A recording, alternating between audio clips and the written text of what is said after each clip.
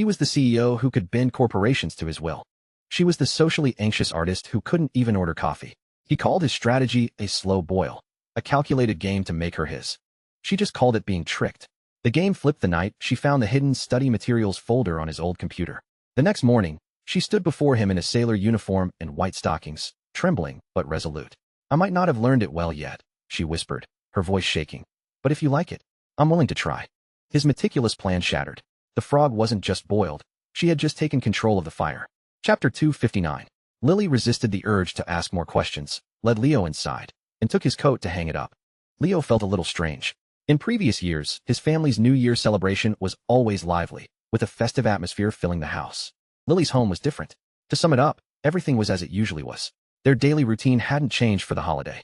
That would have been fine on a normal day, but now, with every neighbor's home filled with family reunions and the occasional sound of laughter drifting in, the festive atmosphere outside only made their apartment feel more solitary and quiet, creating a tightness in his chest. He didn't dare to think too deeply about how Lily had spent all these years. Seeing other families so full of joy, this naive girl must have been so envious. Suddenly, Leo felt a sense of relief that he had come. Sarah Shao had a gentle smile on her weathered face. "Leo, what brings you here?" "Auntie, do you have enough food for me?" "There's always food for you, whenever you come," Sarah said directly, though the confusion in her eyes hadn't faded. "But it's New Year's Eve. Your parents, are they okay with you being here?" Leo sighed with a dejected look. "They couldn't be happier. I'm basically homeless, that's why I came." "Did you fight with your parents?" "No fight. I was just busy today and couldn't go to my grandpa's with them," Leo shrugged. "They didn't tell me they were leaving in advance. They probably don't want me as a son anymore. I'll just join your family from now on." "You're just teasing me," Sarah chuckled, steadying herself as she stood up from the sofa. "Go wash your hands. If you're hungry, you and Lily can eat first. I'll make a couple more dishes for you." Leo quickly went over and insisted Sarah sit back down. "I'm not some honored guest. Why would you cook more for me? Things are different now. I used to bring you something every time I came. But look, I came empty-handed this time. There's no need for such formalities." He couldn't possibly accept such treatment. He wasn't arrogant enough to have his mother-in-law light his cigarettes. He now understood where Lily got her occasional stubborn streak from. After a bit of back and forth, he still couldn't dissuade her. But when he sat down at the dining table, Leo was genuinely stunned for a moment. Because the meal was very simple. To call it simple was also strange, since the 2 dishes and a soup were certainly more than the 2 of them could finish. It was mainly because it looked just like the usual meals Lily cooked for him, lacking that special New Year's feel. Once she confirmed that Leo hadn't fought with his family, Lily was truly happy, no longer as quiet as she had been before he arrived. Sarah insisted on going back to the kitchen to finish the last dish herself, leaving only him and Lily at the table. "If you had told me you were coming, I would have made more of your favorites," Lily whispered, leaning close to his ear. "It's fine. I love everything you make. But my mom made all of this today." Leo cleared his throat. "Well, I love her cooking too." Lily glanced towards the kitchen, then quietly rested her head on Leo's shoulder and hummed. "You just know how to say the right things." The girl closed her eyes contentedly, soaking in the peaceful atmosphere. "Thank you, heavens, for giving me another happy moment at the end of the year." Seeing her comfortable expression, Leo couldn't resist the urge to tease her. He whispered, "You should dress up nicely tomorrow. My grandpa might come to see you." As expected, Lily was startled and nearly jumped to her feet. She looked at him nervously. "Huh? Really? No, I'm kidding," Leo said with a smile. The next second, he wasn't smiling anymore. He and his chair slid back a couple of feet. He quickly pointed towards the kitchen. "If you dare headbutt me, I'll tell Andy on you." Hearing this, Lily glanced at the kitchen again and managed to suppress the urge. When she turned back, she saw Leo sticking his tongue out at her. Lily puffed her cheeks in a mix of anger and frustration, glaring at him fiercely. But then, she suddenly threw herself into his arms and went still. What was this? Being angry and snuggling at the same time. Leo was dying from her cuteness. "Are you angry?" Leo asked with a smile after a moment. He sometimes found himself strange. A rocket headbutt from her would make him grimace in pain. Yet if he went too long without one, he'd feel uneasy. "Yes, I'm angry," Lily mumbled, rubbing her head against him like a cat, her face still buried in his chest. Leo reached out and tucked a stray strand of hair behind her ear. "If you're angry, why are you running into my arms?" "Because I have no self-control." Lily burrowed deeper into his embrace, her voice full of grievance. "My brain feels like it should be angry because you annoyed me, but it also feels like it misses you so much." Leo had been so busy these last few days, and they hadn't spent much time together. "Keep an eye on my mom. Tell me when she's about to come out." "Miss Leong, you're currently in the middle of being angry," Leo reminded her, telling her to maintain her professional standards as a girl. This silly girl couldn't even get being angry right. "Oh, I'll be angry next time. I won't be able to hug you later," Lily muttered, hugging him even tighter. Leo suddenly had the urge to carry this naive girl home right then and there. By the time the New Year's Gala broadcast began, the table was set with 4 dishes and a soup. There was steamed fish, sweet and sour pork ribs, a dish of stir-fried pork with peppers, and cola chicken wings, added especially for him. The soup was a common tomato and egg drop, with green onions and egg floating on top, looking and smelling appetizing. Though it was a simple home-cooked meal, what mattered most was being with the people you cared about. Before eating, Leo made a point to turn on the TV. He wouldn't watch a second of the current New Year's Gala, but without it as background noise, the New Year's Eve dinner just didn't feel right. The room was warm. The TV was playing the familiar opening sequence. The sound of firecrackers echoed from outside, and the dining table was instantly filled with a festive atmosphere. The 3 of them sat at the table, chatting and laughing. Lily, being quiet, would occasionally exchange a few soft words with Leo. It wasn't loud, but it was warm. Sarah kept a gentle smile on her face, watching the 2 of them. She was truly happy. It had been years since it was this lively. As the meal progressed, Leo started to get restless. His hand, hidden under the table, would sneak over to touch Lily's from time to time. Each time, it would make the naive girl tremble. Lily, feeling defiant, decided to catch him in the act. The next time he reached over, she grabbed his hand firmly and didn't let go. This time, it was Leo who was stunned. Lily hummed internally, feeling very pleased. You've learned your lesson, haven't you? Just as she was thinking this, her hand was suddenly gripped tightly by Leo. She could clearly feel each of his fingers sliding between hers until they were intertwined. Lily's cheeks flushed red, but no matter how she struggled, she couldn't break free. Leo clearly had no intention of letting her go so easily. Why was this person so pushy? Leo, my mom is sitting right across from us. She pleaded with him with her eyes. Leo blinked with an innocent, bewildered expression, as if his hand under the table had nothing to do with him. Lily gave up struggling and turned her head, pretending nothing was happening. Mom, stop smiling. Look down. Someone is bullying your daughter. After who knows how long, once Leo had had his fill of teasing her, he finally let go of her hand. Lily immediately pulled her hand back, her palm already sweaty. Come, Leo, Lily, I wish you both all the best in the coming year, Sarah said, raising her water glass. May all your wishes come true. May all my wishes come true. Leo thought to himself, his gaze secretly shifting to Lily beside him. His wish for the next year was to support this girl's world, to shield her from the wind and rain. What was that about a child trying hard to grow up? Hadn't he already grown up? Leo silently retorted his dad's words, a smile playing on his lips. Pulling his gaze away from Lily's pretty face, Leo raised his glass and clinked it against theirs. To a better year ahead. A faint smile lingered on Leo's face. If all went well, the next year would be the most important one of his life. After dinner, they lingered on the sofa for a while before Leo got up to leave. The current New Year's Gala was truly boring. He was surprised Auntie Sarah could even watch it. I'm heading back now, he said softly.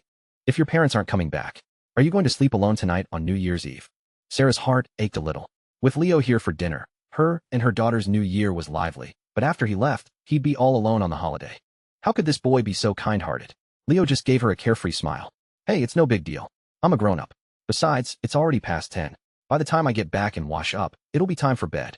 Lily looked at Leo's profile, her hands clenching and unclenching, wanting to stand up so many times. She was stammering, about to speak, when her eyes met Leo's as he turned his head. Remember to save me some breakfast tomorrow morning. I'm coming back for more. With that, Leo slowly closed the door. Lily reached out and clutched the fabric over her chest, feeling a sense of emptiness. She knew. Leo hated being alone. I'll walk him down, she said softly and walked to the door. The handle felt impossibly heavy. She struggled but couldn't press it down. Lily then turned around, looked at Sarah who had just sat back down on the sofa, and finally couldn't hold it in any longer. Mom, I might not be coming back tonight. She lowered her head after speaking, fidgeting with her fingers like a child who had broken something. Sarah's lips curved into a teasing smile. Is Mia sick again? Chapter 260. Lily immediately understood Sarah was teasing her. Her face turned as red as a cherry tomato, and her heart pounded so loudly it drowned out the sound of her breathing. She had thought her excuse was flawless, but it turned out her mother knew everything all along. The thought that her mother had been playing along, seeing through her but not saying anything, made her cheeks burn as if she had a fever. What was the point of celebrating the new year? I should just die? That sounded a bit unlucky. No. But now that she had brought it up, she couldn't just drop it. After all, she had already promised Leo. After a long moment, she finally squeezed out the next sentence in a voice as soft as a mosquito's buzz. I won't be coming back tonight. In the future. I'll come back often in the future. It wasn't that extreme, really. She was just so nervous she couldn't think of the right words. She had originally planned to continue commuting back and forth every day, just sleeping in a different place at night. Just as Lily looked up to correct what she had just said, she was shocked to find Sarah frozen in place, her expression dazed. Sarah's mouth was slightly open, as if she wanted to say something, but before she could speak, 2 streams of clear tears flowed from her eyes. Mom, why are you crying? Lily was terrified. This was the first time in her life she had asserted her own wishes. She never expected it would actually make her mother cry. She sat down beside her, at a loss, and apologized repeatedly, her voice starting to crack. I know I was wrong. Please don't be angry with me, okay? No. Mom is happy. Happy that I didn't hold you back in the end. Sarah came to her senses, wiped away her tears, and took Lily's hand, warming it in her own. Sweetie, you know what? I just suddenly feel like my daughter has really grown up. You can't stay by my side forever, and I wouldn't want that. Every child has this day sooner or later. How could I be angry with you for something like this? She reached out and gently stroked Lily's cheek. You're learning to leave home. You'll be a young woman now. A tear slid past the corner of her mouth, and a bitter smile touched her wrinkled lips. Mom is useless. I haven't done anything right, but I've finally completed the task your father left for me. A parent's wishes were always the same. For their child to get into a good school, find a good job after graduation. Their future didn't matter as long as they were safe and happy. And most importantly, to meet a good person. Sarah suddenly became a little dazed. Her eyes were clouded with tears, as if she were looking through a thin mist. In the haze, Lily seemed to be the same little girl who used to squat by the wall alone, watching other children of her age play in the distance, then hide her loneliness and come back to cook for her. Now, that little girl who had tried so hard to grow up seemed to have really grown up. For all these years, she had hoped day and night that Lily would get tired of this life of being burdened by her and leave her behind. But Lily hadn't. This girl had always held back her tears and swallowed all her bitterness. Heaven be praised, her daughter was finally willing to accept a new life. Sarah quickly wiped away the tears that were flowing more and more freely. Though the tears wouldn't stop, her face was filled with a happy smile. All right, you don't have to worry about me. You've seen how well I'm recovering. As she spoke, she stood up and pulled Lily up with her, then started walking towards the entryway on her own. Without holding on to anything, immense pressure bore down on her knee. Like static on a black and white TV, a dense, needle-like pain, both numb and sharp, spread through her. She gritted her teeth hard, appearing as if nothing was wrong. Fortunately, she was recovering well now. This level of pain was completely bearable. And even if it wasn't, she had to walk these few steps well. Reaching the entryway, Sarah turned back and gave her a gentle smile. See? Mom is really getting better. Go on now. You're all grown up. You should have your own life. Mom has held you back for over a decade. I can't hold you back anymore. Sarah pointed to the wall clock. It was already 10 at night. She was signaling to Lily not to worry about her being lonely at home. Go on, go on. It was already so lively with Leo here. This new year has been wonderful. Mom is ready to go to bed. This was truly what she was thinking. It had been lively enough that she could fall asleep as soon as she lay down. What was there to be lonely about? A long time later, Lily was practically pushed out of the house by Sarah. Seeing the door close, Sarah didn't even bother to walk back to the sofa to rest. She immediately sat down on the floor. On the other side, Lily stood with her head bowed, her palms still pressed against the door. She saw every day how her mother was recovering, how she usually walked. She couldn't possibly not see how much effort those few steps had taken. But if she went back now, her mother would probably feel even worse. The fear of being a burden seemed to have always been a thorn in her mother's heart. When she came back to her senses, she was already standing in front of the building's entrance. Lily pushed away her complicated thoughts, lifted her head, and focused on the smiling young man in front of her. Leo stood with his arms crossed, a faint smile on his face as he watched her. Is this how you see someone off? You send a message saying you'll walk me down, and then you don't come down for ages. He couldn't help but tease. I could have been home by the time you got here. As Lily walked up to him, he reached out and brushed a stray piece of hair from her cheek, asking gently, or did you have something you wanted to tell me? Lily tilted her head up and met his gaze for a moment, but quickly looked away. Any longer, and he would see that she had been crying. After all, she could never hide anything from Leo. After thinking about it, she was still too embarrassed to say it. She just silently walked to the other side of the car, opened the door, and sat in the passenger seat. Leo was stunned for a moment, then got into the car as well. He had turned on the heat before coming down, so the car was much warmer as soon as they got in. What's wrong? Why aren't you talking? Leo saw Lily's red-rimmed eyes and quickly leaned over to stroke her hair.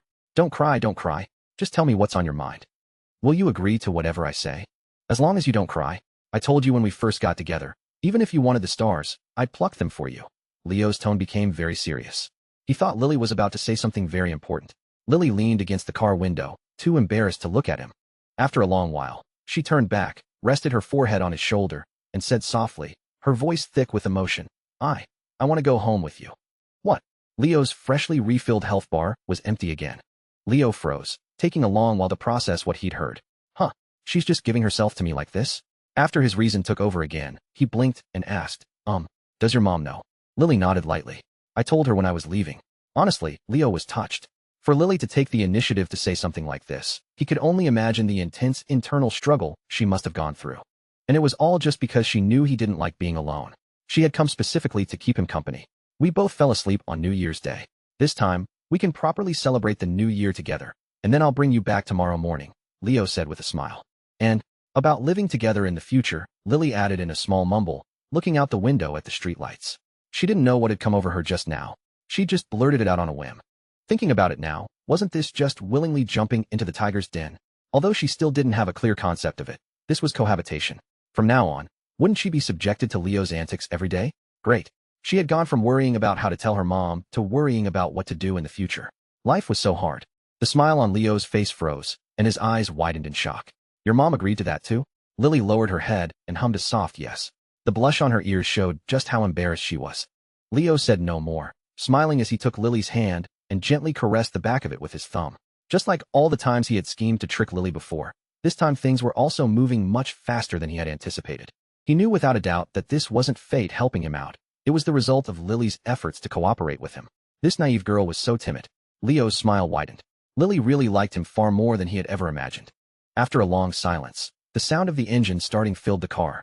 Is there anything you need to bring? Leo's brain was still a bit short-circuited. Lily tilted her head up and thought for a moment. I have everything I need there. If I'm missing anything later, I can just come back and get it. As soon as the words left her mouth, she froze, feeling like something was strange. This didn't seem right. This was moving in together, so why didn't she need to bring anything? Lily suddenly understood why she wasn't as resistant as she had imagined. Her first reaction to cohabitation was just sleeping there at night. She couldn't help but glance at Leo. Could this also have been part of his plan all along? From first tricking her into taking a nap there, to sleeping in the same bed every afternoon, she had gradually gotten used to the feeling of being under the same roof with Leo. And now, they were about to live together. Thinking about it carefully, it was a step-by-step process, not at all abrupt. Lily suddenly felt like a frog in a slowly heating pot of water. Then I'm taking you home with me, Leo said. Lily wanted to interrogate Leo about whether he had planned this step all along, but her mouth seemed to have a mind of its own, responding before her brain could even think. Okay, Leo drove through the night. It was New Year's Eve, and most people were at home celebrating. The traffic was light, lacking the usual hustle and bustle. Lily was quiet the whole way, lost in her own thoughts. The peaceful atmosphere relaxed Leo, but his heart wouldn't slow down. He felt like he had reached a new stage in his life. Although the two of them were still an innocent couple. Well, not that innocent. After all, they had climbed mountains, he had touched her legs, and he had even used her legs too. But cohabitation was something he had never experienced before in his life. He was naturally nervous and excited. From now on, he would really be living with this naive girl. What are you smiling about? Lily, who had been quiet the whole way, leaned over to look at his profile, asking curiously. I was thinking of something happy. Leo looked like a pig who had just won a wife, his silly grin growing wider. Seeing this, Lily leaned away towards the car window in alarm, hugging her shoulders defensively. You're definitely thinking of something dirty. How could I? I'm such a proper person. Leo turned his head and gave her a harmless smile. Lily wanted to call the police. We only have to hold out for less than 2 hours until midnight today, Lily said excitedly as they reached the door. I'm not very sleepy right now. I probably won't fall asleep early this time. Leo smiled and put the key in the lock, turning it twice. I'm not sleepy either. As soon as they entered, they saw Duo lying by the door. It quickly looked up when it heard them. Its territory was still just that small area on the balcony. It never came into the living room except to eat. It was strange for it to be here, as if it had been waiting for them. A cat that had been abandoned before was probably a little more sensitive in this regard. Lily didn't even bother to take off her coat, scooping Duo into her arms and rubbing its head. Did Duo miss us? Meow. Leo first felt a pang of guilt for not coming back to see Duo all day. Then he snorted to himself. Enjoy my girlfriend's embrace while you can, you little cat. Tonight, I'm the one who's going to be in her arms all night. Then he walked past Lily into the living room and turned on all the lights, feeling much better. Now this felt like the new year. It was a shame fireworks were restricted now, otherwise it would be lively both inside and out. He threw his coat onto the sofa and lay down on his back, staring blankly at the ceiling for a while before slowly closing his eyes. The first day of living together was exciting, but it was also exhausting. He had been running around nonstop these last few days of the year and hadn't had a proper rest. He didn't know how long had passed. He was dozing off when it felt like a cat had suddenly crawled into his arms. It shifted around until he was holding it tightly, then it settled down. A cat this big had to be Lily. What's wrong? Leo opened his eyes to look at her. Lily leaned in and rubbed her cheek against his. I held Duo for a long time. I have to hold my boyfriend for longer. I'm not going to get jealous of a cat. I'm not that childish. The girl's eyes curved into crescents. She continued to lie on top of him and said softly, but I'm childish. I want a hug. She knew her boyfriend well. He was just as much of a jealous baby as she was. Leo was always such a capable person. The rare times he got jealous were when he was at his most childish, which was adorable. You know what? You sound like you're coaxing a child. Hearing this, Lily seemed to remember something. Do you think you'll be jealous of our kids in the future? I don't know. Why don't we have one now and see? Leo brought his mouth to the girl's ear and breathed warmly. This naive girl was thinking so far ahead, even about children. The warm breath sent a shiver through Lily, making her so weak she couldn't even get off him. She buried her face in his neck and still managed to reply in a muffled, fierce voice. No way. Watch your tone, Miss Leong. Leo placed his hand on her waist, poised to tickle her at any moment. Lily trembled, but she couldn't run. She could only bite her lower lip and concede with a blush. We'll have them later. After teasing his girlfriend enough and cuddling on the sofa for a while longer, Leo patted Lily and stood up just before he fell asleep, yawning. I'm going to take a shower. He needed a shower to wake up. He was tired, but he had promised Lily he would properly celebrate the new year with her. He didn't know if a fondness for rituals was ingrained in a girl's DNA, like a love for all things sparkly, but this naive girl was no exception. Of course, he would do his best to fulfill such a small wish. Failing to celebrate on January 1st didn't matter. Not many people cared about the solar new year anyway. But the lunar new year was different. As he was thinking this, he was about to step into the bathroom. Wait! Lily suddenly called out. What's wrong? He turned around. Let me go first. Leo didn't mind, but his eyes were still full of confusion. Why? After I'm done, it'll be a little warmer for you when you shower. You're so afraid of the cold. Actually, it would be even warmer if we showered together, Leo said with a smile. Lily picked up a nearby pillow, symbolically raising it and putting it down, signaling that she would hit him if he said another word. She turned her face away and said no more. She was just trying to be nice, and all he knew how to do was be a pervert. Leo would never understand people who found taking a hot shower in the dead of winter comfortable. It might feel good while you're in there, but the feeling of cold that washed over you when you opened the door really made him want to die. Ultimately, he hated winter. Not long after, Leo came out of the shower. Just as he sat back down on the sofa, he saw Lily hugging a change of clothes and scurrying into the bathroom like a thief. He didn't need to think to know that she had hidden her underwear inside her pajamas before coming out of the bedroom. What a shy, naive girl. Leo found it amusing. They were living together now. He would see it sooner or later. Unless she made a point to only do her laundry when he wasn't home. But that was impossible. Listening to the sound of the running water in the bathroom, Leo had nothing better to do. He picked up Lily's phone, unlocked it with his own birthday, and posted Happy New Year on her art account. Even though the account had been active for a while now, this naive girl still got nervous just typing and interacting with people. She was only slightly better than she was in real life, completely lacking the confidence of a modern keyboard warrior. So, he handled most of the communication, and the fans could tell. He was now Mujimu's official social media manager. He had to take the initiative to do this well. It was an account with tens of thousands of followers, after all. The post got several comments just a few seconds after it was published, all wishing her a happy new year. There were also a few comments urging her to stream her drawing again. She hadn't streamed since her first stream on New Year's Day. One reason was that he had been busy lately, and Lily didn't dare to do it on her own, so it had been postponed until now. The other reason was, he was a little scared to face the comments. The incident from that stream had spread throughout Lily's fan base. People were still joking about his waking up together comment. He could only imagine what the chat would be like if he streamed again. After playing on his phone for a while, Lily still hadn't come out. Leo, bored, walked to the balcony and picked up Duo, the two of them looking out at the night sky together. The surrounding area was brightly lit. Unlike usual, every window was lit up tonight, creating a scene of 1,000 lights. This year's snow had terrible timing, falling on New Year's Day. Such a heavy snow should have been saved for the spring festival. It would have been much more atmospheric. The balcony was the coldest place in the apartment. He hadn't been standing there for long before the cold wind started to seep in through his collar, making him shrink his neck. Why do girls take so long to shower? Meow. Duo looked up with a big question mark above its head. Leo pouted. You don't know either, huh? He felt that this question could be added to the 10 greatest unsolved mysteries of humanity, along with how the pyramids were built. Maybe he would find out the answer when he tricked this naive girl into showering with him in the future.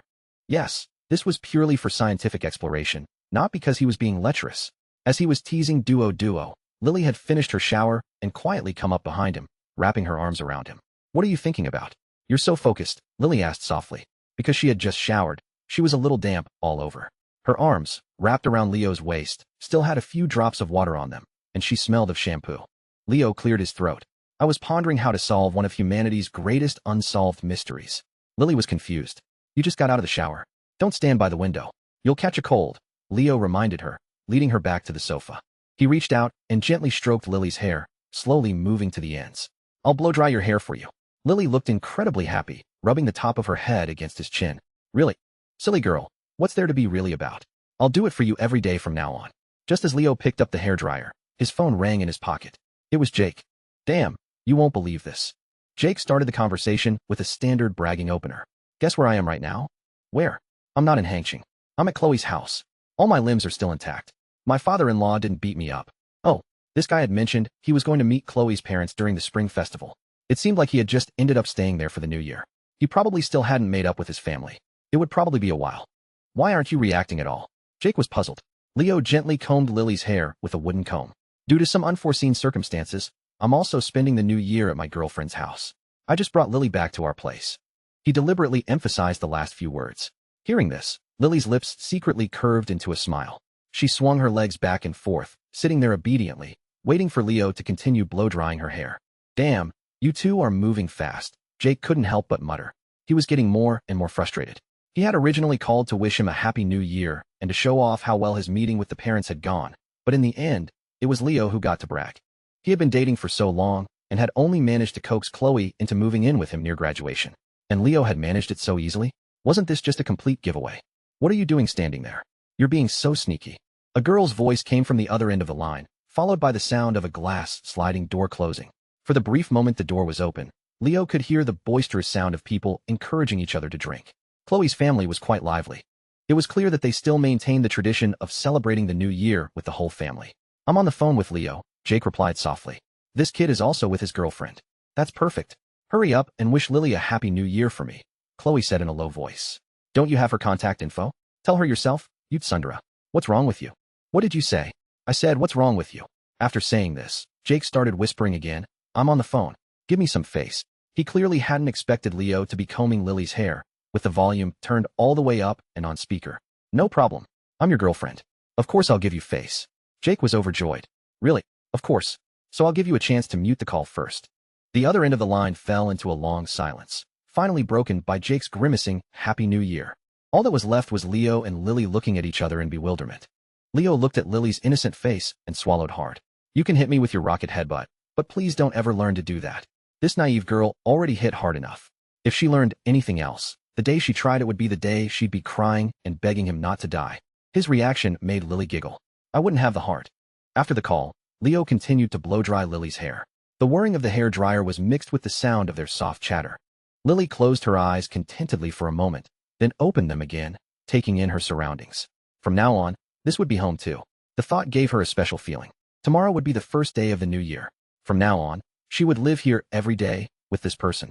Half of her dream had already come true. As she was thinking, she seemed to remember something. I forgot to bring something. Leo managed to swallow the words, didn't I just ask you that? And just asked, what did you forget? If it's important, I'll go back and get it now. That ring. Leo continued to carefully blow-dry her hair. I can fold you another one out of paper right now. A naive girl was a naive girl.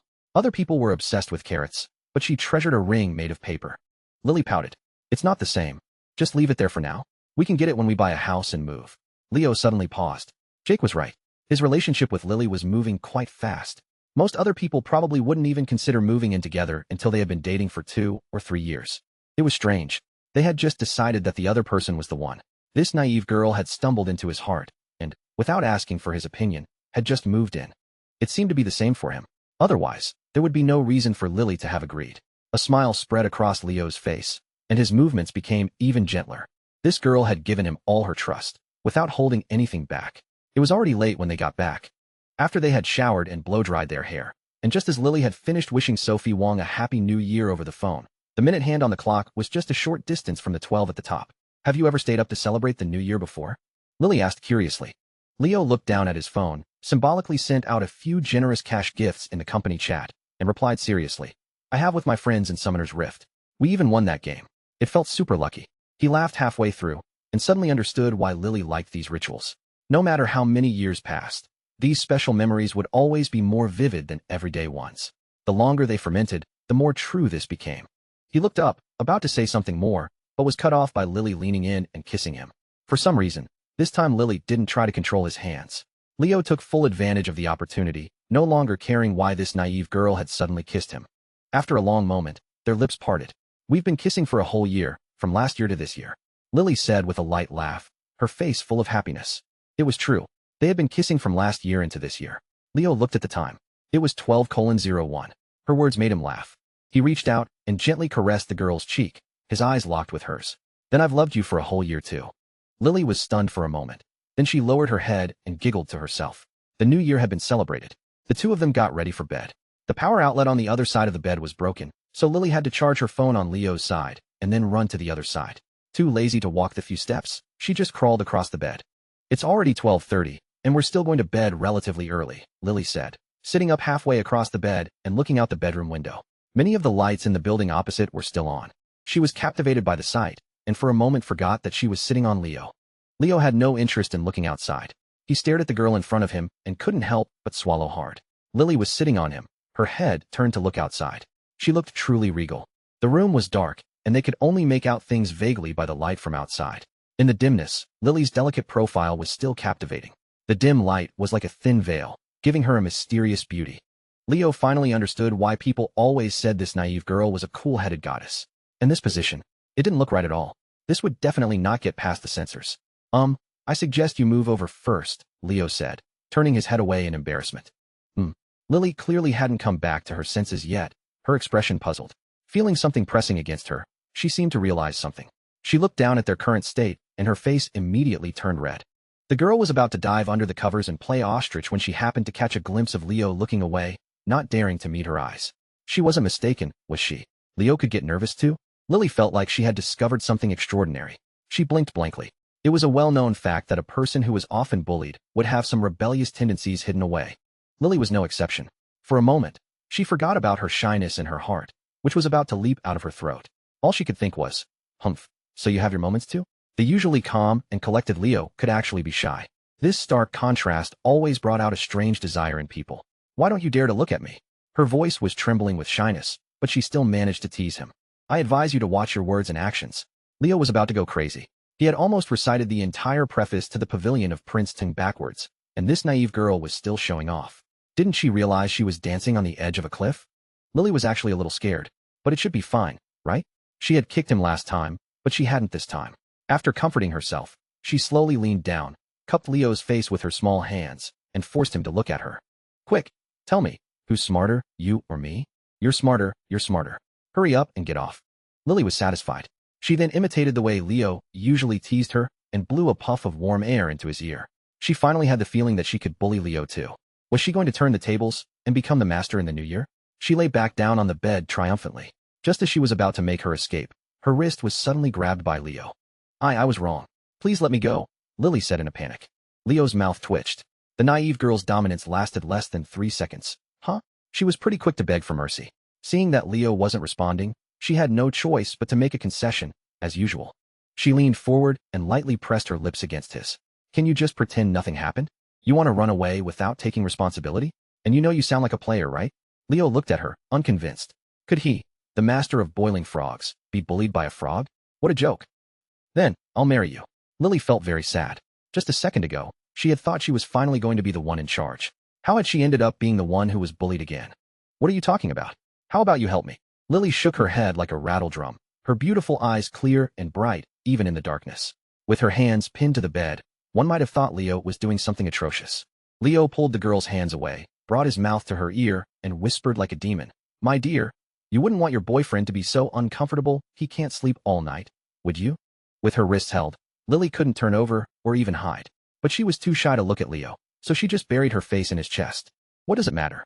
It's not like we haven't done it before. Leo continued to tempt her. After a long while, just as Leo was about to start explaining the dangers of being a gentleman. Is it really that uncomfortable? Lily suddenly said, as if she had made up her mind. As soon as the words left her mouth, Leo's conscience immediately started to ache. This naive girl was about to be devoured by him, and the first thing she was thinking about was whether he was uncomfortable or not. He let out a light breath and said honestly, It'll be uncomfortable for a little while, but it's not that serious. I'm mainly saying this because I want to take advantage of you. This naive girl was already so considerate of him. Leo felt that it would be a bit too much for him to continue to trick her. Forget it. It wasn't necessary. Lily was silent for a long time. After who knows how long, the sound of rustling was heard in the bedroom again. In the dimness, Leo could only see the girl lower her head and prop herself up again, then slowly lie down on top of him. It seemed she was trying to remember what had happened that night while adjusting her position. The girl's cheek was pressed against his neck, and like her breath, it was scorching hot. It made Leo, who was already holding back a fire, feel his blood boil even more. I'm so embarrassed I could die. Don't talk, Lily said with a sob in her voice. This person was so annoying. She steeled herself and kissed him again, not giving him a chance to speak. Taking advantage of a moment when Lily was catching her breath, Leo panted. This is weird. How about you use your hand? But I don't know how. Leo suddenly flipped over and pinned the girl under him. I'll teach you. If you really don't want to, then forget it. Lily slowly shook her head. I'll try. Leo didn't speak, quietly feeling her small hand hesitantly moving across his lower abdomen. In truth, Leo was just as nervous. Aside from that one accidental time, his only experience was of the self-sufficient variety. Asking Lily to help him just now had been a spur-of-the-moment thing. He never thought she would agree. Just a few seconds ago, he hadn't imagined things would develop this way. Now, the sound of his own heartbeat was louder than his slightly ragged breathing. After a moment, he suggested, how about we turn on the nightlight? If you turn on the light, I will jump out the window this instant. Lily mumbled, her voice full of grievance. You. Just pretend you're dreaming. None of this is real. Nothing is actually happening, okay? The girl buried her face in Leo's neck, her eyes squeezed shut, her voice trembling slightly. It seemed that whenever this naive girl got nervous, she revealed her past life as an ostrich. If I'm already dreaming, why wouldn't I be a little bolder? Leo said, as if suddenly enlightened. The moment he finished speaking, he felt a sharp bite on his shoulder blade. Lily was definitely not going to give him another chance to speak. She gritted her teeth and leaned in to kiss his lips again. The dim bedroom fell completely silent. After an unknown amount of time, with a soft gasp from the girl as if she'd been startled, their lips, which seemed to have been glued together, slowly and reluctantly parted. In the glow of the lights from outside, a faint, transparent thread between their lips stretched long before suddenly snapping. One more kiss, Leo said softly, looking into Lily's dazed eyes. You go wash up first. Okay. Leo let out a deep breath, too embarrassed to say much more, and silently rolled off the bed. A short time later, Leo came out of the bathroom, changed his clothes, and returned to the bedroom. You can wash those clothes yourself. A muffled voice came from under the covers where Lily was completely hidden. You can wash those clothes yourself. A muffled voice came from under the covers where Lily was completely hidden. Seriously, if Leo hadn't followed the sound, he might have thought she had vanished into thin air. He chuckled, lay back down on the bed, and pulled Lily back into his arms. You're that disgusted? I'm not disgusted. It just feels strange. Leo recalled everything that had just happened. It felt like a dream. He unconsciously held the girl in his arms a little tighter. This naive girl was always giving so much for him, even willing to do something like this. He had to be doubly good to her. Is this normal for us? Lily asked in a small voice. Are you trying to ask if we're being perverted? Leo raised an eyebrow. Lily shrank back into his arms and fell silent. Besides single guys, most men have probably experienced this, as long as their girlfriend is willing, Leo said, too embarrassed to mention that there was much, much more. Lily had already done so much. They could talk about the other things when the time was right. Hearing this, Lily suddenly felt a lot better. If other people could experience it, her boyfriend should too. She had to try to do even better. As she thought about it, she suddenly realized that Leo seemed much more well-behaved than usual. Realizing this, Lily closed her eyes and snuggled deeper into his embrace. It felt safe. Seeing her like this, Leo smiled smugly. The more well-behaved he acted now, the higher the chances that Lily would agree to help him in the future for her own personal safety. The plan was working. Although this naive girl was still very new to this, the psychological thrill was something his self-sufficient efforts could never compare to. Just as he was feeling pleased with himself, Lily suddenly bit him hard again. The smile that had nearly reached his ears immediately vanished. He couldn't help but hiss. What did you bite me for? I feel like this is just like how you tricked me into moving in with you. Tricking me step by step, Lily said, tracing a pig's head on his chest with her index finger before poking it twice. This person was the worst, always doing things gradually. By the time she realized what was happening, it was already too late. She used to be afraid of even kissing, and now she felt like helping him out was no big deal. In a few more days, would she start thinking that having a baby was no big deal either? Leo was stunned. Seeing Lily's aggrieved expression, he said abruptly, I'm sorry. It's okay. Lily looked up from his embrace and placed a gentle kiss on his neck. I'm willing to be tricked by you. As long as you're not uncomfortable anymore, that's all that matters. I know you've been holding back for a long time. The girl's gentle voice was like music from heaven, flowing from his ears into his heart, making it flutter. Leo was so ashamed he wanted to commit suicide. Don't be so understanding of me. My conscience will hurt, he said in a deep, embarrassed voice. But haven't you always been understanding of me? Otherwise, you wouldn't have held back. After speaking, Lily closed her eyes in his arms again, enjoying the cozy atmosphere. A bed shared by two people was definitely warmer than one for a single person. Not long after she relaxed, an overwhelming wave of sleepiness washed over her. "What time is it?" she asked softly, her voice already hazy. Leo opened his phone to check the time. The sudden light made his eyes ache. "It's past 1. You've probably never stayed up this late, have you? Want to go to sleep?" Lily hummed sleepily. "I don't want to sleep." Even though Leo only knew how to bully her, she still didn't want to go to sleep. This was the first day of the new year, after all.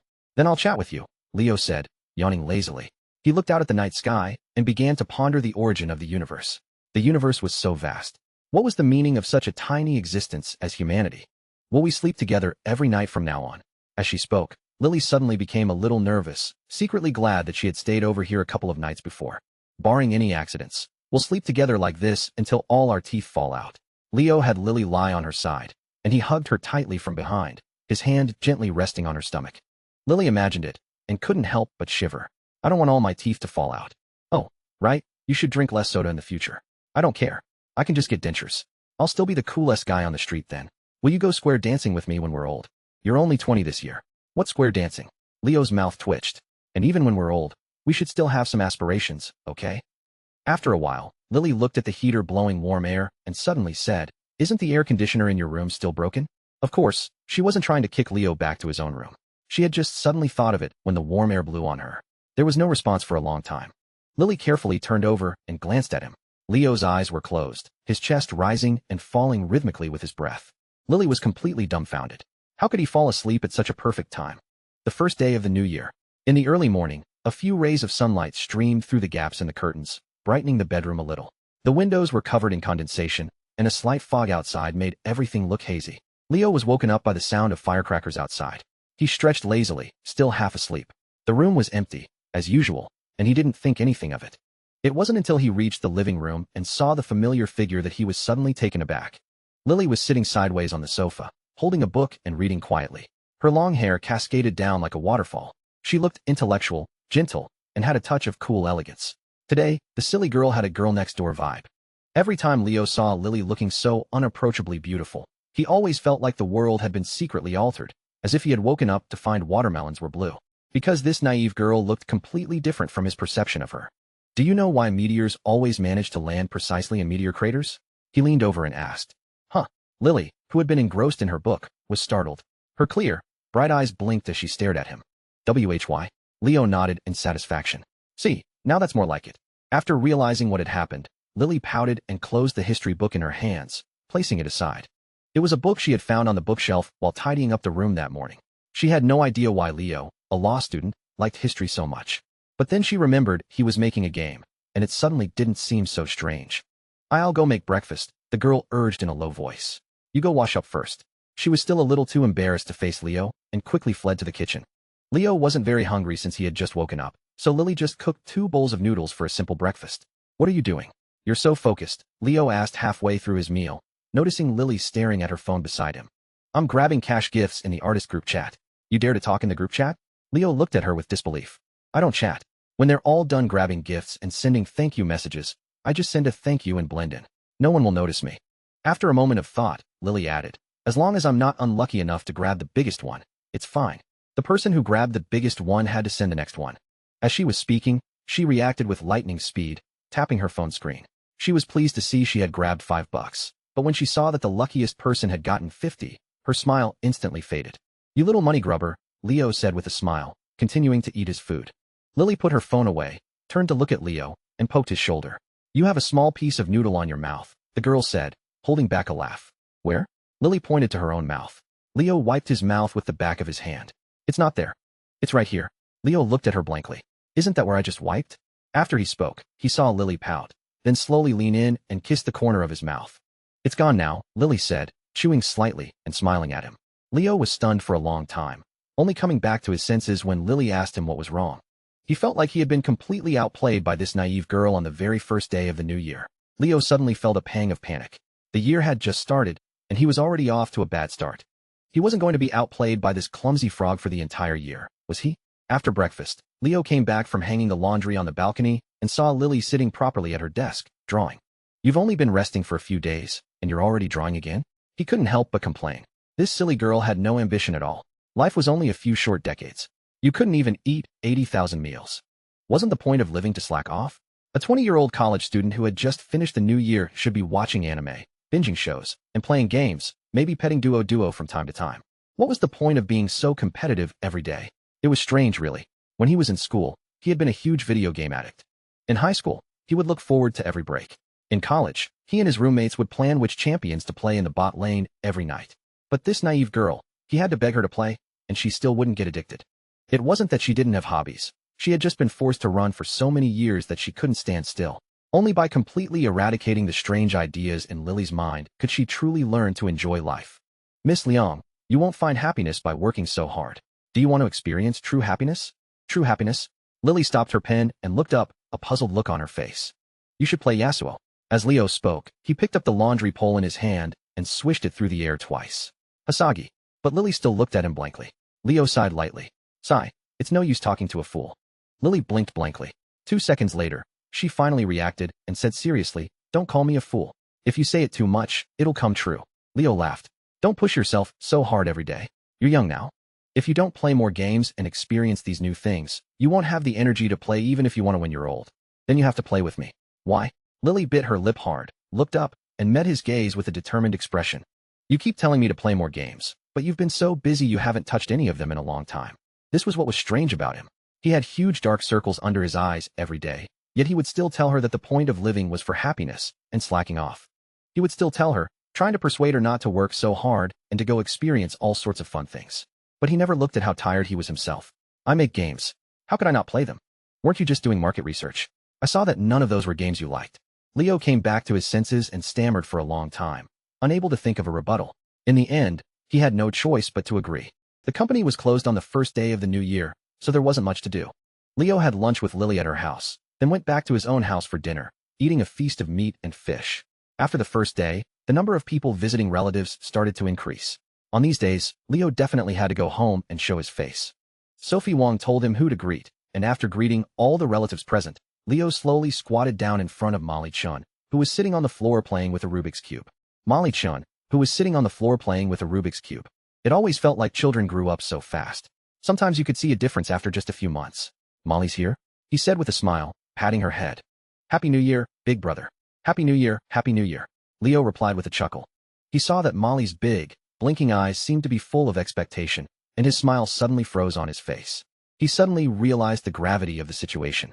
It was only then that Leo suddenly remembered he was no longer the one receiving cash gifts for the new year. In fact, he was supposed to be giving them out. His mouth twitched. It really was better to be a kid. He never thought he'd reach this age so quickly.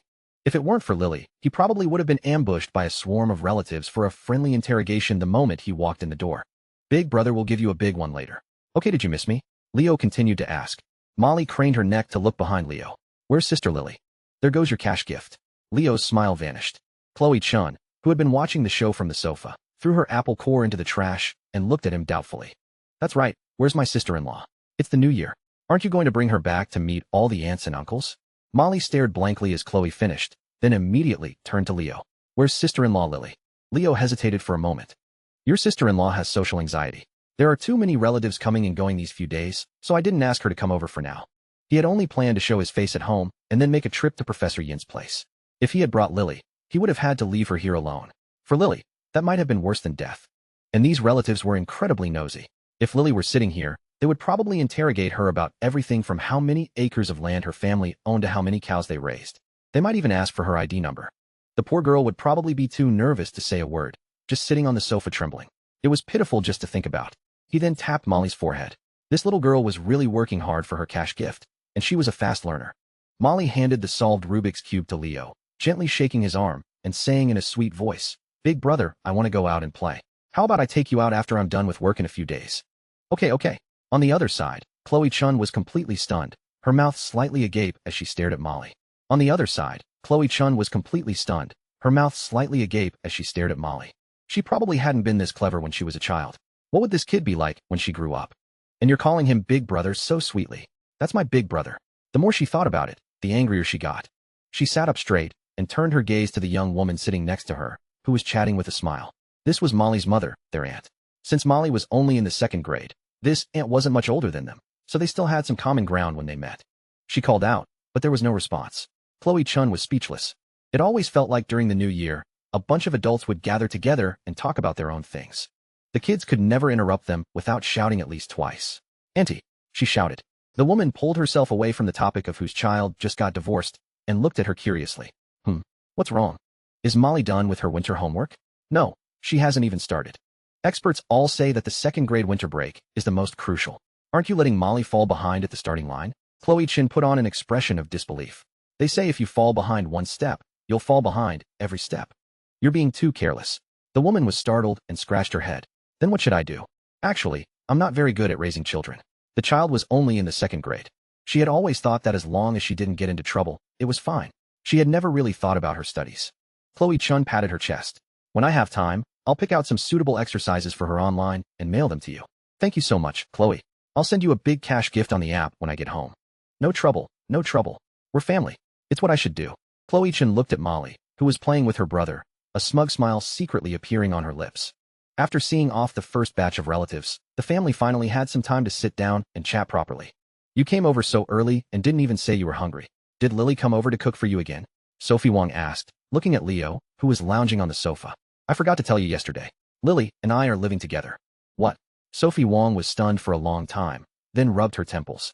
Well, if you're living together, you're living together. But Lily is still in school. If you get her. She trailed off, then decided to put it more elegantly. Before Lily graduates from college, if you ever tell me that I'm going to be a grandmother, I will break your legs. Do you hear me? It's too early. Her family is just a mother and daughter. We can't make it look like we're bullying them because they have no one to back them up. Is it that early? I'm 22 this year, and you're only in your early 40s. Leo agreed in his heart, but he couldn't help but mumble under his breath. As he spoke, he himself was stunned. He had never thought about this question before he started dating Lily. Leo turned his head and looked at Sophie Wong in shock. You and Dad started pretty early too, and you're telling me off? After speaking, he leaned closer to Sophie Wong with interest. By the way, I've always wanted to know, what year did you graduate? What does it matter what year I graduated? Sophie Wong pushed Leo away in annoyance and fumbled for something nearby. If Leo said another word, she would let him experience the motherly love he hadn't experienced in years. I can't outtalk you, but I can still beat you, right? Marcus Chun, who was sitting nearby, quickly coughed a couple of times. If this little old lady kept talking, she would accidentally let it slip that she had gotten pregnant with Leo before she had even finished college. Seeing his mom's actions, Leo quickly shrank back and stood up. It's none of my business, none of my business. It's the new year, you can't hit your kids. I'm going to go show my face at Professor Yin's place first. I'll be back for dinner tonight. In a few seconds, he had slipped out the door. The living room, which had been lively for half the day, fell silent again. If Leo had guessed, he would have definitely laughed at you. Marcus Chin suddenly said with a smile. You have the nerve to say that. It's all your fault for being so forceful back then. I hadn't even experienced a few years of my youth before I had to do your laundry, cook for you, and take care of our child. Marcus Chin's jaw almost dropped to the floor. Wasn't it you who kept crying that day, saying you had nothing left? I was trying to comfort you, and then you suddenly pinned me to the bed. It was me? Sophie Wong's mouth was slightly agape, her expression shocked. I'm sorry. It was all my fault for being impulsive back then and ruining your innocence. Marcus Chin immediately changed his tune. Sophie Wong smiled faintly, sniffed, and lifted her chin with a huff. She remembered how she had been unable to accept the reality that she had no one left in the world, and had naively thought that she could be with this man forever like that. Well, actually, that fantasy had come true now. Thinking back, those past events still felt like they had happened just yesterday. Before she had kids, she had been spoiled by Marcus Chun. After having a child, she, the mother, was spoiled by her child instead. She wasn't even as mature as Leo. How embarrassing. Chloe Chun, who had been ignored by everyone and was huddled in the corner of the sofa memorizing vocabulary, broke out in a cold sweat.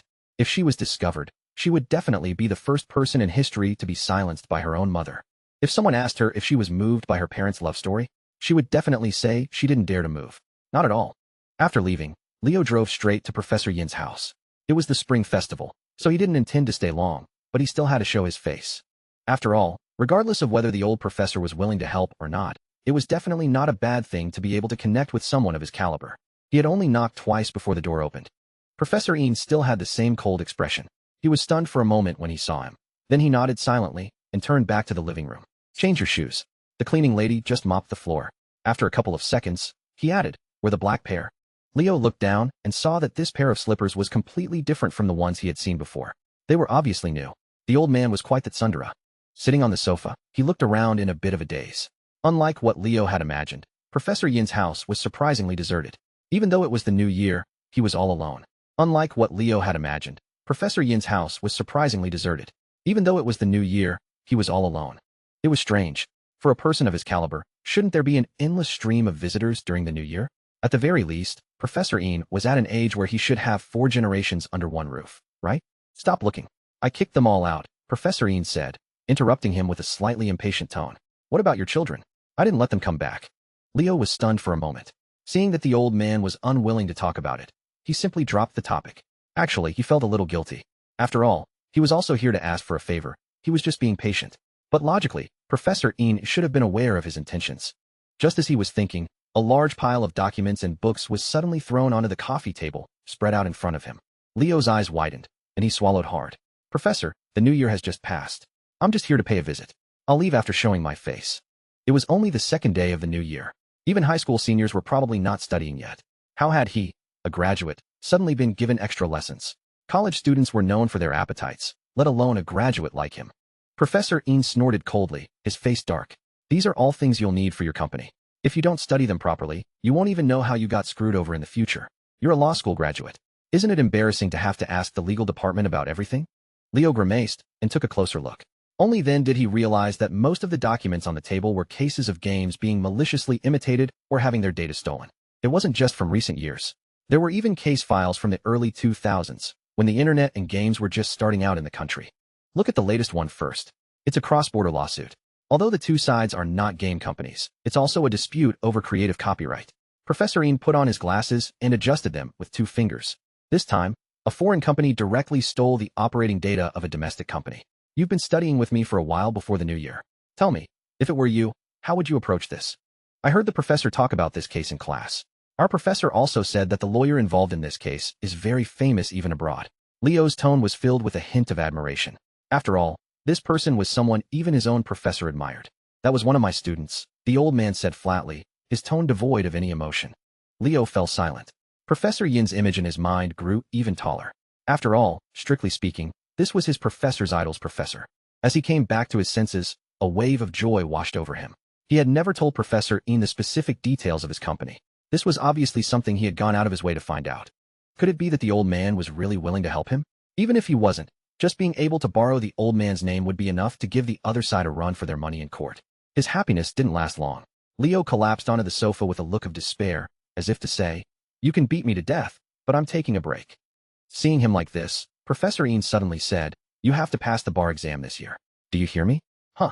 Having been influenced by Lily, Leo couldn't get rid of this habit. "You little brat, what huh?" Professor Yin rolled up a book and smacked him on the shoulder. "Everyone knows you've been coming to my house every day. If people find out that you haven't even passed the bar exam, where will I put my old face?" Leo grinned. "Old man, what do you want for lunch? Didn't you say you were just here to show your face and leave?" Professor Yin looked at him out of the corner of his eye. "Hey, it's not like I'm in a rush." Seeing how deserted it was here, Leo felt a little too embarrassed to just leave. "We'll talk about food later. Do you know how to play chess?" "A little." Professor Yin took out a set of chess from a drawer and said with a blank expression, "If you really only know a little, then forget it. Don't come crying to me later saying I bullied you." After an unknown amount of time, a roar came from the balcony. "You're throwing the game so obviously." "I'm really not. I really lost this time. How could I win every game? I don't believe you." Again. In the rental apartment. "He's so busy. He's not even replying to my messages."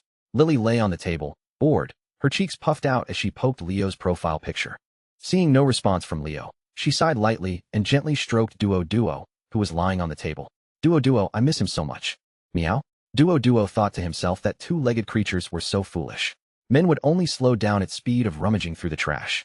If it weren't for the fact that the stray cats nearby were often busy being in heat and chasing after other stray cats, forgetting to keep an eye on the trash can, it would have starved to death long ago.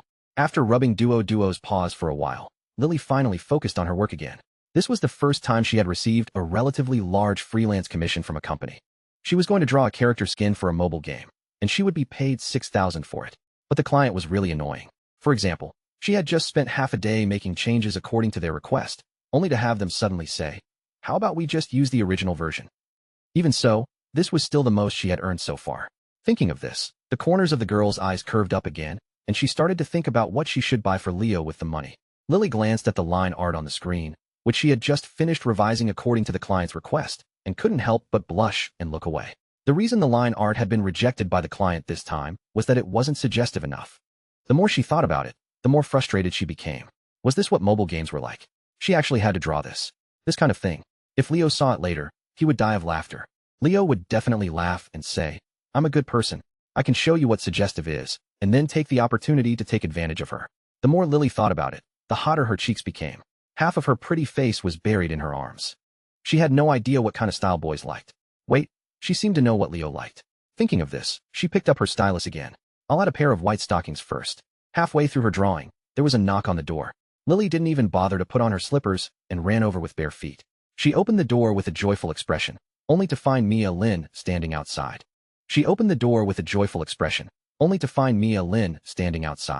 "You should ask who it is before you open the door. It's very dangerous for you to do this, you know?" Mia said, trailing off when she saw the sudden look of disappointment on Lily's face. Her blood pressure shot up. "What's with that expression?" Lily quickly waved her hand. Nothing. What brings you here?" Mia chose to skip the question and asked with annoyance, "Leo must not be home. And you thought it was him knocking, right?" Lily was too embarrassed to speak and just lowered her head, fidgeting with her fingers. "You're not even going to bother to humor me." Mia glared at her fiercely, then her lips curved into a smile, revealing her trademark canine teeth. "I also rented an apartment in this complex. From now on, we're neighbors." Lily tilted her head, blinking her eyes in confusion. "Huh." Lily stood there, completely stunned, but still moved aside to let Mia in. Seeing that she still looked like she hadn't grasped the situation, Mia couldn't help but lean in and smile. "Do you know what you looked like when you opened the door for me just now?" "What did I look like?" Lily asked, looking at her with some confusion. Mia brought her mouth to Lily's ear and giggled. "Like a housewife." Lily was dazed for a moment, and the next second, a blush spread from her neck to her ears. She looked at Mia, both shy and annoyed. I'm so angry. I want to headbutt her." Unaware that she was treading on dangerous ground, Mia finished laughing and walked a few steps with her hands behind her back, taking a look around. This was her first time here, so she was naturally curious. It was an old residential complex, after all, and everything looked quite old. But it was also very clean and tidy, with everything in order. It was clear that Lily had taken great care of it. Their clothes were hanging on the balcony. The afternoon sun streamed in through the gaps in the clothes, leaving irregular patches of light on the clean floor. In short, it had a very homey feel. It really gave people a warm and comforting feeling. "Has your previous rental lease expired?" Lily asked softly, carefully pouring Mia a glass of warm water. Mia puffed out her non-existent chest proudly. "Not for a while, but it doesn't matter. I'm making so much money a month now. I don't care about this little bit." "That's amazing," Lily said with almost admiration. Hearing this, Mia's mouth twitched. Her salary was paid by Lily's boyfriend. It was a good thing it was this naive girl. If anyone else had said it, she would have definitely thought they were being sarcastic. "I was originally going to come and hang out with you, and then I happened to see a rental sign, so I just called and rented it." Mia finally began to explain slowly. "Anyway, you're here every day except for at night. When I move in here, we'll have plenty of time to hang out together." Lily bit her lip. "Actually, I'm here every night now too." This time, it was Mia who was stunned for a long time. "Lily, do you know what you're saying? This is cohabitation, you know?" Mia was shocked. She had only gone home for the new year, and Leo had already managed to trick her best friend into moving in with him. If she went home again next year, would these two already have a child? Lily pursed her lips. "I know. And she had come over on her own initiative." "You two aren't already sleeping in the same room, are you?" Mia asked, her voice trembling. "Not at first." Lily deliberately paused. "Later. The air conditioner in his room broke, so we started sleeping in the same room." "And he hasn't gone back since then?" Lily shook her head. "No one has come to fix it." Mia took a couple of deep breaths, pressed her hand to her throbbing temple, and said through gritted teeth, her voice full of disappointment, "You believe that the air conditioner broke? Do you know how many air conditioners your boyfriend could buy with the money in his bank account?" I'm willing to believe it." Lily looked away guiltily, silently chanting in her heart. "Mia, stop asking. Please stop asking. What can I do? I want to sleep with Leo too. You have no backbone." Mia didn't understand the meaning of willing for a moment. She turned around and flicked her forehead. This was too much of a giveaway. Lily covered her forehead and mumbled with a pout, "I just don't have any backbone." She didn't know when it had started, but she had gotten used to saying this about herself with a sense of righteous indignation. Hearing the unfamiliar voice, Duo poked its head out from the balcony and looked over curiously. Then it saw that the strange two-legged creature was staring at it with glowing eyes. "This cat is so cute," Mia shouted, and then shot over like a rocket. Duo was already shy around strangers. Now it was so scared that it started running all over the room. Mia was not one to sit still either and chased after it. After an unknown amount of time of chaos, Mia saw her chance and pounced, grabbing Duo. She then rolled over and lay on the floor, not caring if her knees were bruised, and stared at it, panting. You're a pretty good runner, huh? Mia looked at it triumphantly. Duo was completely stunned. Lily, who was standing nearby, had the same expression. In the afternoon, Leo came home with a bag of apples that Professor Ian had insisted he take. He happened to see the two girls gathered around the computer, discussing something in low voices. Is it still not good enough? There's nothing wrong with the drawing skills, but how can someone with a boyfriend know less than me? The pose needs to be more seductive. She still doesn't look like she inspires a desire to conquer. If people don't have the desire to keep looking, why would they buy this skin? What are you two looking at? Leo didn't hear anything clearly and asked with a puzzled expression.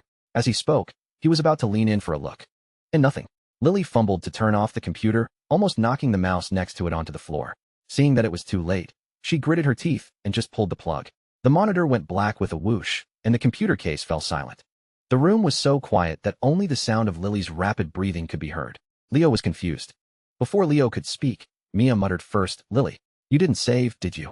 For an artist, there was nothing more devastating than losing a draft after a power outage and realizing you hadn't saved. It could mean hours of work down the drain. The thought was painful. She had accidentally lost a draft before and had hidden under the covers and cried all night. Lily was dazed for a moment.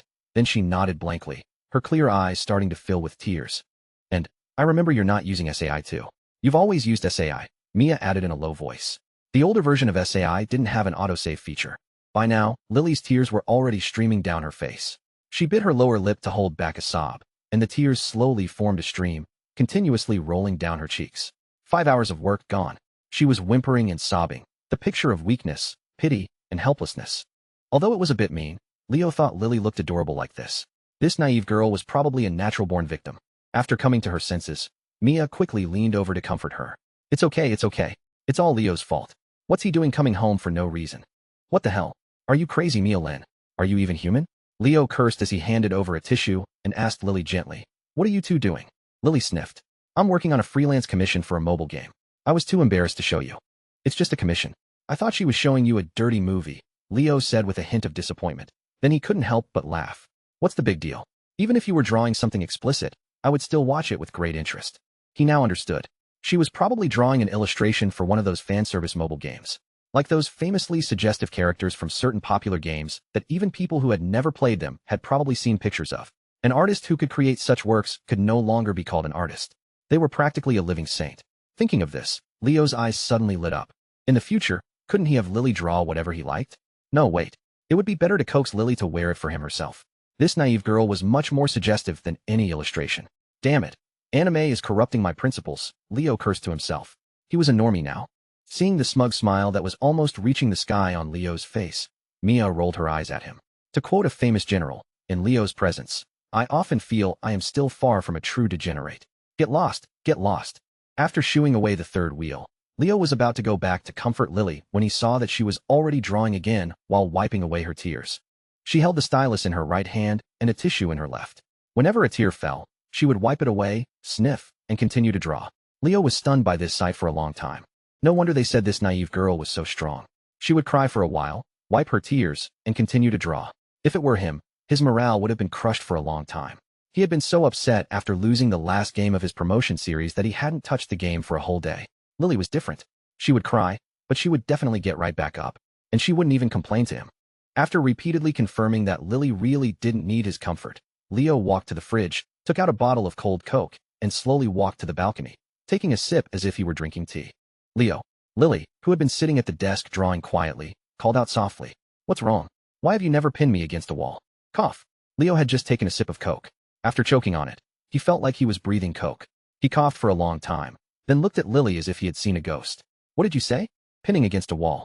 The phrase alone was enough to set one's imagination running wild. To corner a girl against a wall, leaving her with no escape, forced to look at you with either shyness or annoyance. To make her watch, wide-eyed, as you leaned closer and closer, ready to be devoured. It was the perfect move for a naive girl like Lily, who responded to force but not to soft tactics. That's right. Why had he never tried it? Leo suddenly felt like he had missed out on a fortune by not being sleazy enough. I was saying, should we give it a try? Lily's voice grew smaller and smaller, and she buried half her face in her arm, her watery eyes blinking up at him. Leo thought to himself, is this for real? He forgot all about his Coke, placed it on the coffee table, and immediately started coaxing her. Let's do it, he said quickly. Hearing this, Lily seemed to gain a new resolve. She courageously walked over to him. Then, she obediently stood with her back against the wall. To be honest, Lily's demeanor naturally made people want to tease her. Leo held his breath and walked over step by step. He leaned his elbow against the wall and looked down at her with a wicked smile. The height difference between them was perfect. Leo could look down at her from above with just a slight tilt of his head. Just as Leo was about to gaze at her delicate face, he froze. Even though he saw her every day, looking at her in this situation, it felt like his eyes were glued to her. It still left him dazed for a long time.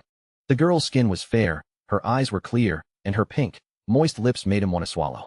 If God were an artist like her, then this naive girl must be his most perfect creation. Lily felt her heart skip a beat. She usually only got to see him this close when he was asleep. Looking at him like this now still made her a little nervous. It still feels like something's missing, she mumbled after a moment. What's missing? Leo was completely confused. What was going on? He felt like he hadn't been able to follow her train of thought for a while now. Lily glanced at Leo's arm against the wall and asked, "What kind of position do you like?" Leo almost coughed up a lung. That kind of talk is more likely to get you pinned to a bed, not a wall. Lily didn't understand why Leo was reacting so strongly, so she pursed her lips and rephrased. "If I don't resist at all right now, how would you most want to pin me against the wall?" "Just stop talking." Leo quickly covered her mouth. After steadying his resolve for a long time, he said softly, "You said it yourself, okay?" Seeing the girl nod shyly, he took both of her small hands in his right hand, raised them high above her head, and pressed them firmly against the wall.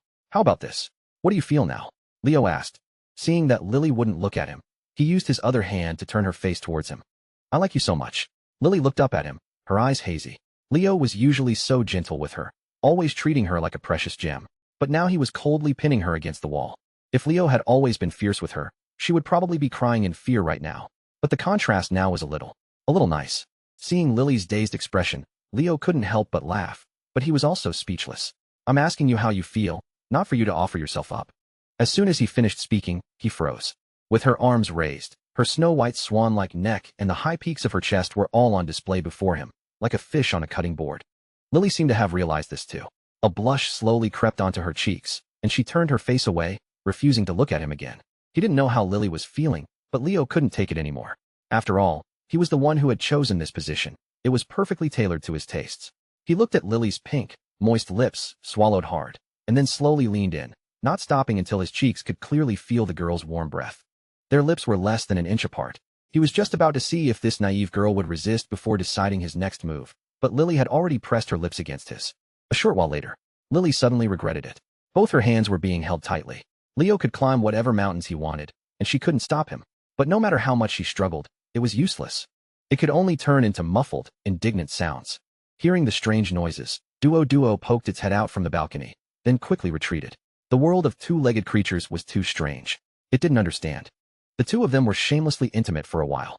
Lily wiped the corner of her mouth with the back of her hand, lowered her head to straighten her clothes, then quickly bent down and slipped out from under Leo's arm. People usually pin someone against a wall on a whim. Is it a little perverted for us to do it on purpose? After calming down a bit, Leo started to feel a little ashamed of his actions. "You're the pervert. I was just doing research," Lily said with a blush, her tone serious. Doing something for the sake of finding inspiration. Could that be called perverted? She rubbed her sore wrist and sat back down at her computer desk, leaving Leo standing there stunned. Research. Just a second ago, Leo had thought he had struck gold, that today was some kind of special reward time. But now, he somehow felt like he had just been used and discarded. Had something gone wrong somewhere? Leo scratched his head and thought for a long time, but he couldn't figure it out. He had no choice but to sit back down on the sofa and continue drinking his Coke. He glanced at Lily again. Although her cheeks were still red, she was already drawing seriously. This naive girl was acting like a player who leaves after getting what they want, using her own boyfriend for research. Lily was now a mature artist. Seeing Lily's focused expression, Leo tactfully didn't disturb her. He requisitioned Duo, who was licking its paws on the balcony, held it in his arms, and lay on the sofa, scrolling through his phone. One of the great advantages of the modern internet is that it allows you to witness the diversity of species even as many are going extinct. You never know what kind of creature is disgusting you from the other side of the screen, or whether they have a functioning brain. There are no real idiots in the idiot bar forums. The real idiots are in the comment sections of various videos. For example, when he saw a post where a group of people were arguing heatedly about which 2D character was the ideal girlfriend, the smile on Leo's face didn't fade for a long time. "What's your ideal boyfriend like?" He looked up and asked curiously.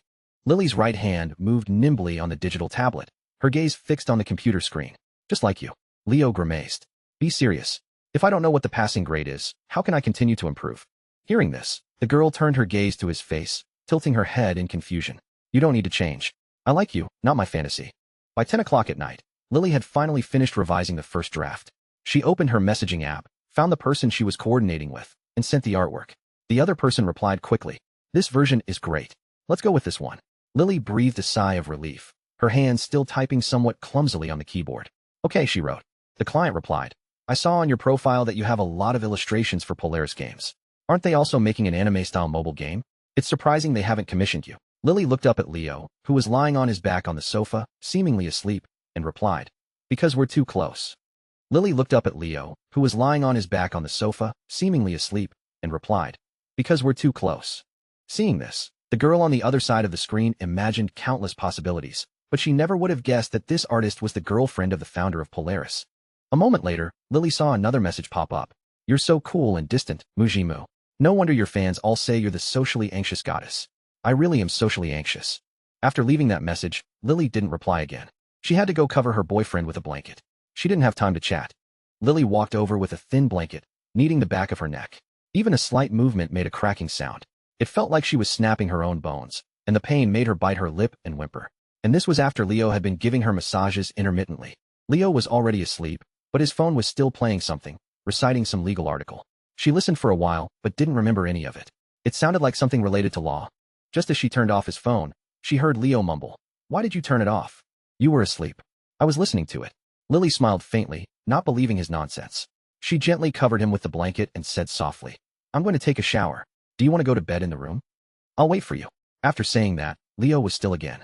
Just as Lily was about to get up, she heard her phone buzz. It was a reputable company, after all. She hadn't even mentioned it, and they had already sent the deposit. After closing the payment notification, she saw her phone's wallpaper, the picture of their hands intertwined at the movie theater before they were even together. The corners of her mouth curved up unconsciously. The girl's eyes were as gentle as water.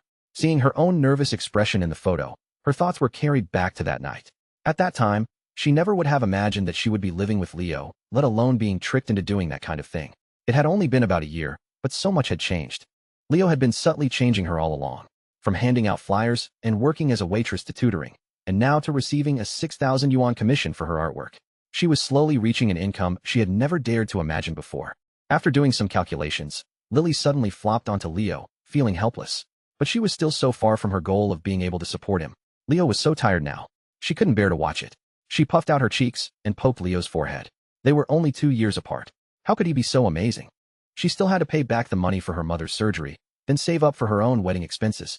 And then there was the money for buying a house. Marriage was a matter for 2 people. She couldn't let Leo pay for everything, right? Lily shrank into Leo's embrace and sighed with grievance. Making money is so hard. Living is so tiring.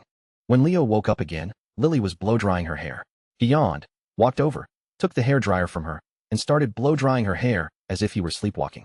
I want to buy an electric scooter, Lily said suddenly, looking at Leo in the mirror. How much is it? I'll buy it for you. I can buy it myself.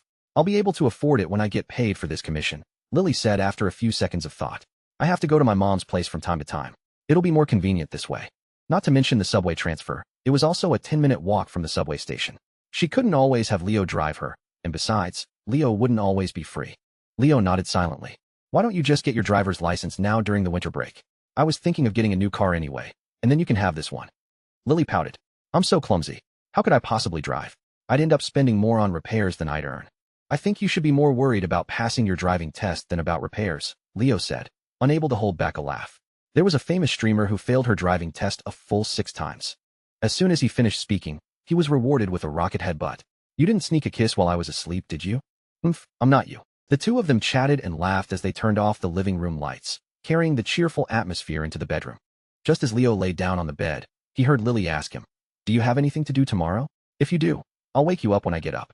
Speaking of which, why do you always get up so early? Leo turned on his side and said with frustration, Other couples get to cuddle in bed for a while in the morning. I'm always all alone. This naive girl's internal clock was made of steel. No matter what time she went to bed, she would always wake up a few minutes before her alarm, without fail. Every time he stumbled into the living room, half asleep, Lily would already be drawing or studying. It made him feel useless. Of course, that was definitely a secondary reason. You're so mean, Leo, Lily said, but she had already slipped into his bed. You spent all that time coaxing me to play games, and now you're trying to trick me into sleeping in with you. Leo shrugged. These are all things a normal college student should be doing. I'm not abnormal. You're trying too hard. Lily didn't argue with Leo. She just lay in his arms and closed her eyes quietly, as if she were recharging. Today, she had been drawing at the computer for at least a dozen hours. She was truly tired. Sure enough, by the time Leo spoke again, she had already fallen asleep. Leo held the girl in his arms and looked out at the night sky, wondering how to get Lily to unwind. A 20-year-old girl. What were the other 20-year-old girls at school doing every day? Why did his girlfriend have to live like this? But unfortunately, he still hadn't thought of a good way by the time he was about to fall asleep. It seemed he would have to leave it to time. It's okay. Lily suddenly mumbled in her sleep. Leo was instantly wide awake. He turned his head curiously. What was the silly girl mumbling about? Was she talking in her sleep? Leo found it amusing and leaned in with a grin, ready to record it and show it to her when she woke up. He could already imagine her shy and annoyed expression. Mom, don't cry. Everything will be okay. Everything will get better. As Lily mumbled, the pillow she was lying on became damp in a few spots. The smile on Leo's face suddenly froze. It was as if he had been in high spirits, and then suddenly plunged into ice water, a chill spreading through his body, his heart trembling. After a long moment, he let out a deep breath, threw his phone aside, and pulled the curled-up girl into his arms. The night grew deeper.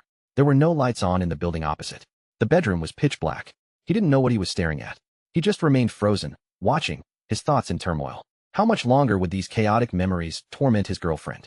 Leo didn't know when he had finally fallen asleep. In his dream, he was piloting a giant robot fighting Godzilla, and he woke up mid-battle. He groggily opened his eyes. The room was already bright with daylight, and he could faintly hear the chirping of birds. The sunlight outside made him squint. Just as he was about to sit up, he realized his arm was pinned. He looked down and saw Lily still asleep in his arms. From this angle, Leo could see Lily's beautiful collarbone. Lily was nestled snugly against Leo's shoulder, her long hair spread out on the bed, a little messy from sleep. Lily's chest rose and fell evenly with her breath, looking incredibly endearing. Although Lily had stayed over a few nights in total, this was the first time Leo had seen such a sight. To wake up and see such a beautiful Lily sleeping so defenselessly in his arms. This was much more surreal than piloting a giant robot, right? Leo suddenly suspected that this was the dream. He had seen people online say that waking up together was even more romantic than sleeping together, and he hadn't believed it. Now Leo was a firm believer. The warmth of waking up to find the person you love right in front of you was truly indescribable. But speaking of which, Lily was actually sleeping in with Leo. Leo found it quite novel. Leo leaned in closer, wanting to get a better look at Lily's sleeping face. Leo felt a little smug, thinking that he had finally woken up before Lily for once. Until Leo saw Lily's slender, curled eyelashes flutter slightly. Well, so Lily was pretending to be asleep. You've been awake for a while? Leo asked in a low voice. Lily's eyelids squeezed a little tighter. Lily didn't answer. Can I kiss you? Still no response. I haven't brushed my teeth, you know. Lily still didn't react. Leo fell silent. After a long moment, Lily's eyelids twitched slightly, as if to say, why haven't you kissed me yet? I've been waiting for ages. But they immediately became still again. Leo smiled and poked Lily's cheek. You've already given yourself away. Stop pretending. I was really asleep. Lily hummed like a child throwing a tantrum. Then Lily mumbled indignantly. I just happened to wake up now. I have no quarrel with you, my lady.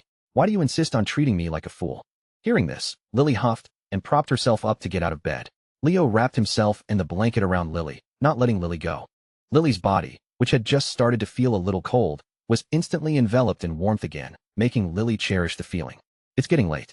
We can't sleep in anymore. Even so, Lily said softly.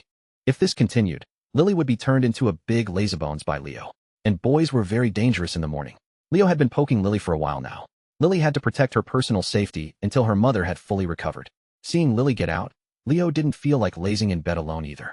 Leo rolled off the bed and followed behind Lily like a zombie, shuffling towards the bathroom. Just as Lily picked up her toothbrushing cup, Lily saw Leo drinking directly from the faucet. Lily was so shocked Lily almost dropped her cup. No wonder Lily had barely seen Leo's cup being used. Had Leo bought it just to hold his toothbrush? Leo didn't care about Lily's shocked gaze.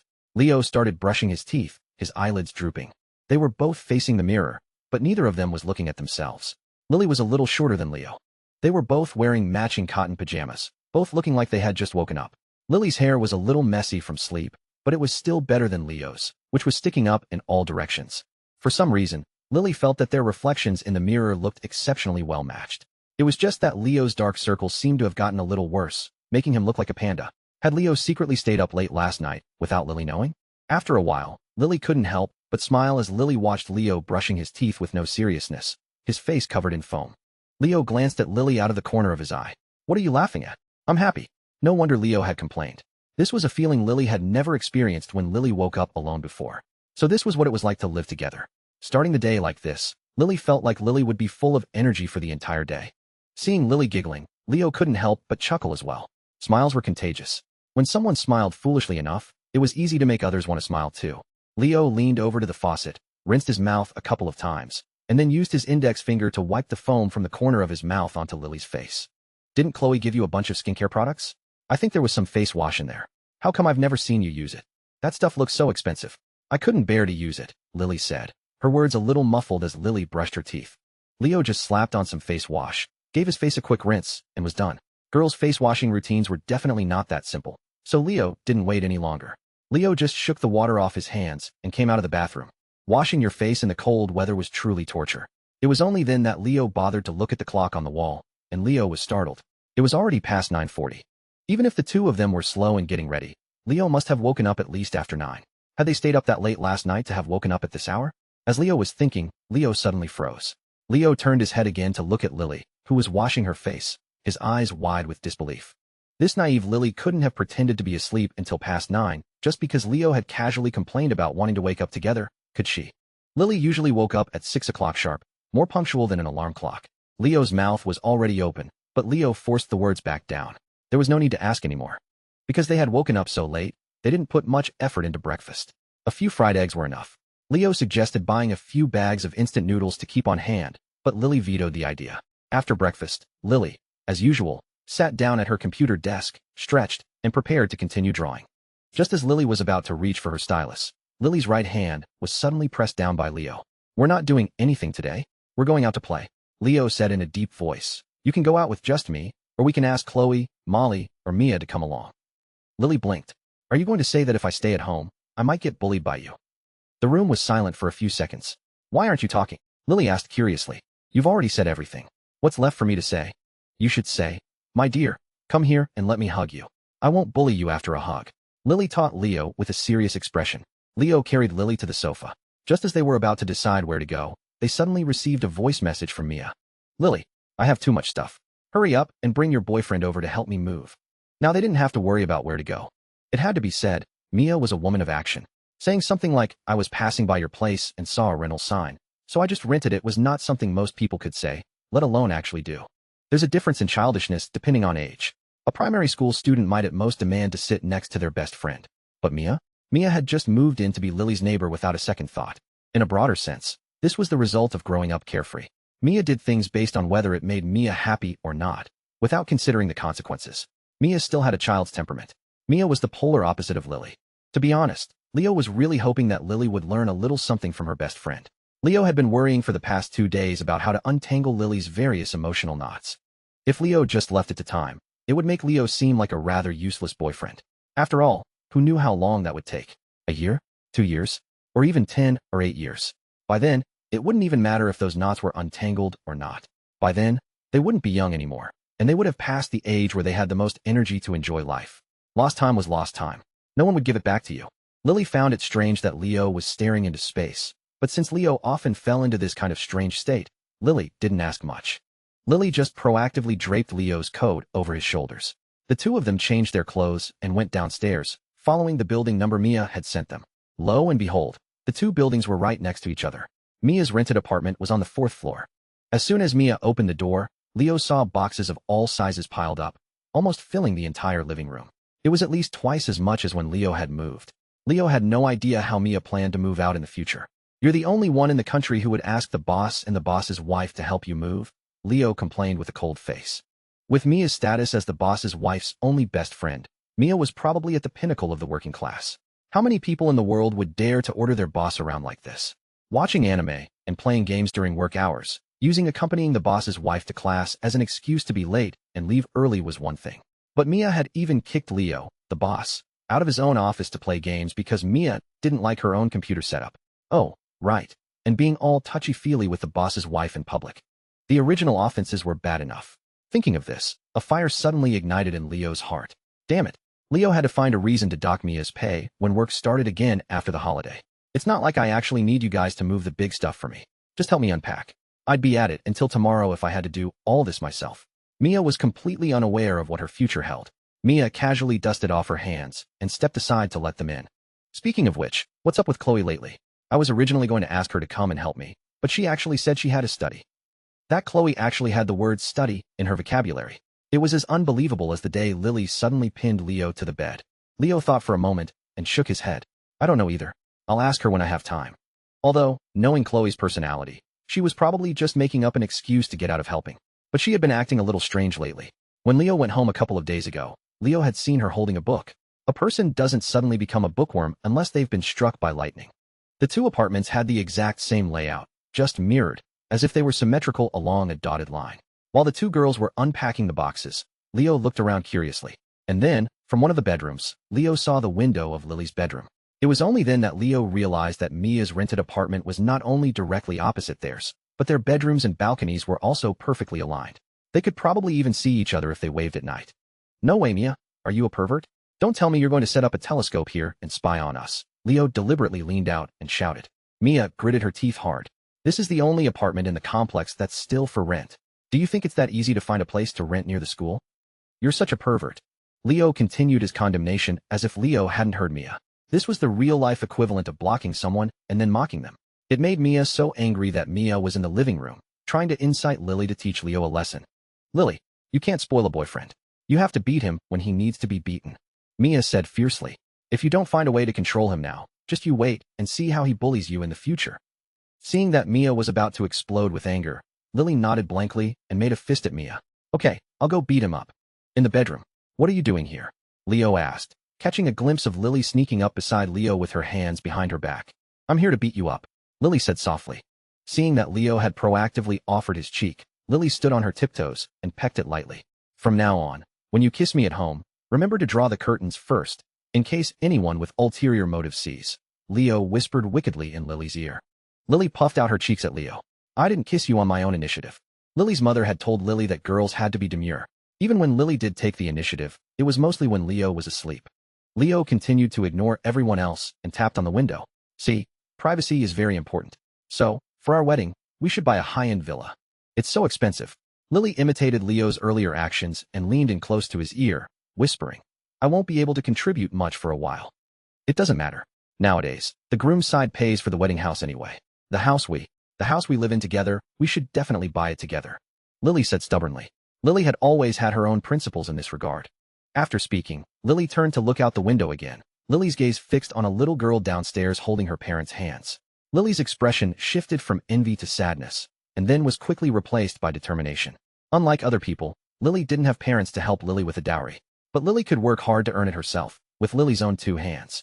And then, like other girls, Lily would marry Leo properly. Lily couldn't let Leo accommodate Lily in everything.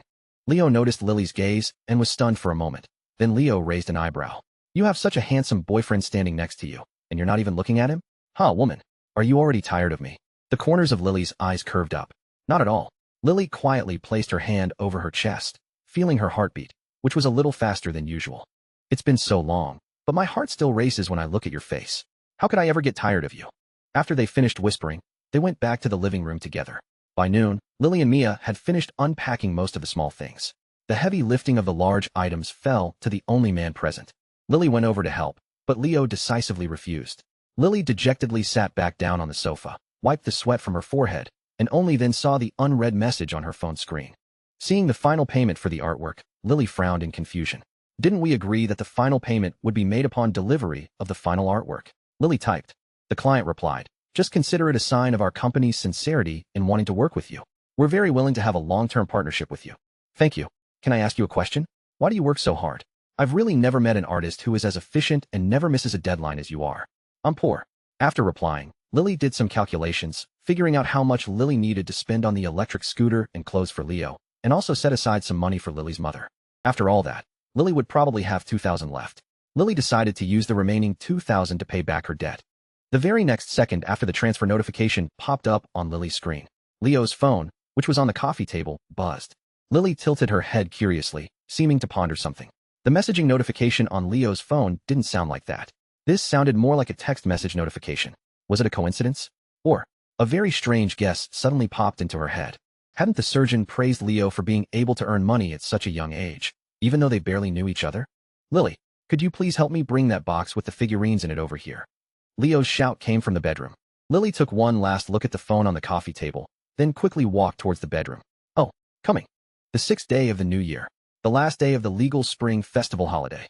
Jake had stayed at Chloe Lou's house for an unusually long time, only returning today.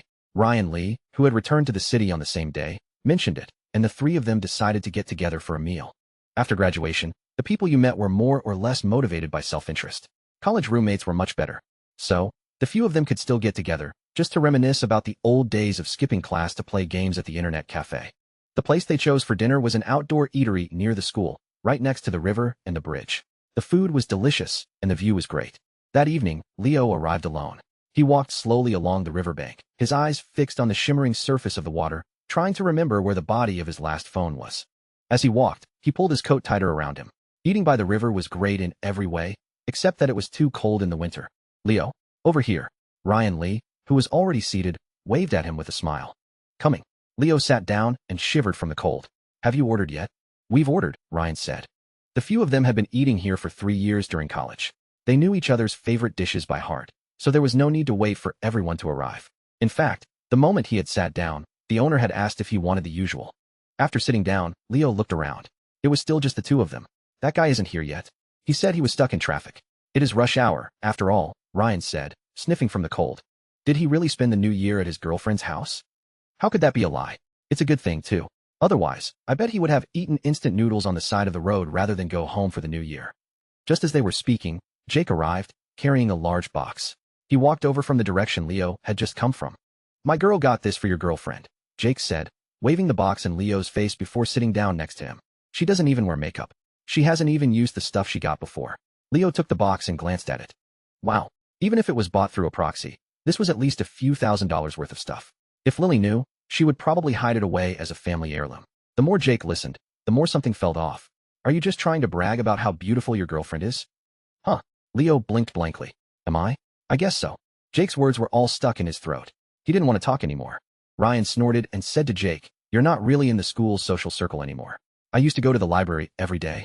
His girlfriend is famous at school. They say no one has ever been able to get her contact information. She's the coldest school beauty in history, bar none. Leo is just a scoundrel, Jake said simply. Definitely a scoundrel, Ryan agreed. Then he raised his glass. Let's have one first, without him. Leo propped his chin on his hand and reminded him. He just spent the new year at his father-in-law's house. Ryan's hand, which was raised in midair, froze. Damn it. I'll drink it myself. Don't be like that. Don't be like that. After the three of them had happily finished their first drink, they started to eat their skewers. Oh, right. How did your civil service exam go?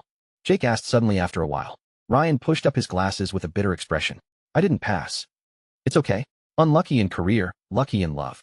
You, and that Serena, what's her name? Serena Chin, Leo reminded him calmly. Ah, right, Serena Chin. How are things going with her? I deleted her. Ryan was quiet for a moment. Then he let out a long sigh and laughed at himself. I spent so much time and money on her, and I didn't even pass the civil service exam. In the end, I got nothing. Jake was about to die of frustration. Why did he have to keep bringing it up when Ryan wasn't saying anything himself? Leo didn't even ask a single question. Leo propped his chin on his hand and said nothing, just silently refilling Ryan's glass. It's okay. I've learned my lesson. I've come to terms with it, Ryan said, sniffing. From now on, I'll only invest in myself. As long as I become good enough, love will come eventually, right? The boy has grown up, Leo said, propping his chin on his hand with a smirk. Screw you, Ryan cursed with a laugh. Are you guys' relationships all stable? Jake's eyes darted around. SOSO, I guess. As long as it's good. You can just wait to come to my wedding, Leo said. Jake spat at him. You're not even old enough. Stop pretending. Your dad will definitely get married before you. You damn player. Who would believe you? Jake's temper was flared. He stared at him intently. What's the bet? Forget it. I'm not betting with you. Why not? Leo pointed to his own back. I feel like you're like an old general on a stage right now, covered in flags. There wasn't much else to talk about since the new year had just passed. The few of them had been living relatively stable lives since their last meal together. So they just ended up listening to Jake's long and arduous story of meeting his father-in-law until they were full and drunk. Leo had been a favorite of his future mother-in-law from the very beginning. He had never experienced such a difficult journey, so it was quite a novel story to listen to. Anyway, from beginning to end, my father-in-law never said anything to me like, don't bully his daughter. At the end, Jake summarized, taking a drag from his cigarette with a calm expression before slowly exhaling. He just took me for a walk and broke a brick in front of me with a blank expression. Hearing this, Leo's eyes widened. He could already see the scene of Jake getting his legs broken by his father-in-law for making Chloe Lu angry. His favorite episode. He looked down at the time. It was past 10. The last message Lily had sent him was still to come back early from 9 o'clock. Silly girl. She was probably just staring at her phone, not even willing to urge him to come back. Jake's phone had been ringing nonstop. He sighed lightly and slowly stood up. I'm leaving. You're going back already? It's rare for the three of us to be free. Aren't you going to the internet cafe for an all-nighter? Jake asked, clearly having forgotten that he had just been scolded by Chloe Lu a minute ago. I can't go back too late. There's someone waiting at home, Leo said with a raised eyebrow. You're still such a scoundrel. Jake and Ryan cursed in unison. A loud splash echoed. What the hell was that? Before Jake could finish the word sound, he heard someone shouting from the bridge. Someone jumped in the river. Jumped in the river? Leo froze, then slowly stood up, looking towards the source of the shouting. A crowd had already gathered by the bridge, everyone craning their necks to look down, muttering amongst themselves. The three of them followed the curious crowd over to the edge of the bridge. Oh my God, in this freezing weather. Right from here. Right from here, he flipped over. I thought the guy was just looking at the scenery, and then suddenly he was gone. He didn't look that old. So young. Why would he do something so drastic? The cacophony of shouts and discussions around him made Leo's mind a mess. The bridge was quite high above the river, and it was late at night. He couldn't make out if the person in the water was male or female, or even their build. All he could see was the faint splashing as the person struggled. He glanced around. The people gathered on the bridge were still murmuring, but no one seemed to have any intention of going in to save them. It was understandable. A drowning person, acting on instinct, would subconsciously push their rescuer down as if grabbing onto a life-saving straw. That's why there were so many cases of rescuers tragically dying. Naturally, no one was willing to take such a risk. Leo had never considered himself a good person. He had never donated a single penny to any charity, and he wouldn't even glance at a healthy-looking beggar on the street. But since he had witnessed this with his own eyes, he couldn't just ignore it. Just as he started to take off his coat, a hand clamped down on his shoulder. It was Jake. Leo was in a hurry and didn't have time to speak. He just turned his head to look at Jake with an urgent and questioning gaze. If you're not going in yourself, fine, but you're going to stop me? Seeing his expression, Jake's face remained calm, his gaze even a little cold. Your life isn't just your own. He looked down at the river, took a deep breath, and continued in a flat tone. What about Lily? Leo froze. Jake's words echoed in his mind, morphing into a different question. What would happen to Lily if something went wrong? He had read about water rescues, but he had never actually saved anyone. He had no experience. What if something did go wrong? Strength and fragility coexisted in that naive girl. Leo didn't dare to imagine what would happen to Lily without him. He usually didn't even dare to think about how things would have turned out if Lily hadn't met him that day. The thought that he might never see Lily again, that he wouldn't be by her side to watch her slowly get better, that he couldn't playfully tease her and take advantage of her, that he might not even be able to hold her hand while walking down the street. He suddenly couldn't help but take 2 steps back, feeling a sense of unfamiliarity with his own mindset. Was he really that afraid of death? As he was lost in thought, the chatter of the crowd pulled him back. He was about to speak when Ryan Lee clapped him on the other shoulder. It's okay, Leo. I'll go. After speaking, Ryan glanced around. Seeing that no one else was going in, he took off his glasses and hooked them onto Leo's collar, a smug smile on his face. He didn't know where this smugness came from. Perhaps it was the joy of finally being heroic for once. Or maybe he felt that these 2 guys, who were always showing off their girlfriends, had turned into cowards when faced with a real crisis. Unlike him, who had no one to worry about. Without another thought, he vaulted over the railing and plunged into the water with a splash. Jake's eyes almost popped out of his head. Am I ever going to stop talking people out of this? This guy didn't even give me a chance to try. Seeing that Leo was still taking off his coat, he shouted, Ryan's already in. What are you going in for? Is this the first day you've met him? Does he look like he has the brains for a rescue? After speaking, Leo threw his coat at him, followed by a second splash. Jake sighed and pulled out his phone. Someone's in the water. Yes, right by the bridge, across from the outdoor eatery. Remember to come from the south side of the road. There are a lot of illegally parked cars at the north intersection. After speaking crisply, he added, if you're slow, there will be at least 4 dead bodies here. Just as he hung up and was about to check the situation, he heard Leo shout from below. Are you trying to get yourself killed? Don't go straight for him. We'll go around to his back. Wait until he's tired out. After an unknown amount of time, just as Leo swam to the bank on the other side of the bridge, he saw Jake standing there, staring at him motionlessly. Are you sick? Jake cursed angrily. You didn't even think to call for an ambulance before jumping in, did you? If you had drowned, there wouldn't even be anyone to fish you out. Leo just casually wiped the water from his face and gave him a faint smile. I knew you would call. Otherwise, I wouldn't have just jumped in. After he spoke, he felt a little strange. It seemed he had fallen into the water twice in the short span of half a year. This time was different from when he had been fishing. It was January now, and the river water was bone-chillingly cold. He might have been too tense to feel it in the water, but now that he was on land, he couldn't stop shivering. Leo turned his head to look at where Ryan had gotten out of the water. Since he was the one who had brought the person in, the crowd had gathered around him. Failing the civil service exam isn't a death sentence. At least he made it to shore, Leo said with a chuckle. Jake was not in the mood for jokes. He was still fuming. Your actions remind me of a word. You think I'm a saint? I just gave the girl a chance to reconsider. If she decides to do it again, it's not my business. Many people who are suicidal probably regret it midway, but they just don't get a chance to change their minds. Leo shrank his neck and shivered, putting on his own coat, and then taking Jake's to layer on top. Still cold. He was soaking wet, and water was still dripping from his hair. I'm heading back first. Otherwise, I'm really going to freeze to death. Leo waved his hand, hugged his shoulders tightly, and started walking towards the parking lot, shivering. Jake watched fixedly as Leo, wrapped in coats, walked from the streetlight by the river into the quiet night, gradually becoming part of the distant crowd before disappearing completely. In his eyes, it was as if nothing had happened. Dinner before the rescue, home after the rescue. Jake suddenly couldn't help but laugh. Damn it, you took all the glory. Soon, police cars and ambulances with flashing red and blue lights arrived. Only then did Ryan have a moment to look at the girl lying next to him. Like most of the girls in his class, she was ordinary looking. If he had to pick one thing that stood out, it was her very short hair. It was the typical hairstyle of a good girl, like the kind that some middle and high schools in the North strictly required. After a while, why would you do something so drastic? Ryan asked, getting up as he saw the girl being lifted onto a stretcher. The girl was still in shock, and her voice was weak. I failed the civil service exam after graduation. My parents said I was useless. The stretcher was slowly lifted. Just as the girl was about to see what her savior looked like, she heard Ryan speak. You're crazy. Ryan snorted, squeezed the water from his pants, and turned to leave. I didn't try to kill myself even when I was cheated on. The girl watched his retreating back, blinking her eyes continuously until she was loaded into the ambulance. Why did he yell at me? At 11 o'clock at night, Leo's trembling right hand knocked on the door of the rental apartment. Then he heard the sound of hurried footsteps, pattering closer and closer. A few seconds later, the door opened. We're out of honey water, so I heated up some M.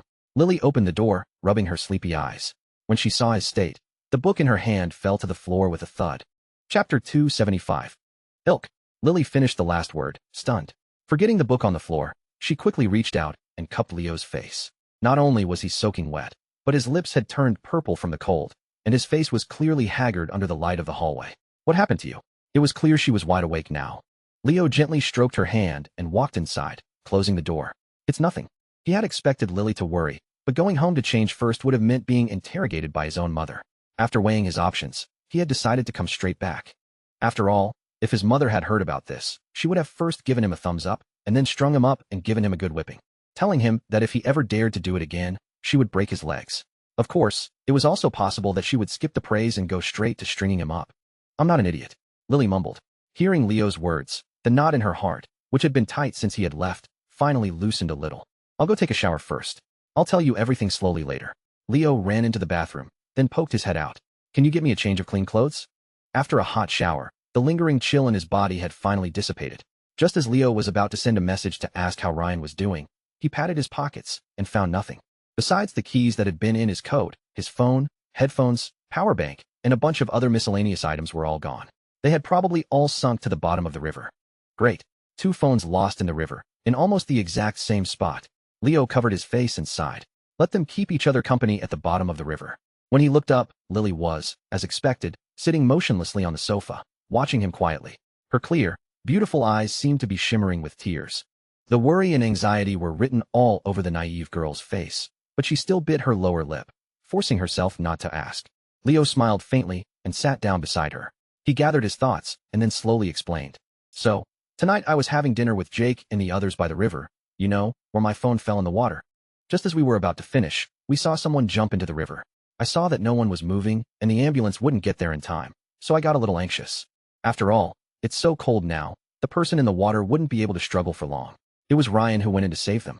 I went in to save him. You should have seen it. I told the person, if you want to live, raise your hands and don't move. And they raised their hands like they were surrendering. It made me laugh so hard I choked on a mouthful of water. I bet even the professional rescuers have never seen someone so cooperative. You don't have to admire me too much. I'm a low-key person. He tried his best to use a nonchalant tone, as if he were talking about something trivial. This way, he wasn't hiding anything from Lily, but he also wouldn't provoke too strong of a reaction from her. In situations like this, it was only strangers who would praise someone for their self-sacrificing heroism. Loved ones would only ever feel fear and worry. As he had expected, Lily was not particularly excited or curious after hearing his story. In fact, her face grew darker and darker as he spoke. You went in? Lily pursed her lips and asked in a low voice. After speaking, she glanced at the trail of water that Leo had left from the door to the bathroom, then lowered her head again. Leo had never heard such an indescribable tone from Lily before. He hesitated for a moment, then nodded. Oh, yes. People can die. I'm fine. People can die. Before he could finish, Lily repeated herself, interrupting him. Only this time, her voice was already trembling slightly. Just as Leo was about to pat the girl's shoulder, Lily looked up and met his gaze. Her eyes were already slightly red, and she looked completely awake now. Even if you don't care what would happen to me without you, you should at least think about Chloe and your aunt and uncle. I was wrong, he said, stunned for a moment, then straightforwardly. Lily didn't speak, just turned her head to look away. Her long, smooth hair fell down, hiding her expression. All Leo could see was a single, crystal-clear tear that slowly slid down her cheek to her chin, hung there for a moment, and then fell with a soft plop. As it landed on Lily's clothes, it was like a pebble dropped into his heart, creating ripples that wouldn't subside. Leo had always known that there was no such thing as a couple that didn't fight, but he had never expected that the first time he would make Lily cry would be over something like this. I swear, you were all I could think about before I went in, he said in a gentle tone. Lily sniffed. I've told you before, whether you're tricking me or not, you're not allowed to swear. Just as he was about to take the girl's hand, Lily suddenly stood up and turned to walk into the bedroom. Then the door slammed shut with a bang. Leo was stunned for a moment. Then he quickly walked to the bedroom door. He felt a complex mix of emotions. He was even vaguely happy that this naive girl had finally learned how to get angry. To say it was worth celebrating was an exaggeration, but it was a good thing nonetheless. After taking a couple of deep breaths, he pressed down on the handle. This was his first fight with Lily. He had to handle it well. The door wasn't locked. It opened with a gentle push. The bedroom was dark, with no lights on. Lily was lying on her side on the bed, completely wrapped in the covers, occasionally wiping her tears with the back of her hand. He slipped in from the side and wrapped his arms around the girl.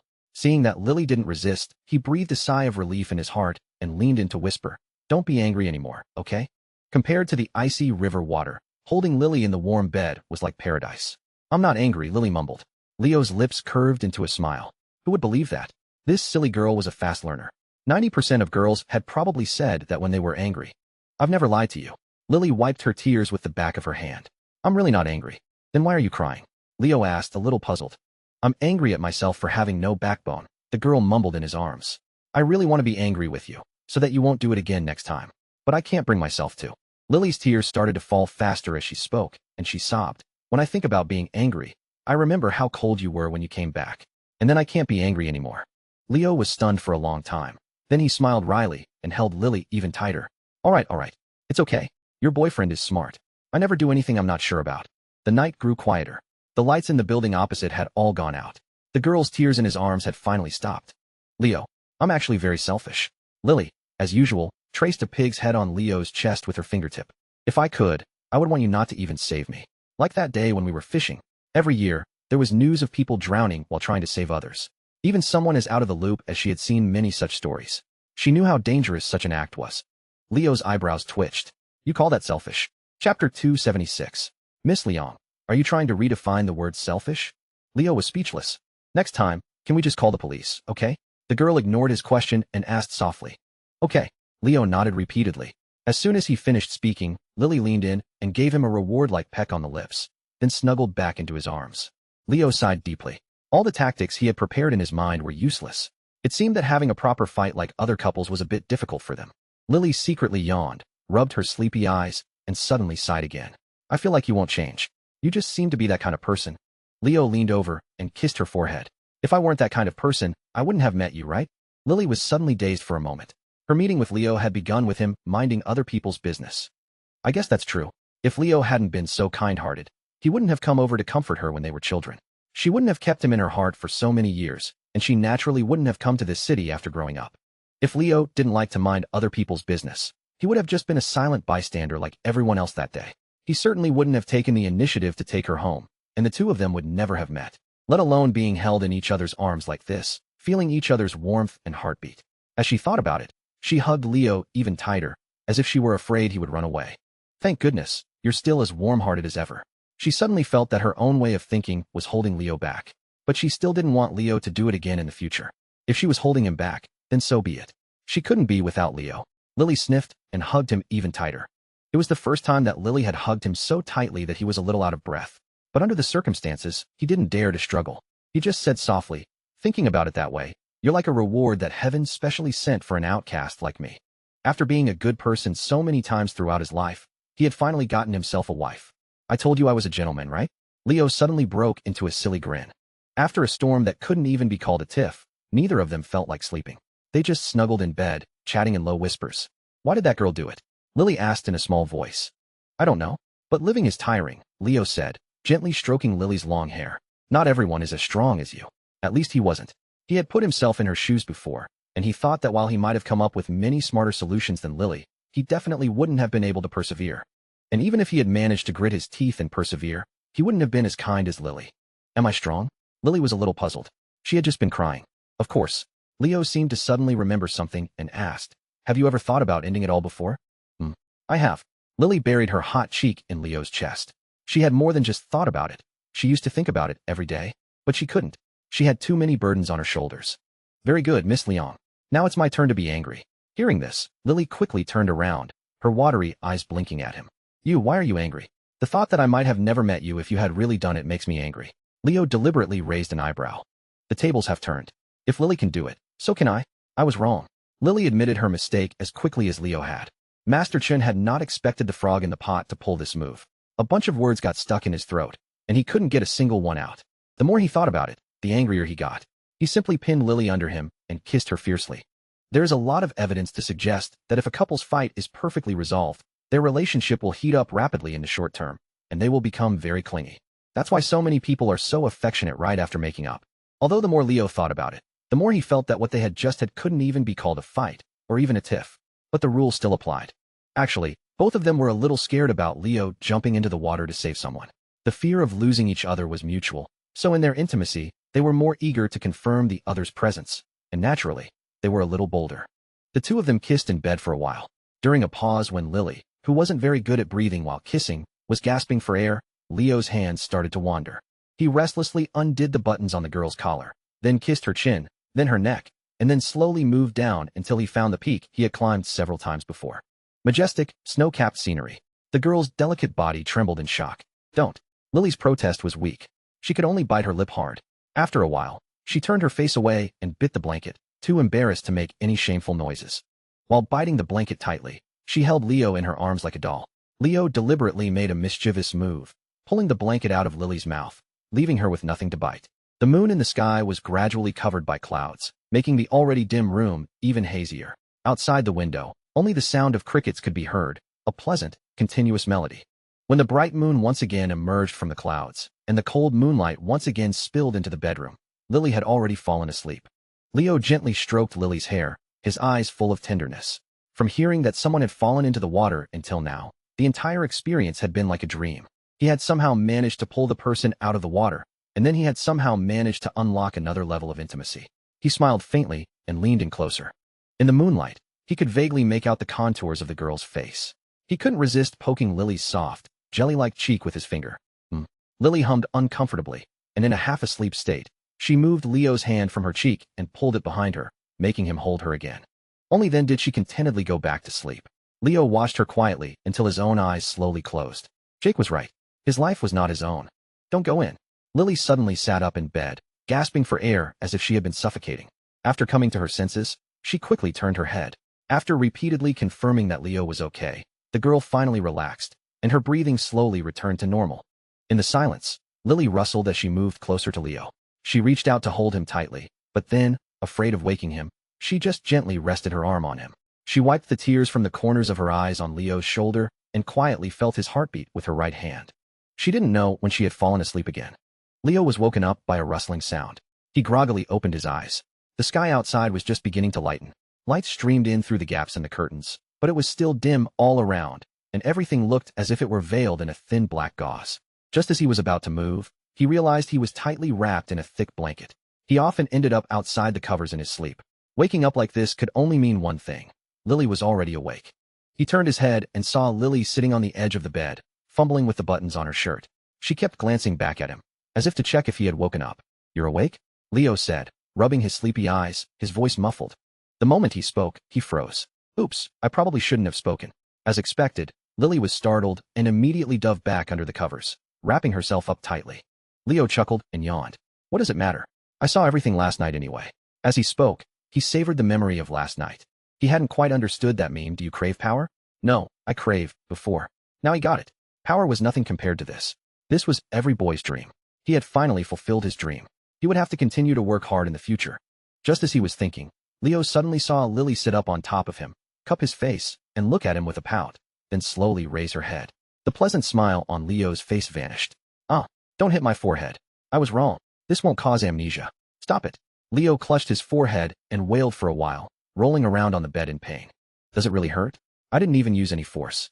Seeing Leo like this, Lily suddenly felt a little guilty. She leaned over and lay down in front of him, rubbing his forehead with her hand. Of course it does, Leo said angrily, thinking to himself. If I don't act like it, how can I get you to give me a free massage? It was no mistake to call Lily a true naive girl. She was naive, and her forehead was made of iron. Although it didn't hurt much after the initial impact, it had really made his head buzz. Hearing this, Lily felt even more guilty. She quickly said a couple of soft, I'm sorries, and her hand movements became even gentler. You almost gave me a concussion. You think that's enough to make me forgive you? Leo asked coldly. Lily bit her lip and leaned close to Leo's ear, cooing, My dear, I really know I was wrong. Please forgive me. Seeing Leo's eyes widen and his resolve clearly waver, the girl leaned down and kissed his Adam's apple. It was clear that she had completely forgotten that it was Leo who had started it all. All she could think about was how to get Leo to forgive her. Leo forced down the smile that was constantly trying to break through and cleared his throat forcefully. Fine, I'll forgive you, reluctantly. Just because I like you so much.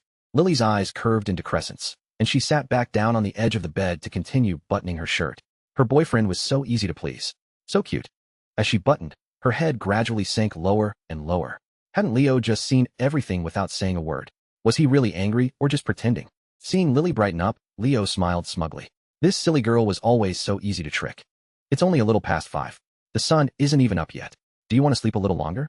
The girl asked softly. No, I'm not that sleepy. After waking up a bit, just as Leo was about to sit up and stretch, Lily, who had finished getting dressed, hugged him again. I feel like something's strange. What's strange? Leo was a little curious. When I'm jealous, you take advantage of me. When I'm unhappy, you still take advantage of me. As Lily spoke, she couldn't help but bite his shoulder lightly, leaving a faint mark. Leo was stunned for a moment. It did seem to be the case. He reached out and pinched Lily's cheek. Were you really not angry with me last night? No. Lily shook her head blankly and continued to burrow into Leo's embrace like a cat. The wind was howling outside, but it was still warm and cozy with the two of them huddled together. Seeing Lily's actions, Leo was now completely convinced that this naive girl had not been angry at all. When you really learn to get angry, just like you learned to laugh back then, it won't be me who's taking advantage of you anymore. It'll be you. I don't want to learn. Why not? What if you don't want me anymore? Lily said timidly. For a moment, her tone of voice seemed to have returned to when they had first met. How could I not want you? Where would I find such a beautiful girlfriend? Lily looked at him with a wronged expression. You really are just after my body. Leo snorted. You wouldn't believe anything else I say. The truth is, I like you so much that I can't live without you. But would you believe that if I said it? No one would believe that, okay? Saying it this way was perfect. First, it complimented her on her looks, and second, it could be used as a transition to introduce the unbelievable truth. The more wrong this naive girl felt when she heard him say he was after her looks, the happier she would be when she heard the truth. Leo was pleased with himself. A silly girl would never understand the art of a master frog boiler. I believe you. Leo was speechless. He sat up, both bewildered and shocked. No, seriously, why would you just believe something that sounds so fake at first? Because I'm the same as you. That's what I think. Lily giggled with joy, as if Leo's words were enough to make her that happy. Leo sat there motionless. If it weren't for the fact that his eyes were still blinking, he would have looked like a statue. After a long moment, I'm hungry. Let's eat. After speaking, Leo rolled off the bed and walked straight out the door, his steps filled with anger and unwillingness. How could the great master of frog boiling, after just one new year, suddenly find himself with so few victories? It was one thing to be repeatedly defeated, but this time, he had been completely outplayed by a mere silly girl. He was getting more and more annoyed. He sat on the sofa, reviewing his mistakes, and at the same time, felt his own heart, which still hadn't slowed down. Good thing he had reacted quickly, otherwise Lily would have noticed. Humans are naturally lazy in the winter. They don't want to go to school, they don't want to go to work, and they even have to go through a long mental preparation just to get out of a warm bed to go to the bathroom. But this rule didn't seem to apply to Lily. She woke up as early as ever every day, didn't laze in bed, and made Leo a different breakfast every day. If there was one bottom line that she, who was almost completely obedient to Leo, would not budge on, it was that Leo had to eat properly and take care of his stomach. It was non-negotiable. So, Leo was also smart enough to never joke around on this issue. When Lily cooked seriously, he would help if he had time. If he didn't have time, he would just eat obediently. Breakfast was duck blood and vermicelli soup. This kind of dish, like lamb offal soup, might not seem like much on a normal day, but it was exceptionally delicious as a breakfast in the winter. Although he didn't know why some people didn't like duck blood, like Lily, who didn't seem to particularly love it, just didn't hate it. But Leo quite liked it. Did your phone fall in the river again? Lily asked, seeing that Leo was eating without looking at his phone. Yeah, I'll buy a new one before I go to the office later. Leo had clearly accepted this fact. After all, Jake still hadn't bought him a new phone after throwing his last one in the river. He could just have Jake reimburse him later. If he didn't agree, he would just show Jake a picture of their father-son agreement contract. Lily's eyes darted around. As she was talking about the phone, she seemed to suddenly remember something. Leo, did you pay for Mom's surgery? The chopsticks in Leo's hand fell to the floor with a clatter. As the sound of the falling chopsticks faded, the dining table fell completely silent. Lily looked at him with her small mouth slightly agape, her expression dazed. Leo cleared his throat, pretending nothing had happened. He bent down to pick up the chopsticks from the floor and said calmly, "How could that be? Are you writing a novel?" "Why would you think that?" he asked again. "It's just a feeling. It just suddenly occurred to me." Lily, who never hid anything from Leo, explained slowly, fidgeting with her fingers. "Before, when I was helping out at Mia's house, my phone buzzed right after I transferred the money I was paying back." Although this guess was a bit far-fetched, it was definitely the sound of a text message notification. Leo was stunned for a moment. Then he secretly swallowed, and a faint smile appeared on his lips. "My phone. You died a good death. Doesn't this mean there's no evidence now?" If his phone hadn't sunk to the bottom of the river, although Lily never had the habit of looking at his phone, she might have had a sudden whim to check again one day, or just open his phone and take a look. Now it was all good. When he got a new phone, he would completely sever his ties with that card. He wouldn't even receive text messages anymore. That previous time was just a pure coincidence. This was just a close call. Of course, that was on the premise that he could now quell the doubts in this naive girl's heart. "If you just think about it logically, you'll know it couldn't have been me," Leo said softly. "I said it before, I'm not some great Samaritan. I wouldn't have helped you for free without getting anything in return. If it had been me, I would have told you from the beginning. Then you would have been moved, and I would have been able to do whatever I wanted with you, right? I wouldn't have had to fight a battle of wits with you just to get a little something, and still haven't." As he spoke, he raised an eyebrow at Lily. "Right? It's not logical." Lily looked at Leo's perverted smile for a while, then pursed her lips and said no more. The logic was sound, but something still felt strange. She sat there quietly, trying to use her clever brain to sort out the logic of the whole thing. Leo always said he wasn't a good person, but everything he had done for her had been without expecting anything in return. But if it had been Leo, why would he have hidden it from her? Seeing that she was still deep in thought, Leo put on a stern face and questioned her. "I'm your boyfriend, and you don't trust me? So, this is all our relationship amounts to." He had discovered that taking the girl's own tactics and using them against her was a really effective move. Seeing Leo's cold face, Lily shook her head like a rattle drum. No, I trust you. It's not like that at all. I like you so much." This silly girl was just like that. Her trust in Leo far surpassed her own logic and thoughts. Leo was convinced of this. After all, his excuses were full of holes and were all based on his one-sided logic. And then, just because he had said, "Trust me," this naive girl had believed him. Sigh, "You should be glad your boyfriend isn't a scumbag," Leo muttered to himself, then sighed lightly. But once the seed of doubt is planted, a person can subconsciously find a million previously unnoticed details to confirm that guess. He had a feeling that he wouldn't be able to hide this for much longer.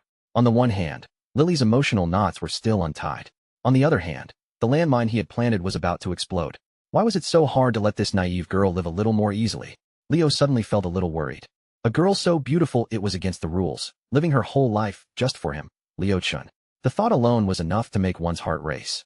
Leo swallowed and turned his gaze back to Lily, who was pouring him a glass of warm water. The girl noticed his gaze and tilted her head in confusion, but her clear eyes were filled with tenderness. Lily smiled faintly, like the warm winter sun, seeping into his heart. Leo also broke into a silly grin for no reason. His love for Lily seemed to always outweigh his human selfishness. In his eyes, what mattered most was how to make this naive girl happy. He was going to make up for all the ways life had been unfair to his girlfriend over the years, one by one. Whether it was tricking Lily into coming home to be his wife, or helping this naive girl let go of her emotional burdens and live a happier life, he would take it all slowly. It was a piece of cake. He was Master Chun. No one knew how to boil a frog better than him. "You're smiling so foolishly," Lily said softly. "You're the foolish one." Leo rolled his eyes at her and walked to the entryway to put on his coat. "I have to go to the office later." What are your plans for today?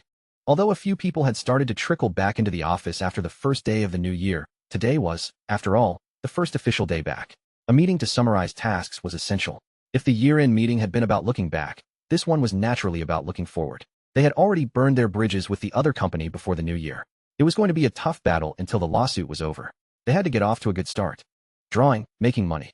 Lily cleared the dining table and walked to her desk, holding her digital tablet. It looked like she wanted to go to the office with him. Isn't the deadline for your commission pretty flexible? What's the rush? I'll take on another one after I finish this one. Leo clicked his tongue. It's just after the new year. Take another day off. Let me finish this one first. I'll take a day off after I finish. No, 2 days. No. Unless you call me hubby. No. Lily turned her face away, her cheeks puffing out as she huffed and puffed. This person was always trying to take advantage of her. Then you'll just have to obediently take another day off. Mia isn't working today. You can go hang out with her. After speaking, Leo blew her a kiss. I'm leaving now. Lily's hand was suspended in midair. She only slowly lowered it after the door closed with a bang. I wanted to give him a hug. When Leo arrived at the office, it was only a little past 7 in the morning. Although not everyone was there yet, a good number of people had already arrived. It had to be said, thanks to him being a decent boss, many of his employees were more afraid of the company going bankrupt than he was. Happy New Year, boss. As soon as Leo entered the company, he heard several girls from the art department shout in unison. How can I be happy when I have to go back to work after just a few days of slacking off?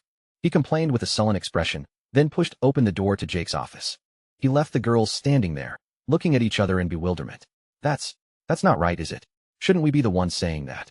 Seeing Leo like this, the group suddenly felt that starting work on the 7th day of the new year wasn't so bad after all. After all, the boss seemed to hate going to work even more than they did. People are strange creatures. In the office, Jake was being pinned to the desk by Chloe Lu, wailing in agony. I was gone for just 1 day, and you dare to come home so late? And you didn't even answer my calls. Chloe said angrily, then bent his arm up a little higher.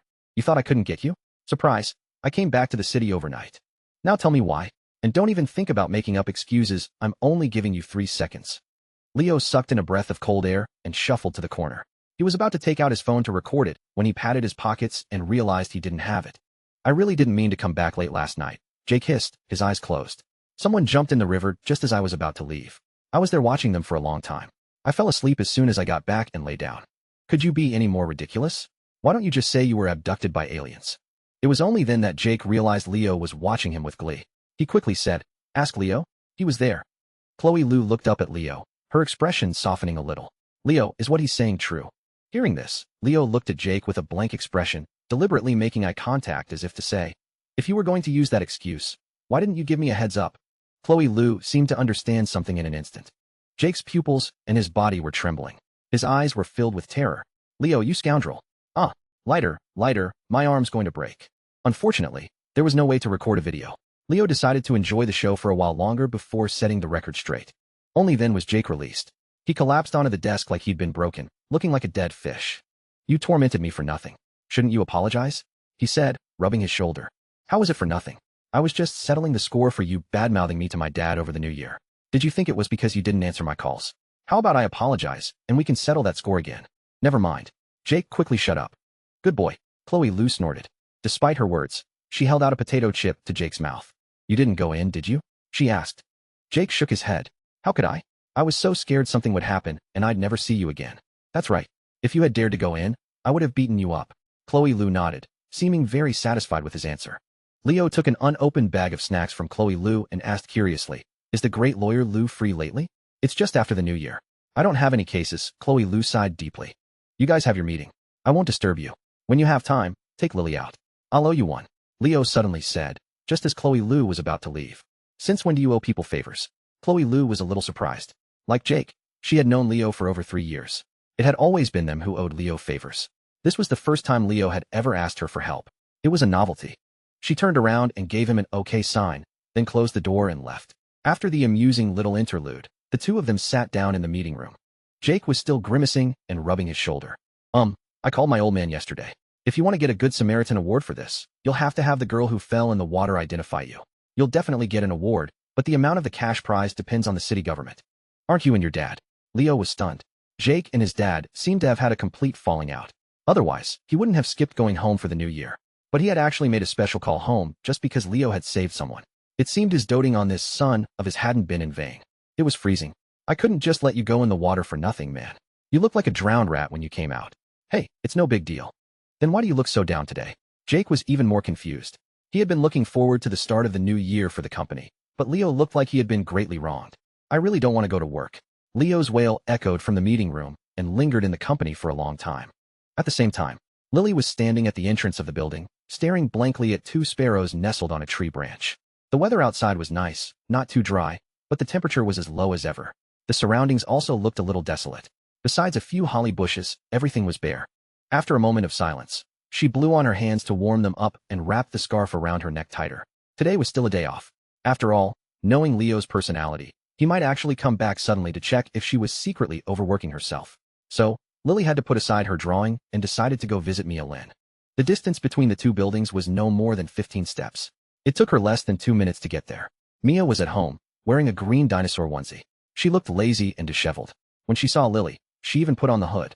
Her face was framed by the white teeth of the costume, and she shook her head at Lily. Do I look good? Want to get a matching one with me? After entering, Lily looked her up and down. I already have pajamas. If she bought one, Leo would definitely want to buy one too when he saw her wearing it. Then wouldn't all three of them be wearing this kind of outfit? No way, absolutely not. And she didn't think Leo would like this kind of clothing. Leo probably preferred button-up ones, because they were more convenient. Why aren't you at work today? Didn't you have a meeting? She finally remembered to ask, her curiosity piqued. What does it matter? I never participate in company meetings anyway, Mia said with a chuckle, sitting back down at her computer to continue her game. Her job had always been like this. She was only responsible for keeping an eye on the task progress for Leo. She had neither the desire nor the interest in management positions. Anyway, I'm the boss's wife's best friend. No one would dare to gossip about me. Lily nodded and looked around the somewhat empty room. What does it feel like to live alone? Lonely, of course. How can it compare to you, living with your boyfriend? Mia said, trailing off. She glanced at her. You two live together every day. Has there been any progress? What base are you on? Spill it. Lily quickly turned her face away and stammered, in no progress. We're innocent. We haven't done anything. She suddenly became red-faced, her guilt practically written on her face. Mia's eyelids twitched. She thought to herself, you're about to start steaming, and you call that nothing happened? Then why are you blushing? It's hot. Come on, come on. Telling me won't make you lose a piece of flesh. Mia raised an eyebrow, then turned back to her keyboard and continued to type away. For rent, nine-tailed fox a champion like Malphite, is even a choice? I was 4-0, and he one-shot me with his ULT. She cursed the garbage game to herself, then huffed indignantly. Fine, don't tell me. I'll experience it myself sooner or later anyway. You probably can't. Lily lowered her gaze to her chest and said with a serious and regretful expression. Mia was confused. What are you playing? Lily sat down beside her, watching the character on the screen move around, and quickly changed the subject. It looked familiar. It seemed to be the game that Leo had asked her to play for a bit when he had gone downstairs to help move things, but it also seemed a little different. This one required movement. That one only required a few clicks. League of Legends. Haven't you seen Leo play it? Mia didn't care if Lily understood or not, and secretly flashed her level 7 champion mastery emote. Lily shook her head. He doesn't play games much anymore. He just keeps urging me to play. Mia was quite calm when she heard the first half of the sentence. After she had learned to draw, she didn't really like looking at suggestive pictures anymore. She used to like anything that looked good, but now she would either find fault with the lighting or think the anatomy was off. After being picky, there were fewer and fewer things that caught her eye. But when she heard the second half, she immediately lost her composure. Leo urges you to play games every day? Something like that existed? She blinked in confusion, and it took her a while to sort out the logic. From a selfish male perspective, Lily's initial submissive demeanor was the most suitable for a wife. She would never have any hobbies. She wouldn't spend money recklessly. She wouldn't have any tantrums, and she could swallow all her bitterness. But Leo clearly didn't think that way. It seemed he just wanted Lily to be happy. Leo could be a real scoundrel when he wanted to, but he was never ambiguous about this kind of thing. The word gentle was not enough to describe Lily, and Leo could not be summed up with just the phrase, a good man. These two together. Mia glanced at Lily's focus profile. The faint light from the monitor reflected in the girl's clear, beautiful eyes, and the images on the screen continued to flicker. As Lily's only best friend, she was very indignant, but she had to admit that these two were a really good match. Damn it, she was a little envious. Tell me, who do you like more, Leo or me? Do you want the truth or a lie? You don't have to say it. Mia bit her lip fiercely and pointed at the screen.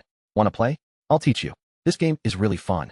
Mia whispered seductively. When Chloe finishes her college entrance exams, the three of us can play together. She's amazing with Yasuo. Lily lowered her head and fidgeted with her fingers. I still have a lot to do. I probably don't have time. Before, You were busy earning money to support your family and pay for your mother's treatment, so you really didn't have time. But now, isn't your mother's health almost fully recovered? Mia's voice grew more serious as she spoke. She had always found it strange why, even though everything was slowly getting better, Lily hadn't started to hang out with her, go shopping, watch shows, and play games like she had imagined. She now finally understood where this strange feeling was coming from. The situation had relaxed, yes, but Lily hadn't. Looking at the seemingly resistant Lily, she was silent for a long time before slowly speaking. Before, you always felt like you had too many burdens on your shoulders, that you couldn't do what you wanted to do. That was normal. But things are different now. You should let go of all those complicated feelings, Lily. Let the past be the past. It's never wrong to have your own hobbies and do what you want to do. And you're not letting anyone down. Lily slowly lowered her gaze. But Mia patted Lily's shoulder and looked at her with the same gentle gaze. Then she took a deep breath, slowly unzipped her pajamas, and pointed to the scar over her heart. She paused and said, "You know, I've been sick since I was a child. Before, I was just like my parents, worried every day, not knowing if tomorrow or an accident would come first. So, back then, all I could see were endless tasks. I was constantly wrestling with whether what I was doing had any meaning, and as a result, I wasn't happy for a single day. Until my mom begged me, crying, begged me to only do things that would make me happy." She glanced at the end of game screen on the computer and turned her gaze to the window. She saw that the sky was clear and the sun was shining. The light streamed through the window and onto the balcony, a patch of golden yellow. A slow smile spread across her face. "Later, I figured it out. Life itself has no meaning. Or maybe this very moment that I'm seeing is the meaning of life itself. You can only appreciate the scenery around you if you slow down." A glint of tears flashed in Mia's eyes. Then she immediately returned to her usual carefree smile. "Besides, don't you want to have more in common with Leo? I guarantee you, no man can resist a girlfriend who is willing to play games with him. He'll be absolutely crazy about you." "Why are you all so good to me?" Lily asked curiously. Both Leo and Mia were always encouraging her to do what she wanted to do. "It's because you're so good to us that we want to be good to you. Ever since that time you walked for over an hour at 3 in the morning, so scared you were crying, just to come to the hospital to see me, and told me with red-rimmed eyes that it was okay, that you weren't scared, you became my friend for life. You were there for me when I was at my lowest." As Mia recalled, she gave her a faint smile. "You'll get a similar answer if you ask Leo. The kindness we show you is what you've earned with your own gentleness. You deserve it. So be happy, Lily. You deserve it more than anyone else." Hearing this, Lily was silent for a while. She reached out to touch the scar on Mia's body, but her hand stopped midair, and she pulled it back. She just said softly, "I'm glad you made it through." "Yeah, I've made it through the hardest part. And you've made it through too, haven't you?" "I've made it through too?" Lily found it a little unbelievable. For her, those past experiences were more than just something she didn't dare to think about. "Yeah, we're both amazing. Especially you. You've had it much harder than me." After Mia went into the bedroom, the living room suddenly fell silent. Lily carefully tidied up the messy desk, then lowered her head and idly twirled her hair around her finger, lost in thought. After a moment, she took out her phone and opened her most familiar chat window. "Lily, did you get a new phone?" "Leo, I did. I chose the one that's miles ahead of the competition." Lily didn't get the reference, but she still replied. "Mia told me to slow down and experience life, but what if I can't?" "Leo, you'll have slowed down when you stop thinking about that question. Hugs. JPG." Lily's cheeks puffed out, and then she flopped onto the desk with a helpless expression. She felt like Leo had said something, but also like he had said nothing at all. Although she really didn't want to admit it, she really didn't understand. She couldn't possibly send another message to Leo saying, "I didn't get that just now. Could you please explain it in more detail?" Wouldn't that make her seem incredibly foolish? Leo would definitely laugh at her for the rest of his life. Let's go to your place." Just then, Mia came out of the bedroom with a laptop from who knows where and waved at her cheerfully. Her calm demeanor had lasted no more than 5 minutes. "Aren't you going to change? It's just a few steps." "Why would I change?" Mia put on her hood again. "Let's go play. We won't bother Chloe since she has exams. We'll just play by ourselves." As soon as Lily got home, that feeling of comfort immediately washed over her. It was strange. She now had a special sense of belonging to this rental apartment. After seeing Mia, Duo, who had been eating from the automatic feeder, immediately shot to the balcony and hid, not even daring to show its head. "Why do you look so down?" Mia asked curiously as she bent down to change her shoes, seeing that Lily had been wearing a stoic expression like an ice queen since just now. "Leo bullied me." Mia sighed lightly. "You're just too easy to bully. If you had any way of fighting back, Leo wouldn't dare to bully you like this." "Sometimes I headbutt him," Lily said very seriously, with a confident expression. "Head? But?" Mia tilted her head, dumbfounded. "How do you do it? Try it on me." She really couldn't understand. What kind of a deterrent could that be? Before she could get Leo to submit, this naive girl would probably give herself a concussion, right? Lily looked a little troubled. "Are you sure?" Mia snorted and patted her own forehead. Hurry up, hurry up. Let me experience it. Then, I'll be gentle. No need. Who are you looking down on? After a loud wail, Mia lay flat on her back on the floor, her eyes staring blankly at the ceiling. After a moment, she bit her lip with her canine tooth. The next second, 2 streams of clear tears flowed from her eyes. I must have a bump on my forehead. It hurts so much. Why is Lily fine? Isn't every action supposed to have an equal and opposite reaction? We should both be in the same amount of pain. Thinking of this, her gaze grew more and more vacant. Physics no longer exists. Lily was startled and quickly squatted down beside Mia, helping her up. I'm sorry. Are you okay? I'm fine. Mia quickly shook her head. It's not your fault. I overestimated myself. Although it still hurt so much she wanted to cry, the thought that Leo would have to live under this shadow for the next few decades suddenly made Mia want to laugh out loud. Humph, that dog of a boss only knows how to dock my pay. Lily, hit him hard. After gloating to herself, she shakily stood up and staggered to the computer desk, fiddling with the black computer case. This desktop is Leo's, right? Lily nodded. It's the one he used in high school. He's letting me use it now. Mia's interest was immediately piqued. Her eyes widened, and she quickly pressed the power button. Then, like a fly, she rubbed her hands together, unable to keep the smile off her face. Seeing her expression, Lily was very curious. Why are you so excited? High school. Leo was a teenage boy back then. Mia's voice grew more and more excited as she spoke. His computer must be full of things he doesn't want people to see. Have you never looked for them? That was when a boy's energy was at its peak. 99 out of 100 would have definitely watched adult videos. The other one would just deny it to the death. Lily shook her head blankly. Not only had she never looked, but as a computer illiterate, her exploration of this computer had so far been limited to the desktop. And even if there was something inappropriate for children, that was still Leo's privacy. You're not supposed to look at it. But high school.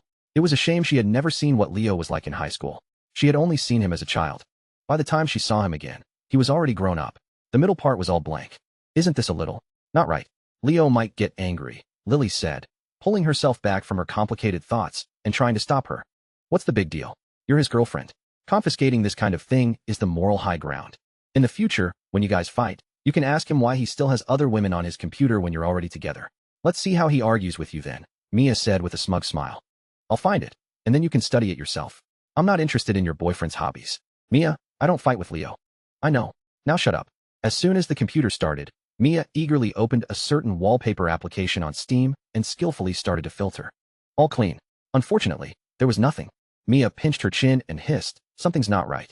Just as she opened a computer folder, she saw a full page of photos, all of them of Lily. It had to be said, Leo was a really good photographer, and Lily was really beautiful. So, any one of these photos could be used as a wallpaper, but the sheer number was a bit much. Was he using Lily as a model? This was more like a stalker. He took this many pictures of you? Mia had completely forgotten her original purpose for a moment, her gaze sweeping over the photos. My hand is getting sore from scrolling. How is there still more? There are so many. Lily nodded, and then counted on her fingers. He was afraid of losing them, so he saved a copy on his phone, a copy on his own computer, a copy on this computer. And then there are the ones he had printed out and put in an album. He's trying to record every day of you, isn't he? Mia murmured. Although you couldn't see much of a difference between 2 adjacent photos, once there was a longer time gap, the changes in Lily's expression became obvious. Anyone could see that this naive girl was getting happier and happier. As her expression became more and more confident, this naive girl even seemed to have become more beautiful than before. Every little change in Lily was probably proof of Leo's efforts. This was a photo album that belonged exclusively to Lily, that was true. But wasn't it also his Medal of Honor? Damn it. I have to say, this guy is a real romantic, Mia said indignantly after scrolling halfway through. Actually, you could learn from him, in case you forget what he looks like now in the future. I won't forget. Although I can't remember the sunrise and sunset every day. Lily looked at the photo of the two of them on her phone's wallpaper with a fond expression, a faint smile on her face. But I remember what he looks like every day. Mia didn't want to talk anymore. Then she went through all the folders, big and small, but unfortunately, she still found nothing. Could it be that Leo's method of hiding adult videos was even more advanced than hers? Or had this guy already anticipated this day? Let's just play games. Lily still felt that this was not right. She usually didn't even look at Leo's phone. How could she go through this kind of thing? Don't you want to understand your boyfriend's preferences? Mia poked her forehead. You're so stupid. Know yourself and know your enemy, and you will never be defeated.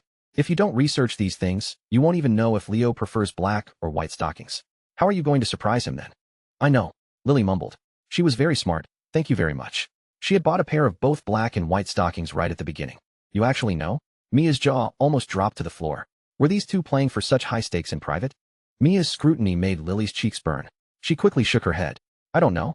I don't know anything.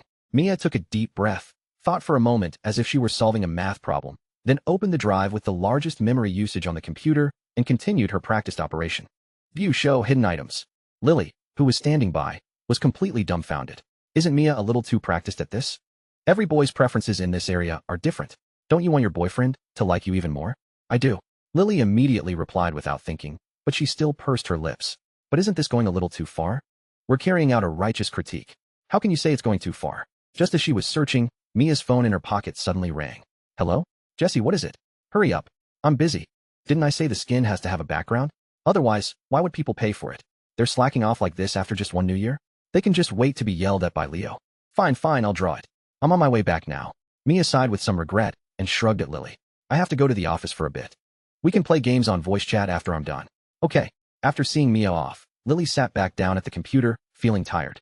She was just about to close the folder on the screen when she suddenly saw a previously hidden folder. Study materials. Completely unaware of what was happening, Leo had just gotten out of Jake's car and was looking at the large characters of the Hangqing First People's Hospital. Although he had declined the Good Samaritan Award, Jake still planned to help Ryan out. After all, Ryan was going to take the civil service exam in the future, and having this experience was better than nothing. This guy might not be the sharpest tool in the shed, but during their college years, besides Jake, it was Ryan who had most often brought back meals for his roommates without being asked. Only someone who has lived in a dorm and seen all sorts of terrible people knows what a high-level good roommate that is. Are you sure you don't want it? Besides getting an award, the girl might even be grateful to you, Jake said, walking over after parking the car and confirming once more. Leo glanced at Jake. Are you a pig? Why would I want a girl to be grateful to me for no reason? To piss off Lily? Besides, he hadn't gone in to be a hero in the first place. It was so dark at the time, he couldn't even tell what gender the person was, let alone what kind of creature they were. After speaking, he turned his head and scanned the area, a faint smile on his lips. I never thought I'd end up back here after all this time. This place was less than a 200-step walk from the park he used to frequent as a child. People are creatures who love to reminisce. Thinking about his life now, he really did feel like he was revisiting an old place. As a child, he never would have imagined that the little girl who was always crying would grow up to be his wife, right? Oh, she wasn't his wife yet. He still had to work hard. Jake found it strange and scratched his head. What's so special about this place? This park next to us is where Lily and I's love story began. Jake's mouth twitched. He felt more and more like he had been a fool to ask. I know you two are fated childhood sweethearts, a perfect match. Stop showing off. Let's get down to business. He tugged at his collar and gave Ryan a look, signaling him to also offer some condemnation. So disgusting. Ryan couldn't help but curse. His words were full of sourness, as if a lemon had just exploded in his head. It was one thing for Leo to have a fated encounter, but for it to be a childhood sweetheart, and for her to be so beautiful, and for her to have such a good personality. The more Ryan thought about it, the more he felt that his previous attack had not been strong enough. Who wouldn't be envious of that? The term fated childhood sweetheart should be listed in the top 10 fantasy girlfriends for boys, along with the hot older tutor and the school beauty. As for the others, Ryan didn't know, because he hadn't thought of them yet. Leo snorted, shrank his neck from the cold wind, and walked into the hospital first. At the door of the hospital room, a few staff members from some department were already waiting. Please come in. The man in the lead shook hands with Leo, then gestured to the door with his chin. Leo nodded slightly and followed them in. As soon as he entered, he saw a short-haired girl leaning against the hospital bed, staring blankly out the window. Besides looking like a total good girl, she was indeed an ordinary girl, the kind that wouldn't stand out in a crowd. Maybe about 0.6 of a Mia Lin. Standing next to her was a middle-aged woman with big wavy hair, nagging her incessantly. What's wrong with this child? Do you think your parents would harm you? Even if we get angry and scold you a little, isn't it for your own good? The middle-aged woman said earnestly. Go out and see. Who else cares about you besides us? I know, the girl nodded. As long as you know. Here, drink the chicken soup. Only then did the middle-aged woman see the group of people who had entered. She quickly put the bowl in her hand on the bedside table and squeezed out a smile. Outside the hospital room. You'd better pull yourself together in there, you hear me? Jake said, slapping Ryan on the head. Then the two of them followed Leo into the hospital room. The official identification process was simple. After all, this was identifying a savior, not a criminal. It wasn't good to be too formal. It was enough for someone to come along and confirm. The extra people this time were purely to give Jake, the second-generation rich kid, some face. After the procedures were completed, the hospital room quickly fell silent again. Hurry up and thank them, the middle-aged woman said, patting the girl and pointing to the 3 people standing next to her. Only then did the girl react. She looked up and glanced at Leo, who was communicating with Jake with his eyes, and at Ryan, who was looking around and occasionally scratching his neck. She said in a low voice, thank you. Don't include me. He's the one who pulled you out. I was purely a technical advisor. I didn't do any of the work. Leo told the truth. Although if he hadn't gone in, Ryan probably would have been like a gourd trying to save its grandpa, but he really hadn't done the physical work. Thank you, she said to Ryan again. Besides Jake, she had a vague impression of both of these people. One was handsome, and the other had called her crazy. Ryan, who was already on edge, was now even more awkward. He looked up at the girl, then quickly looked away, pretending to be nonchalant. It's fine. It's what I should do. After some small talk, the middle-aged woman answered a phone call, pointed to her phone at the girl, and walked out of the room. Ryan wanted to wipe the sweat from his palms, but then he remembered that he was still holding a bag of fruit. He quickly asked, do you want an orange? My mom won't let me eat it. It's too cold. Perhaps feeling that it wasn't right, the girl took out a few cartons of milk that had been warmed in hot water from her lunchbox. Here, you guys have this. I'm allergic to milk, Leo said with a straight face. Seeing that his excuse had been stolen, Jake glared at Leo fiercely. After a long time, he couldn't think of a new reason and just said awkwardly, me too. The two of them made up an excuse and slipped out the door, whispering at the nurse's station. My mom won't let me, Jake said, mimicking the girl's voice in a high-pitched tone. Then he whispered, this girl seems like a total mama's girl. I've only heard of mama's boys. Leo stared blankly at the people coming and going in the distance. But I think I'm starting to understand why she jumped. Not to say that looks are everything, but sometimes, just by talking to someone for a few minutes and observing their habits, you can get a general idea of who they are. He couldn't say he knew her well, but he had a vague impression. The parent was a typical parent, so the child was naturally a typical child. The phrase for your own good was so insidious. It could not only deceive others, but it could even deceive yourself. To put it bluntly, it was no different from, I don't care what you think, I only care what I think. It was just another kind of tunnel vision. If he had been full of for your own good thoughts towards Lily, her emotional knots would probably never have been untied. If Lily hadn't taken the initiative to tell him all her hidden thoughts after the anime convention, he would never have even thought of that. He would have still been full of thoughts of giving Lily a better life, of letting her not have to face any pressure like before, of even having her stand behind him and not have to do anything, so she naturally wouldn't have to face anything. But in the end, that would just be a happy bird in a cage. It was definitely not what Lily wanted, and it was not his original intention. But he had almost thought that that was what was good for Lily, even though Lily was working so hard to keep up with him. Leo suddenly felt a little scared. Fortunately, Lily was actually very smart. Unlike other girls, this naive girl would always take the initiative to tell him what was on her mind and communicate with him, instead of making him, her boyfriend, guess, under the guise of some kind of test of love. The more Leo thought about it, the more he felt like he had found a treasure. Thinking of this, he turned his head to look at Jake again. You were clamoring to get married last year. How come you haven't yet? Jake had just put out his cigarette after being glared at by a nurse in the distance. He sighed deeply. It's hard. What happened? Although Jake had been thoroughly threatened by his future father-in-law, the meeting with the parents had generally gone well. Normally, most couples would start planning their wedding at this point. It's nothing major. It's just that after I calmed down, I realized there were more and more things to consider, Jake said, rubbing his nose with a troubled expression. I can't sort things out with my family. Getting married just feels like something's missing. After all, a wedding is a once-in-a-lifetime experience. I don't want to shortchange Chloe. That's tough. Yeah, I'll just think about what to get her for her birthday first. I'm not like you. I've always been a take it one step at a time kind of person. Leo thought for a moment, suddenly feeling a little dazed. A year ago, they were arguing over losing a ranked game. How were they now discussing marriage? Leave that guy here, Jake said after a moment, turning to look at the hospital room. Let's go. We still haven't finished organizing the documents the court wants from us. Actually, when it came to the company's strategy against their rival corporation, Jake and Mia had always been the biggest hawks, the kind who wished the other company would go bankrupt tomorrow. Leo, Ethan Peng, and some others were the doves. They felt that the hawks were still too conservative. You go back first. I'm going to Professor Yin's place, Leo said, shaking his head. He still hasn't said he'll help us. What's the point of going? Jake's face was full of contempt. Given how diligent Leo was, that old man should have been thawed out by now, even if he were an iceberg. But compared to him, it seemed that Leo was only able to get in the door. He hadn't even been able to get in before he was kicked out. The old man had quite an attitude. Leo waved his hand without looking back. Whether he helps or not, the old man is all alone at home. Since I'm already nearby, I'll just go and see him. By the time Leo got home, it was already approaching evening. The sky was already a little dark, and the cold wind blew on his face, creating a particularly quiet atmosphere. The kids who would have been playing outside at this time in the summer were nowhere to be seen. Only the living room light was on in the house. Lily was sitting extremely upright at the computer, her back straight as a board. She would occasionally look down at the keyboard, but for the most part, she was staring motionlessly at the screen, her whole body tense. Duo's territory in the house had expanded a little. Now it would occasionally lie on the desk, like now. What are you doing? You're so focused, Leo said, leaning in beside Lily and asking curiously. Huh. Lily was startled and patted her chest, then pointed at the screen. Playing a game. Leo's gaze shifted to the computer. Lily had just respawned after watching the black and white screen. He took a closer look. Lo and behold, Malphite, the shard of Monolith. This champion suits you well. Using Malphite to play against bots, this naive girl must have been tricked by Mia, tricking her into playing Malphite, while Mia herself played Yasuo. Are you mocking me?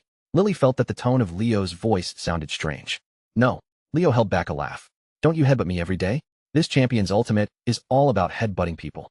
Seeing that she had respawned, Lily looked down at the keyboard again, then placed her fingers on the corresponding keys before looking up at the screen. When I get good, I can carry you. The girl's tone was very serious, but for some reason, she didn't dare to meet his gaze. I'm looking forward to it. Leo pulled a chair from the dining table and sat down beside her, preparing to watch his girlfriend battle it out with the bots. You know, when I first started playing, I played against bots until I was level 30 before I dared to play against real people. I'll play against real people when I get good, Lily said, her expression as focused as ever. I can't drag other people down.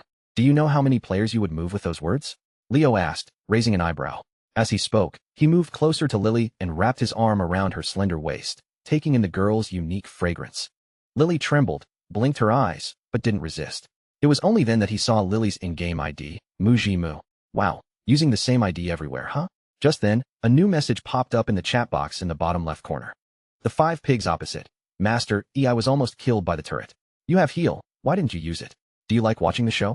Mujimu, Malphite, I'm sorry, it's my first day playing. The chat box was silent for a while. The 5 pigs opposite. Master, it's okay. Take your time, you can do it. I was a little hasty just now. It's my fault too. Leo couldn't help but chuckle.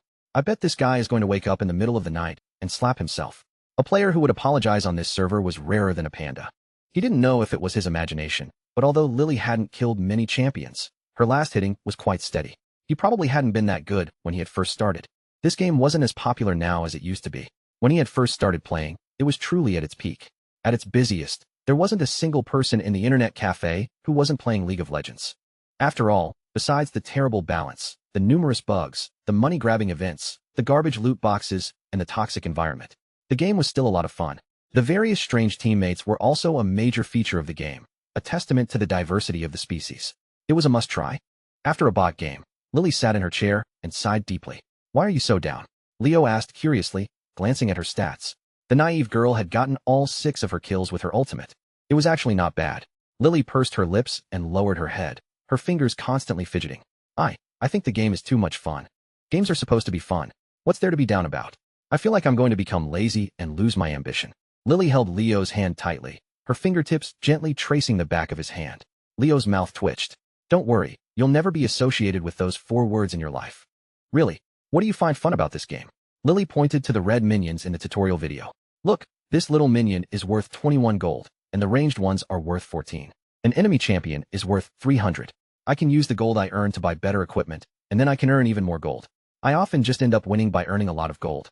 And besides that, it's also a lot of fun. She vaguely sensed that Leo's expression was not right. She bit her lip with a wronged expression and buried her face in his chest with a whimper. Okay, actually, I just want to play with you. Silly girl. Leo felt that Lily had misunderstood the game, but it also seemed that she had grasped its essence. Could she really be a genius? As soon as Leo came back, Lily immediately lost interest in the game. She snuggled in his arms for a while, then soon went to the kitchen to cook. Dinner was stir-fried green peppers and coconut chicken. It was the first time Leo had had coconut chicken. He had no idea when this naive girl had learned to make it.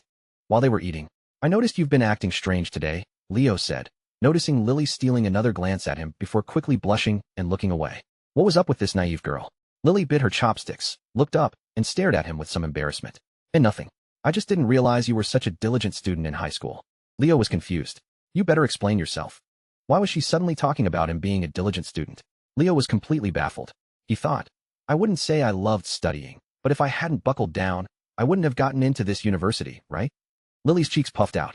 She propped her chin on one hand and continued to look away. I'll do the dishes. After a moment's hesitation, she chose to drop the subject, picking up their plates and walking slowly into the kitchen. She thought, the more I say, the more mistakes I might make, and the more naive I might seem. It's probably more intimidating to Leo if I just stay silent. After all, I'm not as smart as Leo and can't win an argument against him. But if I never give him a chance to argue, then he can't argue his way out of it, right? Mission accomplished. Leo, who was still sitting at the dining table, suddenly felt a chill run down his spine. He couldn't sit still. He took a sharp breath and turned his head to look at the computer on the desk. Could this naive girl have seen something she shouldn't have on the computer?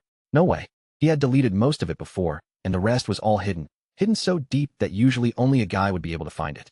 If Lily had really seen it, then all his various preferences and secrets would be completely exposed. Fortunately, Lily's current computer skills were limited to deleting shortcuts and only downloading things to the C drive. There was no way she could have found it. Impossible. Absolutely impossible. He must be overthinking it.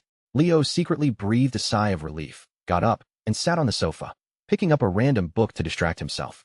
Although he really wanted to turn on the computer and check, that would make him look too guilty and might arouse Lily's suspicions. For now, it was better to pretend he knew nothing. After an unknown amount of time, Lily came out from washing the dishes. She rubbed his face with her wet hands until his cheeks were also damp. Then she smiled with satisfaction. This naive girl wasn't very bright. You're not going to play more games? Leo asked, his mouth forced into a pout. Games aren't as fun as my boyfriend. As if she had discovered something new and exciting, Lily's fingers started to pinch and pull at Leo's face, making him make all sorts of funny expressions. She was having a great time. Leo felt that being teased like this by a naive girl made him look very foolish. He put on a cold face and said, Miss Leong, your current actions are very dangerous. Don't blame me for not warning you later. Hearing this, Lily scurried away like a startled deer, grabbing a throw pillow and holding it tightly in front of her, looking at him with great vigilance. It was as if she were about to call the police. You're making me look like a scoundrel who's about to defile you. You are one. Lily curled up into a ball on the other end of the sofa and said righteously. After speaking, she looked down at her own slender legs and feet, and as if she had suddenly remembered something, she quickly pulled them back, not even daring to show her toes. Leo hesitated for a moment, then pointed at the computer. That. Before he could speak, Lily immediately lunged over and covered his mouth, her face red as she pleaded, Don't say it. Don't say it. Leo blinked blankly, and then his pupils started to tremble. Well, that settled it. There was no need to find a way to test Lily anymore. He thought. If someone were to ask him what he would do to say goodbye to the world if he had only 10 seconds left to live, he would definitely say that he would format all his computers and phones. One must leave a clean reputation in this world. But now, he no longer had a clean reputation. All of his secrets had been seen by his girlfriend. He muttered in his head, She really saw it. How is that possible? Is this naive girl a computer genius? The usually calm Leo was internally screaming a million complaints. He couldn't for the life of him figure out how Lily had done it. After the blush on Lily's pretty face had faded a little, she finally let out a slow breath. It seemed she still had no intention of letting Leo speak. She kept her hand over his mouth and slowly leaned in, looking at him up close. At this distance, Leo could even see the misty haze of shyness in the girl's eyes, which now swirled into a pool of water in her eyes. You don't talk. When you talk, I can't speak. Just listen to me first, okay? Leo looked down, indicating that he couldn't speak even if he wanted to. Lily looked away, leaving Leo with only a side profile half hidden by her hair. She stammered, I'm sorry. I shouldn't have looked through your computer. Leo blinked his eyes blankly. He had never expected Lily to cover his mouth first, let alone that her first words would be these. He had expected condemnation or questioning, or maybe the silent treatment. But none of that happened. This naive girl had actually apologized first. Leo shook his head, indicating that it was okay. I'm going to take a shower. After a long moment, the girl fled into the bathroom. The night grew deeper. Leo was organizing materials until past 11 before he returned to the bedroom. Lily, who always went to bed early and woke up early, was naturally tired early and usually couldn't stay up this late. Are you asleep? He asked softly after lying down. No. How about? You wish. I haven't even finished speaking. I know what you're thinking. Lily's tone was unusually agitated. She had thought that what they had done that night was already going too far, but she had never thought. It was too indecent. I was really just going to say, how about I hold you while you sleep? Leo said with a straight face, his tone tinged with a hint of grievance, because this time, that was really what he was thinking. Although he was a master of boiling frogs, the owner of a strawberry picking farm, and a mountaineering enthusiast, and he might have more new titles in the future. But this time, he really didn't have any other intentions. Oh, I'm sorry, Lily replied softly and proactively moved closer to Leo. It was nothing to be surprised about. She and Leo were a couple now, and they weren't so innocent anymore. In the future, they would definitely be like in the movies. Lily summoned her courage and, in the dim light, made out the handsome features of Leo's face. She secretly swallowed, and her cheeks suddenly burned as if they were on fire. She secretly placed a hand on her chest, trying to calm her racing heart. A moment later, she quickly shook her head. She had to hold the line until her mother had fully recovered. Good thing she had a bottom line. She wasn't a complete pushover. With that thought, she moved even closer to Leo until they were pressed tightly together. Then she closed her eyes contentedly. She felt Leo's hand, which had been resting on her waist, slowly start to wander upwards. She endured it for a moment, pretending not to notice. Anyway, Leo was just being mischievous and taking small advantages for now. He hadn't reached the point of wanting to devour her completely. As long as he was happy. After a while, seeing that Leo was getting more and more into it, Lily really couldn't take it anymore. Aren't you going to sleep? The girl sat up in bed, bit her lip with a wronged expression, and questioned him softly. I'm already asleep. Leo quickly closed his eyes and played dumb. I have a habit of. Lily seemed to suddenly remember something. She brought her mouth to Leo's ear and mumbled. I went to Mia's place today. She insisted on experiencing what it feels like to be headbutt by me like you usually are. I clearly didn't use much force, but she still got a huge bump on her forehead. Good night, Leo said, and then he lay there completely motionless, like a mummy. Lily didn't react for a moment. Then she was amused by him. The corners of her eyes curved up, and a sweet smile appeared on her lips. She lay back down beside Leo and pulled one of his hands behind her back. I didn't really say you couldn't. But if you want to touch me next time, can you lie down earlier? Otherwise, I'm really sleepy. After a while, Leo opened his eyes again in the darkness. He listened to the girl's gentle breathing beside him and stared fixedly at the ceiling, his conscience feeling like it was being cut by a knife. Now he really couldn't sleep. For the next 2 days, Leo helped Lily browse electric scooter models online. In the end, they decided to buy one from a physical store. It wasn't cheap, and Lily felt more at ease buying it in person. In the evening, as the sky grew dark and the city lights came on, the two of them got dressed and left, chatting as they went down the stairs. On the first floor, they ran into Mrs. He, the neighbor who had given him the New Year couplets, coming home with her 20-something-year-old son.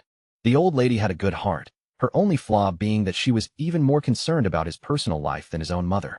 Leo also had an impression of her 2 children. Her older daughter was a counselor at their university, currently waiting for a transfer. This was her younger son, a programmer, a few years older than him. You're back, Mrs. He, Leo said with a smile. He didn't know when it had started, but he had become just like those adults. Hey, Mrs. He replied with a squint, looking up at the shy Lily, who had her head down. She asked curiously, what are you two up to? Just buying some things. As he spoke, Leo secretly squeezed Lily's hand, signaling her to also greet the neighbor. It wasn't about being polite or not. After all, change had to start with the small things. She had actually already said hello, Annie, but her voice was so soft that no one except Leo had heard it. Her courage didn't support her saying it again. This was one area where Lily hadn't changed much. She was still too shy around strangers. If it had been his sister Chloe, she wouldn't have cared if you had heard her or not. She would have definitely kept smiling and shouting until you answered or changed the subject to her. You two have been living together every day since the new year. When are you going to set a date? We're just dating for now. We're just dating. We're not old enough yet. You young people these days are really not in a hurry.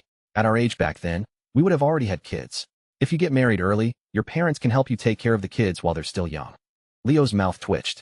He gestured to Lily, whose cheeks were bright red from listening. We're leaving now. You two head on up.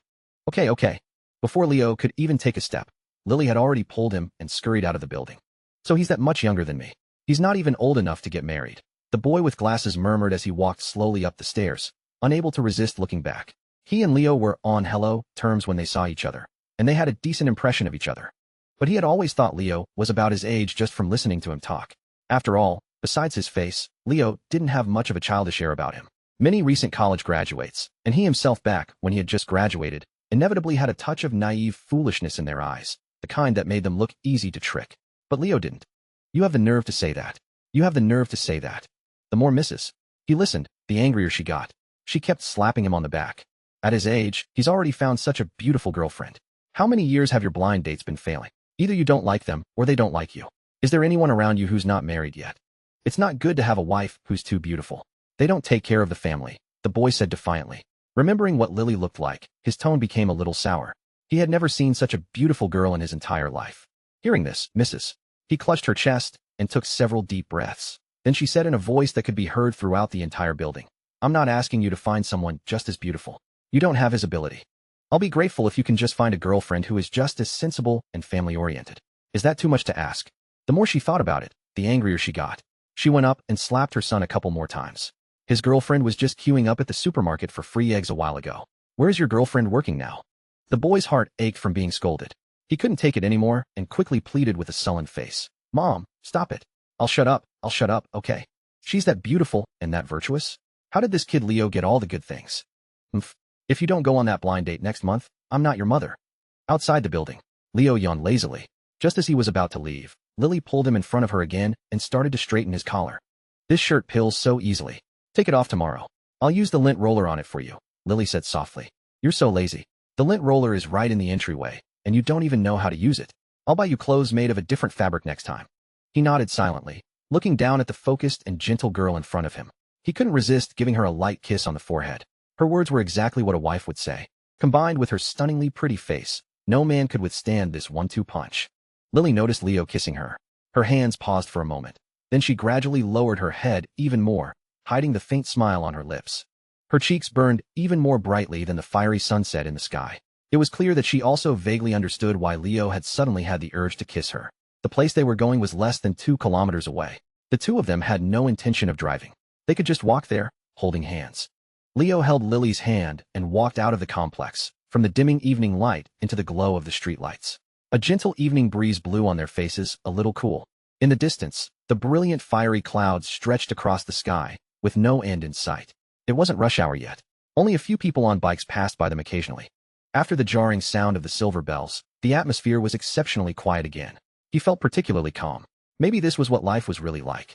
As Leo thought this, he leaned closer to the girl and whispered, "Since we're already out, is there anything you want to eat? We can just eat out." Lily looked up and thought for a moment. Then she slowly shook her head. She had never had much desire to eat out. If it was something like barbecue, which she hadn't learned to make yet, that would be fine. But if it was hot pot or stir-fry, she always felt that it cost a lot more money and wasn't as good as what she made herself. Leo sighed lightly. "I suddenly realized that being with you saves a lot of money." He suddenly couldn't understand where all the people who said that being in a relationship was expensive were coming from. He originally had a few million in his account. After using some for the company, he still had at least 3 million left. But he still hadn't spent a single penny of it. In terms of food, clothing, and shelter, he didn't like picking out clothes for himself to begin with. For a long time now, all his clothes, inside and out, had been bought for him by Lily. Everyone around him said that his taste in clothes had improved a lot. Then there was food. Many restaurants outside didn't cook as well as this naive girl.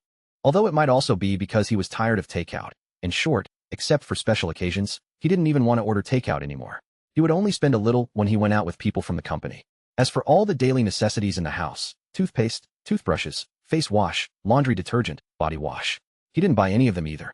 He didn't even know what brand of laundry detergent they were using now. As for transportation, besides gas, there were no other expenses. And finally, gifts for a relationship. Lily didn't wear makeup, so he naturally saved money on cosmetics. And she never asked him for gifts. Since he had known Lily, he had only ever bought her one real bouquet of flowers. The rest were all made of paper, and this naive girl was still overjoyed. His desire to spend money was now appallingly low. Besides saving up to buy a better house for their wedding, he didn't want to buy anything. So, rounding up, besides the rent, which he had paid when he had first rented the place, it was like he was being kept by this naive girl. Leo suddenly froze at this thought, his pupils darting from side to side. Lily had been saying that she wanted to support him every day before, and he had scoffed at it. What was the difference now? How had he been boiled by a frog? "What are you thinking about? What's with that expression? You look so silly." As Leo was lost in thought, Lily couldn't resist leaning over and poking his cheek gently. He composed his dumbfounded expression and looked fixedly at Lily's delicate and pretty face. "I feel like I've earned all my money for nothing." "What do you mean?" Lily blinked her clear eyes, looking at him curiously. "It feels like I've earned it, but can't spend it." Leo poked Lily's forehead firmly. "Spit it out. How much money have you spent on me behind my back?" Lily covered her forehead and pouted. "I haven't." Leo scratched his head, looking very confused. "You saw it before. Jake's family's TV alone could buy 10 electric scooters. I earn more than him now, but my expenses aren't even much more than when I was in college. It's very strange. What does it matter how much you spend?" Lily still didn't quite understand. She tilted her head at him and just asked, "Are you not happy now?" "Of course I'm happy," Leo said, stunned for a moment. Then he said blankly. He felt like he was having a great time every day, and it seemed to have nothing to do with money. "Since you can't spend it all, then you should earn a little less. Don't work so hard. Ever since you said you were starting a business, the dark circles under your eyes have never gone away," Lily said, walking slowly by Leo's side, her head down as she fidgeted with her fingers. "I am very easy to support." "You're more than very easy to support. You're already supporting me. So you agree?" The girl's eyes lit up. "I promise not to stay up late anymore." Leo didn't agree or refuse. After all, despite what he said, he still had an obligation to give Lily a better life. He was now the pillar of 2 families, and in the future, it would be 3. He couldn't not consider reality. Just as he was thinking, his phone in his pocket rang. It was Ethan Pong. "Hello. Leo, are you sure the court isn't deliberately dragging its feet with us? I've seen that the other side has also started to pull some strings these past few days. Someone said that they've recently sent someone to Professor Yin's house too. Ethan Peng thought for a moment, mumbling to himself. It's said to be a girl, named Clara something. Clara Lynn, Leo reminded him. Right. You're amazing, Leo. So you already knew. I was worried for nothing. Leo's mouth twitched. He thought to himself, I'm not omniscient. I just happen to know his daughter's name because I know her. He turned his head to look at the increasing number of electric scooters around them, took Lily's hand, and pulled the girl to the inner side of the road on his right. Then he said nonchalantly, Don't worry. It's no use. I know the old man's temper now. Even if he doesn't help us, he definitely won't help the other side. Humph. Other people who go don't even get a chance to play chess with the old man. Leo suddenly felt a little proud. Don't worry. We've already gotten the publicity we wanted from this whole scheme. The court dragging its feet is actually a good thing. Maybe one day Professor Yin will have a change of heart and decide to back me up. Okay, then that's all. I'll send you the project progress summary tonight. Okay. After hanging up, Leo couldn't help but sigh deeply. He wondered if Ethan had some kind of special filter for him. He was too good at reading into things. Are we acting out a scene from Overlord here? You seem to answer his calls a lot, Lily said, also pulling Leo closer to her, away from the passing traffic. You probably talked to him the longest in total too. When Jake called Leo, besides chatting, they would only talk about work for a few sentences. This Ethan Peng was the complete opposite of Jake. They talked a lot about work and very little about anything else. Because I basically delegate everything to him. He's like half a secretary to me, Leo explained softly. Ethan was a veteran at the company. He trusted his character, and they had a good relationship. No one was more suitable than Ethan. By training Ethan, he could reduce the amount of time he spent at the company. Why don't you handle it yourself?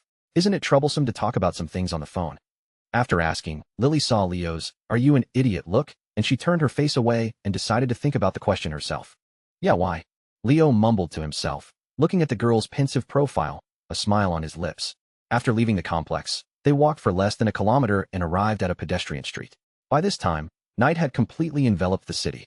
It was as if Hangsheng had put on a different face, with dazzling neon lights everywhere. The pedestrian street was very crowded at this time. Both sides of the road were lined with all sorts of food stalls and shops. Since it was still winter break, it was only slightly better than being packed shoulder to shoulder. Leo held Lily's hand and walked along the street, attracting the attention of many people around them. Before, this naive girl was always timid, not even daring to lift her head when she walked. Now that that feeling had faded a lot, Lily naturally looked even more beautiful outside. Lily was wearing a white coat today, with a belt tied at the waist. A black high-neck knit sweater was worn underneath, with only the high collar showing, perfectly accentuating her figure. Combined with her current unapproachable expression, anyone would probably think that he was holding the hand of a cool and aloof older sister type. Alas, the foolish world only ever sees the surface. Who would have thought that a girl who looked so untouchable would act like a cat and be so affectionate with him every day? Leo suddenly felt a little smug. Looking at the girl's profile in the light, he couldn't help but swallow. But how did this naive girl get better and better at dressing up? It was a bit against the rules. Lately, Lily's style of dress had always been hitting him right in the bullseye, making him completely infatuated. Do you think that by dressing in this cooler style, you'll seem smarter? He asked. Of course not. Lily turned her face and said with a huff. Leo looked down at the girl, who was clinging to his arm like a sloth out of nervousness, and couldn't help but tease her. I think that by dressing so coolly and then holding onto your boyfriend like this, it makes you look even sillier. Then I won't hold you. Lily pulled her hand away, turned her face to the side, and wouldn't look at him. She didn't have a habit of dressing up. She had specifically bought these clothes to wear for Leo because she thought he would like this style. Was she supposed to wear them for someone else? And then this person had the audacity to call her silly. How mean. I'm not talking to him anymore. You're really not going to hold my hand? I'm putting my hand back in my pocket then. It's cold, Leo said with a wicked smile, wiggling his right hand. Seeing that Lily didn't react, he held up 3 fingers and started to count down. 3. Before he had even finished saying 3, Lily had already taken his hand with a wronged expression.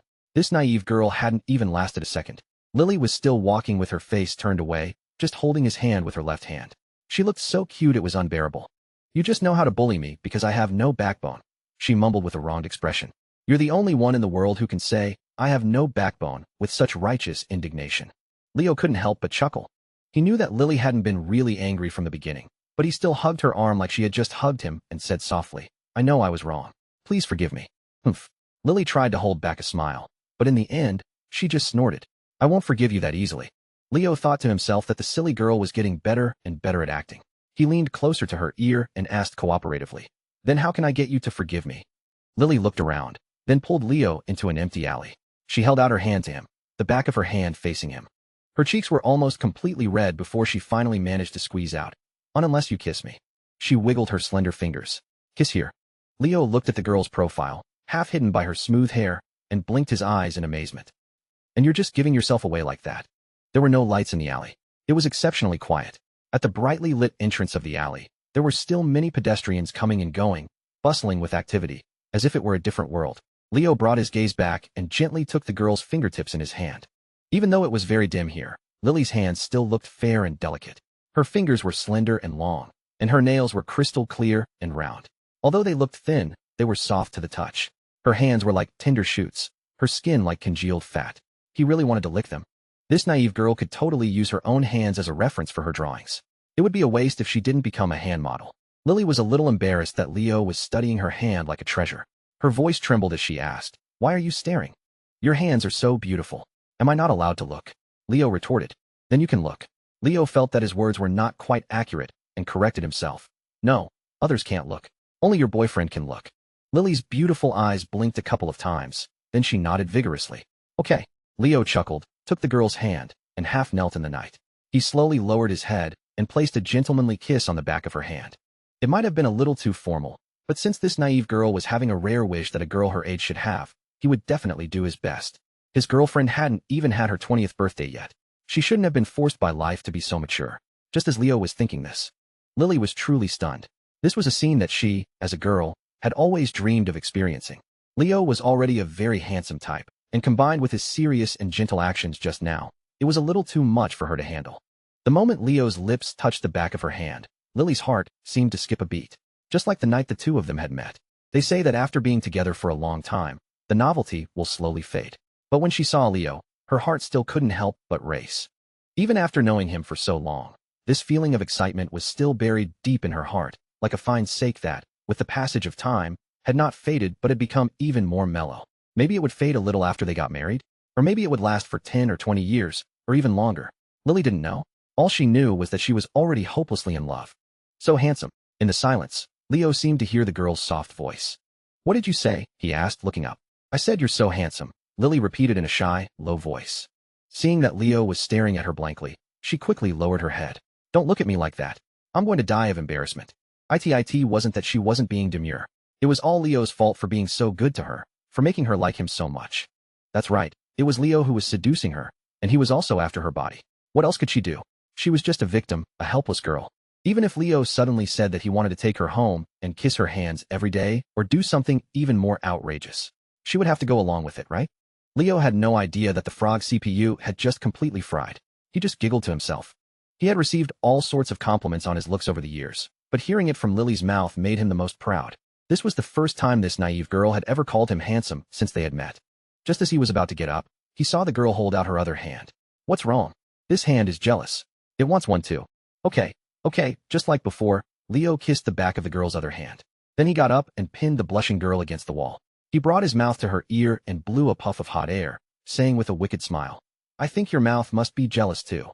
Seeing the girl's delicate body tremble from the hot air as usual, he was just about to lean in and kiss her when Lily pressed her fingertips against his lips and said in a sweet voice, "You're right, but we'll have to wait until we get home for that." Damn, this naive girl is really getting good at this. Leo's lips curved up in spite of himself. He was just about to say something else when he caught a glimpse of a young couple in the other end of the alley, tightly embracing in the darkness, locked in a passionate kiss. Are we competing to see who's more perverted? He couldn't help but complain to himself. Good thing he had only kissed her hand. Just as he finished complaining, he heard Lily urge him in a low voice. Let's go. Leo was pushed out of the dark alley by Lily. The two of them walked on the street as if nothing had happened.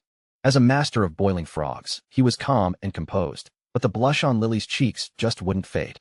As they gradually reached a more crowded area, the girl held onto his arm even tighter, wishing she could shrink into his embrace. You've seen the huge crowds at the anime convention before. Are you still afraid of this level of crowd? I'm not afraid. It's just a little uncomfortable.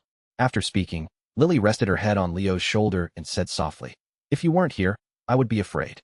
Just think of the strangers as NPCs, Leo said, calmly looking around. Actually, everyone you meet is yourself. Your idea of what others think of you is just your own thoughts. The girl's body trembled. Don't say such scary things at night. Just think about it. You have no idea what other people really think of you. It's all just your own assumptions. If you say that again, I'll headbutt you. Lily still felt that he was saying something very scary. All her own. It sounded like a sci-fi horror story. Humph, you're just a bully at home. Do good people have to be held at gunpoint? Leo suddenly felt that it was a real shame that the movie Let the Bullets Fly hadn't been declared a cultural heritage. I'm not a bully at home. It's always you who bullies me first. Lily didn't get the reference and explained earnestly with a wronged expression, I won't headbutt you anymore. Although she hadn't really thought that, it did seem like she was taking advantage of the fact that Leo liked her. I'm just kidding. I just want you to understand that at home, my feelings for you are the freedom for you to be willful. It's the same outside. Leo poked her cheek, making her look around. So don't be afraid of any of them. The past is the past. You have me now. He had always felt that if he could travel back in time, he would definitely string up all the classmates who used to throw Lily's school bag over her head and beat them up. No, this was a civilized society now. He could use more civilized methods to torture them back. He gritted his teeth in hatred. He had plenty of ways to deal with those scoundrels, but unfortunately, he didn't have any superpowers. Society would teach those people a lesson for him, so the past could only be the past. He could only stay by Lily's side and help her slowly overcome all her emotional knots. Hearing this, Lily blinked her eyes blankly and said nothing for a while. Then she slowly let go of Leo's arm and, like the other couples on the street, the two of them walked slowly, their fingers intertwined. Is there anything you want to eat? Seeing more and more restaurants, she leaned in close to Leo and asked in a low voice. Are you treating me? The girl's eyes curved up and she patted her chest. I still have a lot of money from my commissions. I'm super rich. You can eat whatever you want. Leo couldn't help but snort. It's all junk food. I'd rather buy some groceries and have you cook for me. When the two of them arrived, the specialty store was still open. Perhaps because of its good location, there were still quite a few customers at this time. They walked in holding hands. Inside, various models of electric scooters were neatly arranged in rows, a dazzling array. Lily was stunned, her small mouth slightly agape. She looked here and there, and only after a moment did she come to her senses and purse her lips in embarrassment. A middle-aged man walked over, smiling at them and introducing the various models. It had to be said that the designs of electric scooters nowadays were really diverse. There were tall and short ones, fat and thin ones. Some were very simple and small, while others were as big as motorcycles. Lily immediately took a liking to a smaller, more compact one. This one is $22.99. If you buy it now, I'll give it to you for $2,200, the man, who had a sharp eye, immediately said. Lily listened quietly as he listed a long string of advantages. Then she turned her head to look at Leo, as if asking for his opinion. How about this one? It's okay. If you like it, that's all that matters. Leo shrugged. After exchanging a few glances, Lily puffed out her cheeks and turned her head back to continue to study the electric scooter in front of her. A couple of seconds later, she walked over to Leo and took his hand. Then she asked nervously, does it come with any freebies? The man was stunned for a moment. Yes, it does. I'll give you a helmet and a pump, all matching. Leo was also stunned. He had been wondering why Lily had suddenly come over to hold his hand. Now he understood. He was a buff aura, the kind that took effect as soon as she held his hand. Could you please give us an extra helmet? There are two of us, Lily said after thinking for a moment. Her grip on Leo's hand tightened, and Leo could vaguely feel her palms starting to sweat. Uncle, your business is so good, and you look so prosperous. You must not be short of money for one or two helmets. The man couldn't help but laugh. All right, a girl as pretty as you with such sweet words, I'll give it to you. You can pick one you like later. After laughing, he looked at the female celebrity on his advertisement banner and suddenly felt that the celebrity wasn't so good-looking anymore. This young man was really lucky. Leo looked at Lily with a dazed expression. The girl was visibly nervous. The two of them were pressed so tightly together that she was leaning all her weight on him. He gently squeezed Lily's hand, praising her for doing a good job. How was this naive girl usually so silly, but so smart when it came to bargaining? There are so many more. You can also have the staff help you look at others, the man said, waving over a salesperson and telling her to show Lily around. Leo roughly scanned the prices of the other electric scooters around him and didn't follow. Compared to giving her the most expensive electric scooter, he knew better how to make his girlfriend happier. Uncle, is that all you're giving away? I saw that my classmates got an air fryer when they bought an electric scooter, he said to the man, his gaze deliberately a little foolish. In Lily's eyes, this middle-aged man was probably already a good person. If that was the case, it could only be said that she still had a misunderstanding of the adult world. After all, it was precisely because she had chosen the cheapest one here that this man had suggested she look at more. The middle-aged man's mouth twitched. You two are here to fleece me, aren't you? Wow. He had thought that he was already being ruthless by marking up the price by 30%, but he had never expected this kid to be even more ruthless than him. You just graduated? Yes, Leo nodded repeatedly. I just graduated, and my girlfriend is still in school. You don't look like you just graduated. You look like you're in business. How could that be? I'm just an intern, a working stiff. The man lit a cigarette and took a couple of puffs. Fine, I have air fryers here too. While Lily was picking out an electric scooter with the salesperson, Leo chatted with the middle-aged man about everything from the price of pork to the international situation, bluffing and bargaining for half the day. When two men get together, there's a lot to talk about. In the end, it was Lily who paid. Seeing the girl take out her phone with a pained expression, the middle-aged man was stunned for a moment and turned his gaze to Leo. You're not the one buying it. So why were you giving me a sob story for half the day? Leo shrugged helplessly. She's in charge of the finances. Hearing this, the questioning look in the man's eyes gradually disappeared and was soon replaced by sympathy and empathy. His girlfriend was beautiful, but he had become a henpecked husband at such a young age. How pitiful. He sighed deeply, as if reminiscing about some past events, and then suddenly a smile appeared on his lips. Seeing as you're young, and we got along so well, I'll give you another discount. I'll sell it to you for whatever they're selling it for at Wanda Plaza. The man's voice was very soft, and only Leo could hear it. Thanks, uncle. I'll go back and talk to my boss and have him buy from you when he's giving out year-end bonuses. The middle-aged man smiled and blew a puff of smoke. The young man was quite the talker. Of course, Leo didn't know where this pitying look from the middle-aged man came from. Seeing Lily follow the salesperson out, he said goodbye and also walked out. When he came out, Lily was carefully admiring her hard-earned prize, looking here and there, full of novelty. Lily had chosen a small green and white electric scooter with a very fresh look. With how meticulous she was, there was no need to worry about whether the exterior would get dirty easily. So, it didn't matter what model she chose. Do you like it? I love it. As she spoke, Lily got on and gently patted the back seat. Get on. I'll take you back. Riding with Leo was also one of her dreams. Wait a minute. I'm going to post on social media first. Leo took out his phone to take a picture, and Lily quickly hid to the side. He smiled and posted the caption he had come up with in a flash of inspiration. After working so hard to start my own business, I finally earned my first luxury car. Fist. JPG. The picture below was of this small electric scooter. Jake, who was doing who knows what, replied quickly. CEO Chun, would you honor this humble subordinate with a ride? I've never seen such a nice car in my life. Marcus Chun, you've made it. Thumbs up. JPG. Before anyone else could reply, Leo smiled and closed his app. He looked at the date on his phone and only then remembered that it was the Lantern Festival. He looked up and asked softly, It's the 15th of the first lunar month today. Do you want to go to my house for dinner? He hadn't even been home for dinner on New Year's Eve. It was necessary for him to go back today, and he had to go back and see what was going on with Chloe. Lily nodded lightly. Should I buy something to bring? I haven't been over since the new year. Buy something. Unlike before, Leo didn't refuse this time. Lily was a little surprised that Leo had actually agreed this time, but she didn't think much of it and immediately started to consider what to buy. When she had received the payment for her artwork, she had already decided to set aside a portion for this. Leo had wanted to ride for a bit, but unfortunately, he had lost at rock, paper, scissors, so he had to let Lily experience it first. Just as he was about to get on the back seat, he happened to see the faint smile on Lily's lips. What are you smiling at? He asked after getting on. Lily looked at the white light of the streetlights and the passing cars on the road. Her clear eyes seemed to sparkle, and then she let out a deep sigh of relief. It just feels really good. She smiled faintly again, her sweet and lovely dimples appearing faintly. I can also slowly work hard to give the person I like a better life. The twilight deepened, and the city lights came on. Lily rode her newly bought electric scooter along the side of the road, slowly, constantly being overtaken by other riders. She wasn't in a hurry, and she still had a faint smile on her face. Leo sat on the back, bored, his hands wrapped around her slender waist, quietly watching the girl's back. Her waist-length hair spilled out from the edge of her beige helmet, making her perfect waist and back even more charming. The evening wind would occasionally lift the girl's thousands of strands of hair, making them flutter like silk behind her. The girl hummed a song, a cheerful tune that Leo recognized as Why Not, the one he had sung to Lily the most. You seem to be in a good mood now, Leo said with a smile.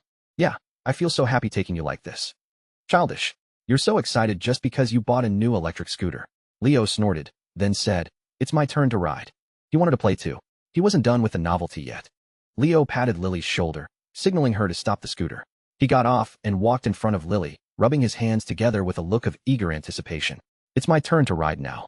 You're even taking your girlfriend's electric scooter, Lily said with a wronged expression. Leo cleared his throat, looking away.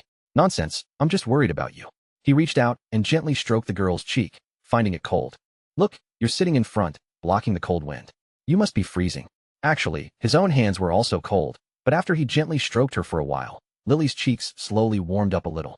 It was quite magical. Lily's nose was slightly red from the cold, but she still curved her eyes at him and smiled sweetly. Then you won't be as cold, will you? A whole string of lies caught in Leo's throat. He even forgot his original intention of wanting to ride the scooter. You've already blocked the wind for me for a while. Let me take over, but you're more sensitive to the cold than I am. Lily knew very well that Leo was the most sensitive to the cold person she had ever met, bar none. Otherwise, he wouldn't complain every day after winter set in. Hurry up. If you make me sit in the back any longer, I can't guarantee my hands will stay on your waist. Leo reached out and grabbed at the air with his hand. You're shameless. Lily was startled and immediately moved aside, looking at him with puffed cheeks. He was always talking about being intimate at home, and now he was being indecent even outside. What a pervert. Leo gestured to her with his chin. Come on. Look, other girls have their boyfriends taking them around. Don't you want your boyfriend to take you? I do. Hearing this, all of Lily's jumbled emotions immediately cleared. She obediently sat on the back seat, her pretty face filled with satisfaction. Leo turned back to look at the softly smiling Lily, blinking his eyes blankly. Lily must have been a goldfish in her past life, with a memory of only 7 seconds. Are you thinner again? He couldn't help but ask. If Lily hadn't suddenly wrapped her arms around his waist, he wouldn't have even noticed that this naive girl had gotten on. And when he drove his car, it occasionally wouldn't even detect that someone was sitting in the passenger seat. No, I even gained 2 pounds over the new year, Lily said, secretly pinching her cheek. Leo chuckled and twisted the handlebar. Really? I can't tell you've gained weight anywhere. I always feel like you're saying something indecent again. Miss Lily, our teachers once taught us not to judge people with preconceived notions. Leo shivered again after speaking. Riding the scooter in front and blocking the wind was truly cold. The cold wind seeped into every seam of his clothes. Especially now, at night. His ears were aching from the cold, as if they were about to fall off. It was so cold, and this naive girl hadn't made a sound even though she had been sitting in front of him for so long. He should have taken over earlier. Just as he was thinking this, Lily suddenly reached out and covered his cold ears with her hands. They were warm. When the two of them arrived, it was almost dinner time. Sophie Wong opened the door with a look of surprise. Seeing Lily carrying large bags of things, she was stunned for a moment, then smiled again. It's quite cold. Come in quickly. Sophie Wong welcomed the two of them in and patted Leo, who was changing his shoes. You didn't even help Lily carry anything. Lily said softly with a sweet, naive tone. It's not heavy. These are all things Lily bought for you too. I didn't buy anything, so why would I carry them? Leo said, finishing the excuse he had prepared long ago, and shrugged as he walked into the living room. He happened to see his father, Marcus, looking at him meaningfully. Leo suddenly felt that all his little thoughts were being seen through. He looked back at the TV, which was playing My Kingdom for a Horse, a popular show from years ago. His parents generally didn't watch new things. They would watch old TV series over and over again. What made you decide to come back for dinner? Marcus Chin asked. Lily and I just got a new car, so we came over to show off, Leo said, taking Lily's hand and sitting on the sofa. He picked out a decent-looking orange from the fruit basket, peeled it, and gave half to her. Lily secretly glanced at her aunt and uncle's reactions, then carefully took it, a little embarrassed. Oh, you bought a car? Sophie Wong looked at him curiously. What kind did you buy? This kid probably bought a car worth several million, judging by how smug he looked. Marcus Chun, who had been quietly watching TV, curved his lips. He showed it off on his social media. Looking at the brand, it might be a Yedea. Yeah, Sophie Wong mumbled, just about to ask why she had never heard of this brand, when she suddenly realized something was amiss. An electric scooter? Then she saw Leo proudly shaking the car key in his hand. You're crazy. Sophie Wong rolled her eyes at him, half angry and half amused, then walked to the kitchen with a smile. I haven't finished cooking yet. Since you two are here, I'll just stir-fry 2 more dishes. Lily quickly got up and followed her in. The living room immediately fell silent, leaving only the 2 men waiting for dinner like useless bums. Let's play chess, Marcus Chin said. I'm not playing with you. You're a sore loser. Leo had thought about it more and more after he had gone back that day, and finally realized that Marcus Chun had been staring at his phone the whole time they were playing chess. A 40-year-old man using cheats to play chess with his son. Was that reasonable?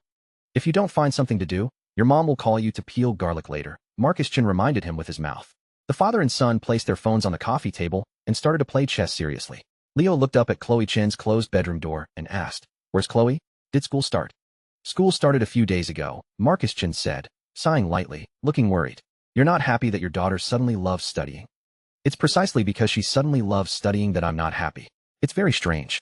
When have either of you ever loved studying? Leo nodded in agreement and whispered, She didn't fall for some smart, good-looking guy, did she? Impossible. I already asked her. And with your sister's personality, I don't even expect her to get married before she's 30. Marcus Chin placed the captured chess piece aside. Regardless of the reason, it's actually normal. After all, sometimes, finding the meaning of life and determining to fight for it happens in an instant. Leo thought for a moment and said nothing. It was true. He didn't know about others, but for him, it was the moment he witnessed Lily secretly working a part-time job at the package delivery station to buy him a DSLR camera that he completely decided to dedicate his entire life to her happiness. That was why he had given up his idea of slacking off for the rest of his life and agreed to start a business with Jake. Even after all this time, he still remembered how he felt then, how Lily was wiping away sweat, and even the refreshing sensation of the gentle breeze on his cheeks. What are you spacing out for? I've been waiting for you. Marcus Chin's words pulled Leo back from his thoughts. He gently shook his head. Nothing. I heard you've been going to Professor Yin's place every day lately. Leo was suddenly stunned. He looked up at him with a shocked expression. You know that. Politics and law are closely intertwined. It would be hard for me not to know, Marcus Chin said expressionlessly, taking his chess piece. You probably won't be able to persuade him to help. I know. Leo didn't deny it. He no longer expected the old man to help him. He would just drop by when he had nothing else to do, simply because the old man was so lonely. Marcus Chin nodded slightly. But if you do get a chance, remember to give Mr. Lin a hard time.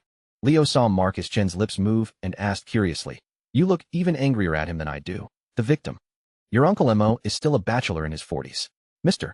Lin is half responsible for that. Don't tell me he was a homewrecker? Leo's mouth hung open, dumbfounded.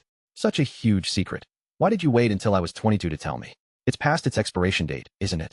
Marcus Chin narrowed his eyes, as if recalling events he had buried for many years. Back then, even though your Uncle Mo and your aunt didn't have a good relationship, it was far from reaching an irreconcilable point. Your Uncle Mo was in his ascendancy, and Mr. Lin happened to be investing here. Later, Mr. Lin suddenly invested in many real estate projects, and your Uncle Mo was favored by his superiors. Although his career skyrocketed, it was also from then on that he started to be absent from home. The rest is what you know. Less than 2 years after your Uncle Mo's divorce, Mr. Lin married your aunt. I believe he absolutely didn't expect your Uncle Mo to rise to prominence later, but I find it hard to believe that he didn't interfere. Leo's father seemed to have said something, and yet seemed to have said nothing at all. But Leo now understood where that half-responsibility came from. Based on just this information, he could imagine a TV series of at least 40 episodes, the kind that would be broadcast on a major network. Your Uncle Mo has always treated you like his own son. You must feel it yourself. Leo nodded, not denying it. To give a small example, ever since he could remember, Uncle Mo had always given him 2 cash gifts for the Lunar New Year. One was given openly, because that cash gift would most likely be confiscated. The other was secretly given to him in private, for him to buy whatever he wanted. As he got older, the amount of the cash gift also increased. This habit continued until this year, uninterrupted. All the various complications with Chloe Chen didn't affect Uncle Mo's attitude towards him at all.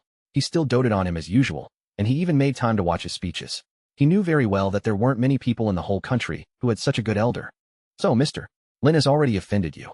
If you get the chance, trip him up. There are many things your Uncle Mo and I can't do. Besides, I'm already over half a lifetime old. It would look petty for me to specifically deal with him. Your dad, I'm definitely not someone who holds grudges. Leo's mouth twitched. You are definitely not. Right? It's all just old history. Marcus Chin nodded with satisfaction. I know you're not someone who holds grudges either. Just do your best. Even if his company's capital chain breaks, if they illegally steal your company's data and seem to be involved in bribery and tax evasion, we can't completely ruin him. He clapped his hand, then spread it open, saying seriously, our Chen family are all honest people. Leo nodded repeatedly. How could he possibly harbor a grudge just because the other company indirectly targeted his girlfriend at the anime convention, arranging her booth next to the restroom? That was 61 days ago. You two giggling like idiots. Come quickly, dinner's ready. Sophie Wong's voice came from the kitchen. Marcus Chun, if you don't come and carry the plates, you won't get any dinner. Marcus Chun was startled by the shouting and quickly got up and walked towards the kitchen. Coming. Leo watched his father's disheveled back, secretly thinking about what the two of them had just discussed. It would look petty for me to specifically deal with him, translated to it would be too undignified for me to get involved. Our Chen family are all honest people meant that he shouldn't do these things himself either. And then, Marcus Chun had already explained all the avenues clearly. Knowing where the opponent's roots were rotten, and specifically looking for evidence, was much simpler than trying to shake a towering tree that appeared to be lush on the surface. Even though the house was warm, Leo still felt a chill down his spine. He turned his head to look at Sophie Wong, who was pinching Marcus Chen's ear, and Lily, who was watching dumbfounded from the side. Good thing his mom could keep his dad in check. Leo had only this one thought. Even though Chloe Chen wasn't home, the Lantern Festival was still quite lively. After Leo finished dinner and quickly left with Lily, Sophie Wong finally had time to look at all the various tonics Lily had brought. She and Marcus Chun didn't decline and simply kept them. You shouldn't refuse gifts from younger generations, especially not from a future daughter-in-law. Why would Lily buy so many things? Sophie Wong asked, gossiping. I did a rough calculation. These things are at least 1,000 yuan. That girl is really generous. Over the new year, she didn't know how many people had sent her similar things, but Lily's gifts made her feel especially pleased. Marcus Chin couldn't help but chuckle. How many years has it been since you insisted on bringing things to meet my parents? Have you already forgotten? You're saying this is Lily. Sophie Wong's words caught in her throat halfway through. Back then, she had no family. As soon as she received her first month's salary, she bought 2 fish and a basket of eggs and went straight to Marcus Chen's house. She didn't know who she was trying to prove it to, but even without her parents' help, she could still be like other pampered girls, getting engaged and saving up for her dowry. Lily is treating this as her first official meeting with her future mother-in-law. Sophie Wong murmured. No wonder she hadn't seen the girl bring anything before, and this time she brought such valuable gifts. Marcus Chun continued to casually watch TV. In the future, they will be a family. This is their old home. Sophie Wong was dazed for a moment. Then she sniffed, holding back tears. She sighed, thinking that fate truly played tricks on people. Suffering children were often self-conscious, yet strong-willed. This girl Lily Strong-Will was no less than her own back then. She just was a little silly. The two of them returned to the rental apartment around 10 o'clock at night. Lily sat on the sofa, carefully savoring the cream puffs Sophie Wong had insisted she take. She looked completely blissful. This is really delicious, the girl said softly. I can't believe such delicious things exist in the world. You haven't had them before? No. Lily reluctantly put the last cream puff in her mouth. I really like the cream inside. Leo looked at the last cream puff in his hand and thought to himself that indeed, not many girls could resist sweets. He then slowly offered it to the girl's mouth. Lily quickly shook her head and said with immense guilt, no more. I've almost eaten all of them. You only have that one. It's fine. Eating too much of this stuff is really cloying. As soon as Leo finished speaking, he realized that all the cream had gotten on his index finger. He pointed to the tissue box in the corner of the coffee table and said softly, Lily, can you get me a tissue? It's wasteful to wipe it off. Why don't you just lick it off? But I really don't like cream. Leo said honestly. He had even thrown up from eating it before. Some people simply weren't meant to eat such things. He even had to specially remove the cream from birthday cakes before eating them. How about you do it? Leo asked. Lily was stunned for a moment. Then she nodded almost imperceptibly.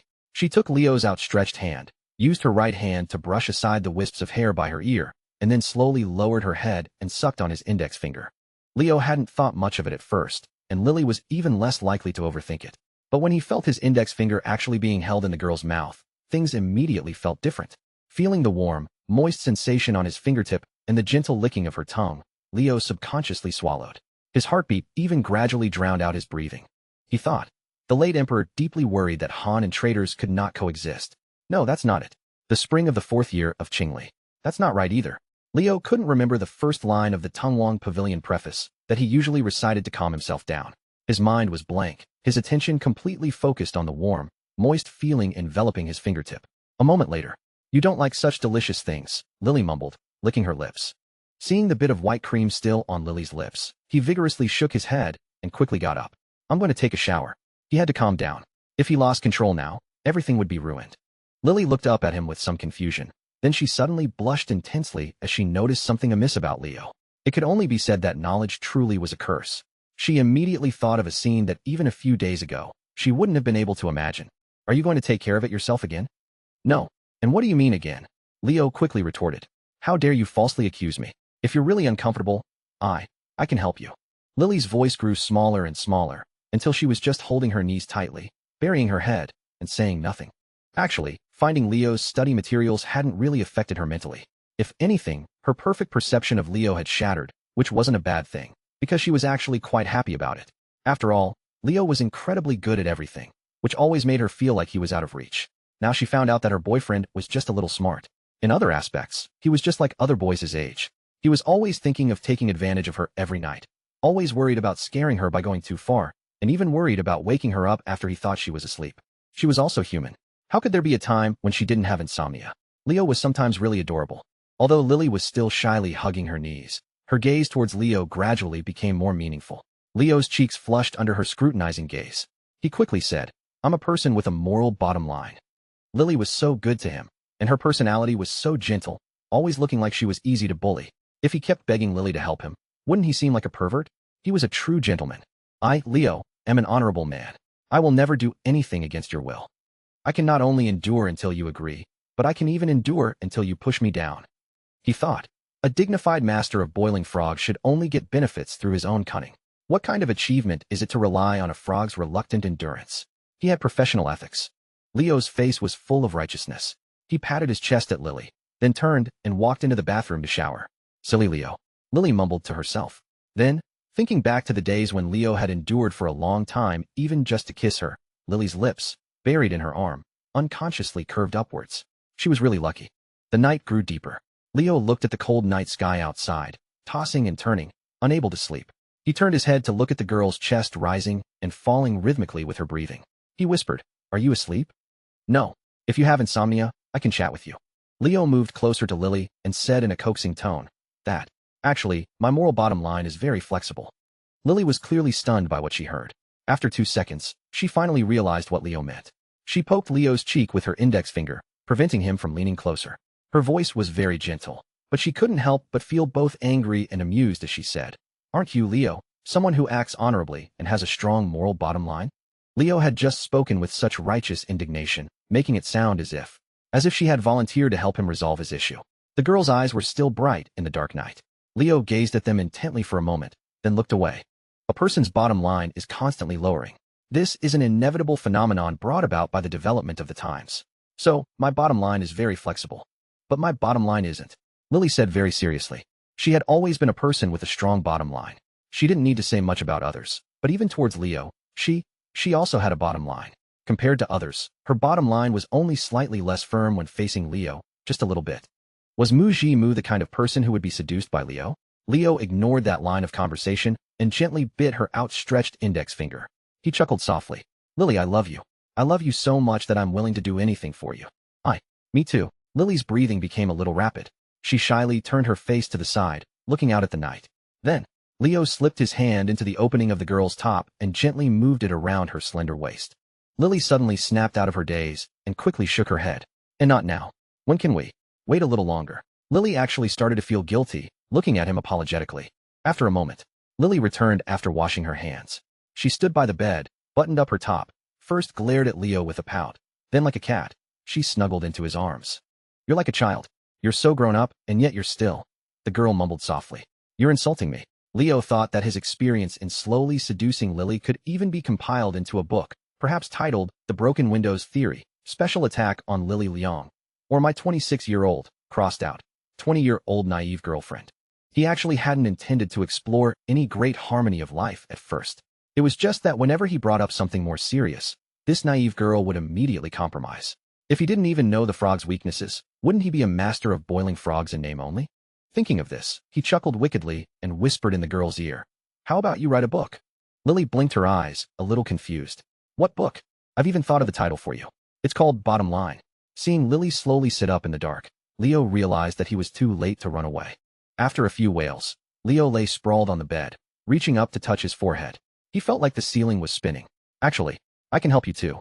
He had heard that girls also had needs. Otherwise, why would there be that saying, "Come on, let's go inside"? "I don't need it," Lily said, blushing. February 13th. Half a month had passed in a blink of an eye. There was still no movement from the court, but Leo hadn't been idle. Although he still went to Professor Yin's place, he also started to contact other well-known professors and older students in the industry. Privately, he also asked Jake to investigate the rival corporation's background. After all, Jake's identity and connections were well suited for such investigations. The list of accusations Marcus Chun had rattled off that Lantern Festival night was already terrifying enough. The most terrifying thing was that these seemed to all be true. For a company, when these problems can be exposed, it often means it's not far from its demise. Employees don't really have a sense of belonging to a company, but if the other company really did go bankrupt, Leo wouldn't mind opening his arms to welcome those homeless people from their branch offices. That would solve the problem of the company's next expansion. These were all future matters, no need to rush to solve them.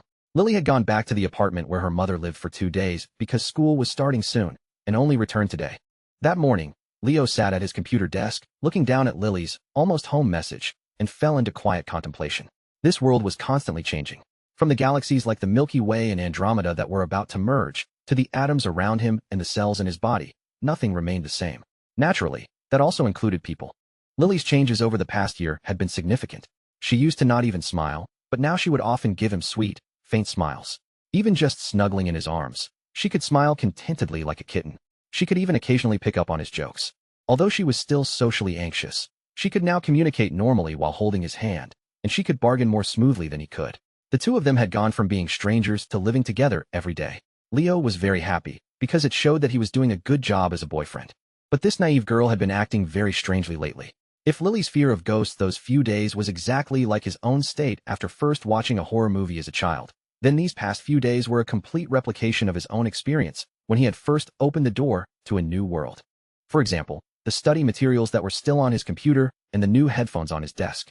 Leo pinched his chin, reached out, and held the mouse, his gaze darting across the screen. There were no browsing records for any folders in his recent activity. This was odd. Even if Lily hadn't looked through those things again, she would often open various draft folders when she was drawing. But there was nothing. This was a basic operation for any guy, but for Lily, it was very out of character. She shouldn't have been able to do it. Could someone have guided her? Leo's pupils trembled. He seemed to suddenly find a crucial piece of information that he had been overlooking all along. Like fitting the last piece of a puzzle, the entire timeline of events became clear. No wonder Lily, a naive girl who only knew how to download things to the C drive, had been able to find his deeply hidden study materials. Damn it, Mia Lin. How could he have forgotten the fastest driver in the whole company? The next second, he picked up his phone from the desk and made a call. Ethan, is the finance department in today? He asked coldly. Ethan Peng's typing sound stopped. Let me see. Yes. Leo gritted his teeth. Deduct Mia Lin's entire performance bonus for this month. What's the reason this time, Leo? Is it still for being late and leaving early? The finance department has all the wrongdoings I've recorded before. Just have her pick a few. Tell the finance department that if Mia Lin gets more than 40,000 this month, I'll deduct hers instead. After hanging up, Leo finally felt a deep sense of relief, and a triumphant smile appeared on his lips. So, never assume that you'll actually be criticized by your superiors for minor conduct issues. It's possible you just didn't align yourself correctly. Just as he was thinking, the sound of the door opening suddenly came from the entryway. What did you bring back? Leo asked, seeing Lily carrying 2 backpacks. Lily's mouth was slightly open, and she gasped for breath. Books. All the ones I'll need after school starts. You're making me feel like I'm seducing an innocent college girl, Leo muttered. In a few months, he would be a full-fledged adult in society, yet this naive girl was still in school. Isn't that true? Lily tilted her head, giving him a confused look. Leo was surprised that this naive girl was actually teasing him. He chuckled and asked, Is that so? Humph. Lily lifted her chin and snorted, trying to hold back a smile. You are? I haven't even had my 20th birthday yet, and you've already tricked me, and you're not even guilty. Instead, you keep bullying me every day. Leo's mouth curved into a smile. I'm even excited. Actually, if he thought about it carefully, Lily had quite a few buffs stacked on her. A 20-year-old college girl, a cool and distant long-haired goddess who was actually naive. Outwardly the coldest school beauty in the history of Yuhang University, but at home, she was the socially anxious artist Mu Jimu. Oh right, she was also a tutor. Too bad she wasn't tutoring him. You pervert. Lily's words caught in her throat. She glared at him, both shy and annoyed. She had wanted to tease Leo, but she had lost this round. She stuck out her tongue at Leo and sat on the sofa, starting to organize her books. Seeing all the messy textbooks, her eyes slowly drooped. After school started, she wouldn't be able to cling to Leo all day. She never thought there would be a day when she would hate going to class and desperately not want school to start. She had truly become a bad kid. Mom, I'm sorry. If only time could be deposited in a bank, she mumbled as she packed her backpack. I'd save these 2 years and use them after I graduate. Leo, who was playing a game, looked up. You should be glad you haven't had your 20th birthday yet. Otherwise, my goal wouldn't just be to trick you into intimacy. What else do you want to trick me into? Lily retreated 2 steps like a startled deer, quickly hugging her shoulders and shrinking into the furthest corner of the sofa before stopping. And your next few decades of time. Leo slowly got up and sat on the sofa, helping her organize her books. If you were old enough, I would definitely trick you into coming home and being my wife. Big liar. Lily mumbled, head down. You just bully me every day. I don't want to marry you. Leo looked at the accounting books on the coffee table and chuckled. You're already in a very dangerous position. You only have 227 days left until your 20th birthday. It's 237 days. Lily corrected him seriously. Leo said nothing. Seeing Leo's playful gaze, she realized that he had deliberately said the wrong number. It was to test if she was counting the days. Lily no longer had the thought of headbutting Leo. She just slumped powerlessly onto the sofa, completely sinking into it. Feeling her cheeks get a little warm, she turned her body and buried her face in the sofa. If her face turned red, she would be made fun of again. Was she really much sillier than Leo? Leo turned his head to look at the ostrich beside him and couldn't help but chuckle. Your level of innocence would make even the Trisolarians weep. Lily's tone was full of grievance. You bully me every day. Wrong. Come here for a kiss. It's been days since we last saw each other, Leo said with a smile. Lily still didn't move. She merely stretched out her hand. This seemed to be her last bit of stubbornness. Leo pecked the back of her hand. You weren't here these past few days, and I haven't slept well. This was true. Although he hadn't been living with Lily for long, every night he went to bed and found the space beside him empty. He actually suffered from insomnia. He used to make fun of Lily for being weak, but it turned out he wasn't much stronger himself. Actually, me too. Lily was still easily appeased by a kiss. She sat up straight and asked with a faint smile, "Did you eat breakfast properly? I wanted to come back early to make you breakfast, but it was so dark this morning, I didn't dare to ride the scooter." Leo reached out and pinched the girl's jelly-like cheek. "You can't keep giving in so easily, Miss Lily. There's no girl as easily appeased as you. What can I do?" Lily hugged him assertively, placing her hands on his back. "Next time, will you come back and stay with me? I don't want to be separated from you for even a day." Okay. After a while, Lily, as if fully recharged, gently pushed Leo away and contentedly ran back to her room to change clothes. Leo blinked with a dazed expression. She had just said she missed him so much, but now she hugged him and left. Was he being taken advantage of again? Lily changed into her pajamas and opened the door. Then she went straight to the computer desk and immediately picked up her drawing pen as soon as she sat down. "You hug me and immediately leave. Are you a player, Lily Leong?" Leo shouted, feeling indignant. "I'm not. I just suddenly remembered that I have a commercial drawing that's not finished yet. I have to submit the line art today." Lily quickly explained, "My underwear. My clothes aren't even washed yet." Leo sighed and stood up. "I'll help you wash them." Lily shook her head like a rattle drum. "No. What does it matter? I saw everything last night anyway. That was only the top half." Lily mumbled. "It's only a matter of time. We've been living together for a while now. Isn't it troublesome to hang your clothes behind my back every day?" Leo said with a nonchalant attitude. This time, he truly had nothing to hide. Lily's cheeks puffed out. After a moment's thought, she felt that he was right. She slowly walked into the bedroom, then came out again, her face red, carrying a pile of clothes. Leo saw this, curved his lips, and poked her forehead. She had agreed to let him wash them, yet she still hid her underwear at the very bottom. This naive girl's thought process was quite unique. Adorable. It was an indescribably complex feeling to wash a girl's underwear for the first time.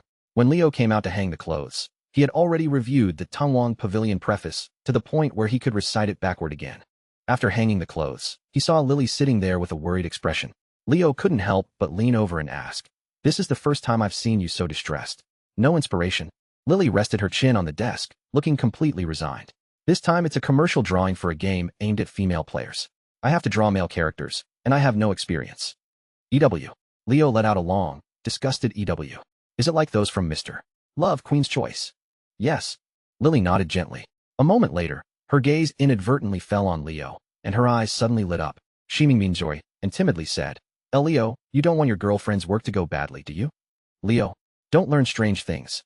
"Where did you learn all these strange things?" Leo quickly asked. Lily lowered her head and fidgeted with her fingers. Her voice sounded aggrieved. "From you." "I." Leo's mouth suddenly caught. Well, he had indeed said that line before. Leo gently sniffed Lily's hair, taking in the girl's unique fragrance. His brows furrowed. He felt that something was amiss. This development seemed wrong. Before they were together, he would often use these kinds of phrases in the so-called innocent pretense to take advantage of Lily. Now it felt like it had completely reversed. Just as he was thinking, Lily rubbed her head against his chin. Her slender, curled eyelashes fluttered, and she said in a sweet voice, "Please help me just this once, okay? How can I help you with this?" Leo found it strange. He couldn't help her draw.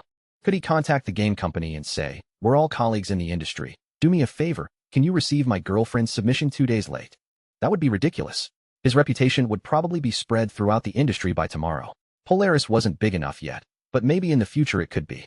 "You just need to help me find some inspiration," the girl said very seriously.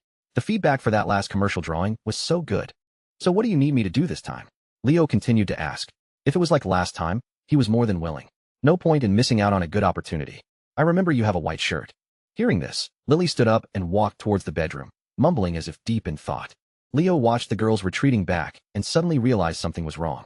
The previous time was for a game aimed at male players, where he had to draw female characters' figures. He would definitely get an eyeful and some benefits. But this time it was a game aimed at female players. Wouldn't he become the reference material? "I haven't agreed yet," Leo said, as Lily came out of the bedroom with the white shirt. He quickly reminded her, very seriously. The girl's curved lips slowly straightened. She pouted and said with a wronged expression, "It's just wearing a shirt once." Leo couldn't resist her expression. He took the shirt and sighed lightly. "Just this once, okay?" Lily nodded repeatedly and took his hand, walking towards the bathroom. "Where are you going?" Leo asked. "To the bathroom." "What are we doing in the bathroom?" "If we wet this shirt a little, it will become very transparent. You'll be able to vaguely see the skin," Lily said very seriously, seemingly completely unaware of how explosive her statement was. Leo quickly stopped. He pulled her back, saying, "You might as well kill me." He wouldn't do this. It was a bit too perverse. Lily was only immersed in her work at the moment and hadn't reacted. When her brain came back online, she would be so embarrassed she'd want to die. This naive girl was indeed a mature artist, but he would never be a reference model. Leo Chun would rather starve to death, die outside, or jump out the window than agree to such a thing. As a dignified man, were such clothes? Where would he put his face? The girl realized she couldn't pull him and turned back to look at him. I was tricked into helping you before. What's wrong with you helping me? Leo didn't dare to ask what kind of help Lily was referring to. If it was what he thought, this matter was ultimately his fault. Lily saw that he still wouldn't agree, so she stood on her tiptoes and brought her mouth to his ear. Her words, along with her warm breath, entered his ear. Then let's be fair. I can wear the clothes you want to see for you in the future. Although in most cases it depended on whether the person responsible for the handover was easy to talk to, conventionally, if the artwork wasn't submitted, there would be a penalty for breach of contract. She would lose money before even earning any, and she'd rather die. Sure enough, as soon as she said this, Leo's attitude immediately changed. His eyes widened. Is that true? Seeing Leo's lips curving upwards almost to the sky, Lily realized she hadn't been specific enough and quickly waved her hands, adding, nothing too revealing. Leo looked up, secretly calculating. He had seen hanfu and sailor suits, black and white stockings. On second thought, he realized he had been quite adventurous in his past preferences. Then what about a cheap how? Okay. Alas, last summer, I carefully picked out a camisole nightgown for you for so long, but you refused to wear it, Leo said, filled with regret. Lily took a deep breath. I'll buy it. It's only February now. Let's talk about it in the summer, okay? Leo nodded with satisfaction. And, that's enough. No more ands. Lily blushed and covered his mouth. Her breathing grew more and more rapid, and it took her a while to calm down. If she let Leo continue, who knew what other perverse demands he would come up with? She reached out and held Leo's arm again, gently swaying it from side to side. Please, I'll really die if I can't submit the artwork. Leo swallowed hard. Lily's affection was truly irresistible to him. He completely softened. All right. It's a deal. In the bathroom, Leo looked at the wet white shirt in his hand. Through the thin fabric, he could vaguely see his palm. Although he couldn't refuse the conditions Lily had offered, it was still a bit shameful. He couldn't help but sigh deeply. He felt like he had seen this scene somewhere before. Back when he had first met Lily, he had tricked her into wearing a Republican-era school uniform for photos. Was this naive girl feeling the same way he was now? What goes around comes around. After a while, Leo changed his clothes and came out of the bathroom. He happened to see Lily looking at him with sparkling eyes. The girl's beautiful eyes seemed to hold a sky full of stars. Hurry up, it's cold, he urged softly. Although the house was quite warm, and the water used to wet the clothes was warm, it was still a bit chilly. I know, Lily said, now anxious. She pulled him to stand in front of the computer desk, poking her chin with her index finger, and circled him twice. Just a second ago, she had still thought that the other person's request was unreasonable. They had said something about drawing it to be a bit alluring. How could a male character be alluring? During the day she had stayed at her mother's place. Although she hadn't actually drawn, she had been looking at other people's drawings, and also at photos of various male models and celebrities. But no matter what, she felt absolutely nothing. This was why a single line art had stumped her for days this time. But now she knew. It really was possible. She was almost stunned by looking at Leo. Lily realized that her heart only raced when she looked at Leo. She was truly obsessed with Leo. Leo was already on the leaner side. Wearing this kind of clothing made his figure even more apparent. The usually big brother next door type was now soaking wet, and he also exuded a feeling of being easy to bully. Especially his faint abdominal muscles, vaguely visible through the wet shirt. Lily stood in front of Leo, her clear and bright eyes blinking. She felt like something was still missing, so she slowly unbuttoned 2 or 3 buttons from top to bottom. Seeing Leo's speechless expression and his partially exposed collarbone, she quickly looked away, secretly swallowing. Don't move around. The girl finished speaking and then slipped her slender hand into the opening of his shirt, gently stroking Leo's waist, just like Leo had touched her that night. You're not taking advantage of me under the guise of research, are you? Leo thought more and more that something was amiss. Who needed to physically touch someone for research? Lily rubbed her cheek against his body. How could I? I'm so silly. Lily finished speaking, hiding behind Leo with a blush, her slender, fair fingers still moving up and down his abdomen. Leo's lips twitched with resignation, and he simply let her be. However, with Lily clinging so tightly to him from behind, he no longer felt cold at all. After a long moment, aren't you done touching yet? My clothes are almost dry, you know, Leo said, both annoyed and amused. If you keep being a pervert like this, the police might arrest you. I'm not touching anyone else. It's not illegal to touch my own boyfriend, Lily mumbled behind him. Don't use my lines. Leo never expected Lily to learn his own excuses so quickly. He inexplicably felt that this frog was getting harder and harder to boil. It was like, you were boiling a frog every day, and the frog was happily swimming in the pot, and everything was progressing slowly but surely. Then one morning, you woke up and happened to catch the frog secretly learning your cooking process, heating up the pot. It was terrifying. He wouldn't let a silly frog gain the upper hand, would he? Where would his reputation as the master of boiling frogs go then? Leo quickly shook his head. It had to be a hallucination. It had to be. He, Master Chun, could not lose. I'm sorry, the girl behind him suddenly said softly. You're not cold, are you? I shouldn't be so willful. You're hugging me so tightly. How could I be cold? Leo said honestly. He thought, you're such a silly girl. If this is what you call willful, then what do the girls who throw tantrums over nothing and then say they're not angry call themselves? That's good. Lily stood in front of him again, gently buttoning his shirt button by button. Then she stood on her tiptoes and lightly kissed his lips. Leo raised an eyebrow and then pointed to his neck. Your boyfriend, am so cooperative. Shouldn't I be rewarded with a little red star? Lily tilted her head blankly. The next second, she understood. She pursed her lips and leaned in. After a while, when she pulled away, Leo's neck already had a hickey. This naive girl was so gentle that she couldn't even bring herself to use much force when giving a hickey. She would just gently bite it with her teeth and then softly suck on it for a long time.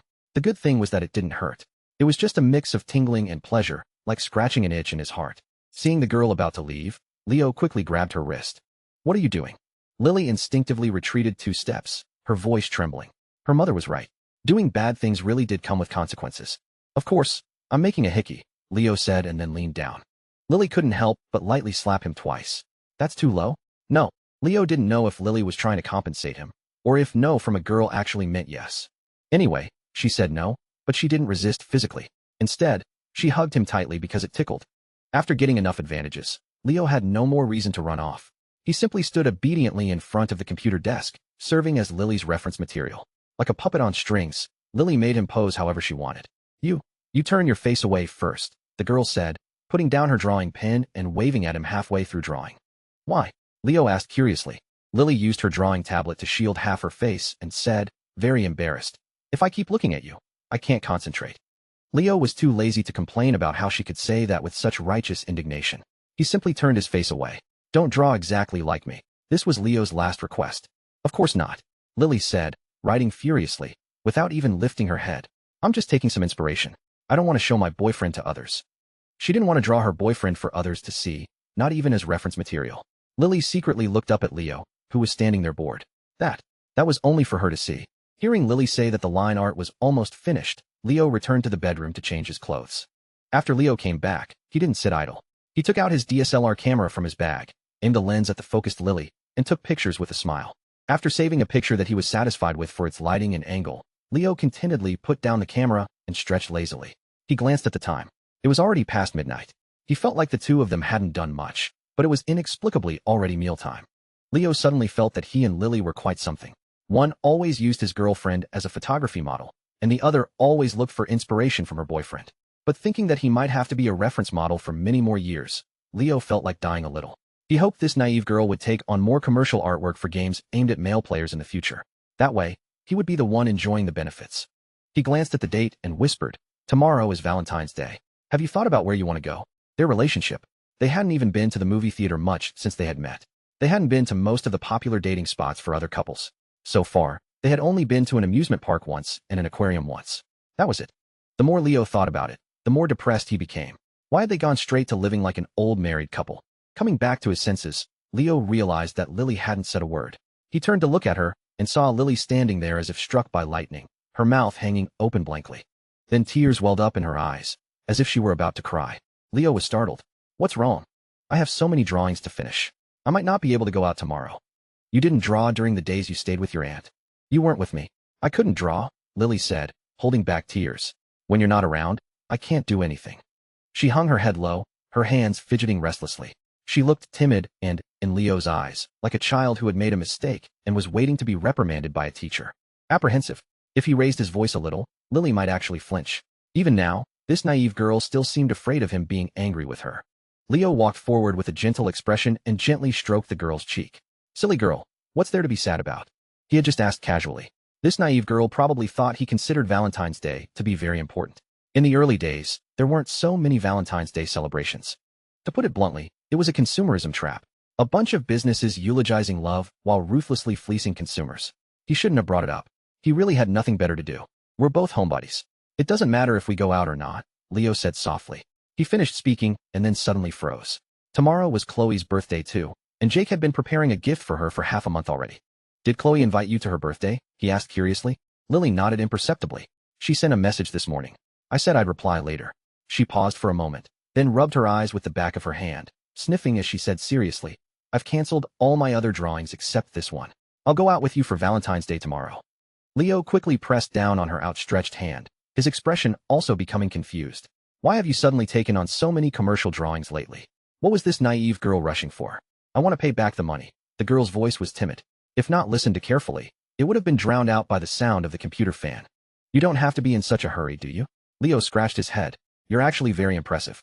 For most college students who are still studying, not relying on their family, and suddenly taking on $100,000 in debt is almost like the sky falling.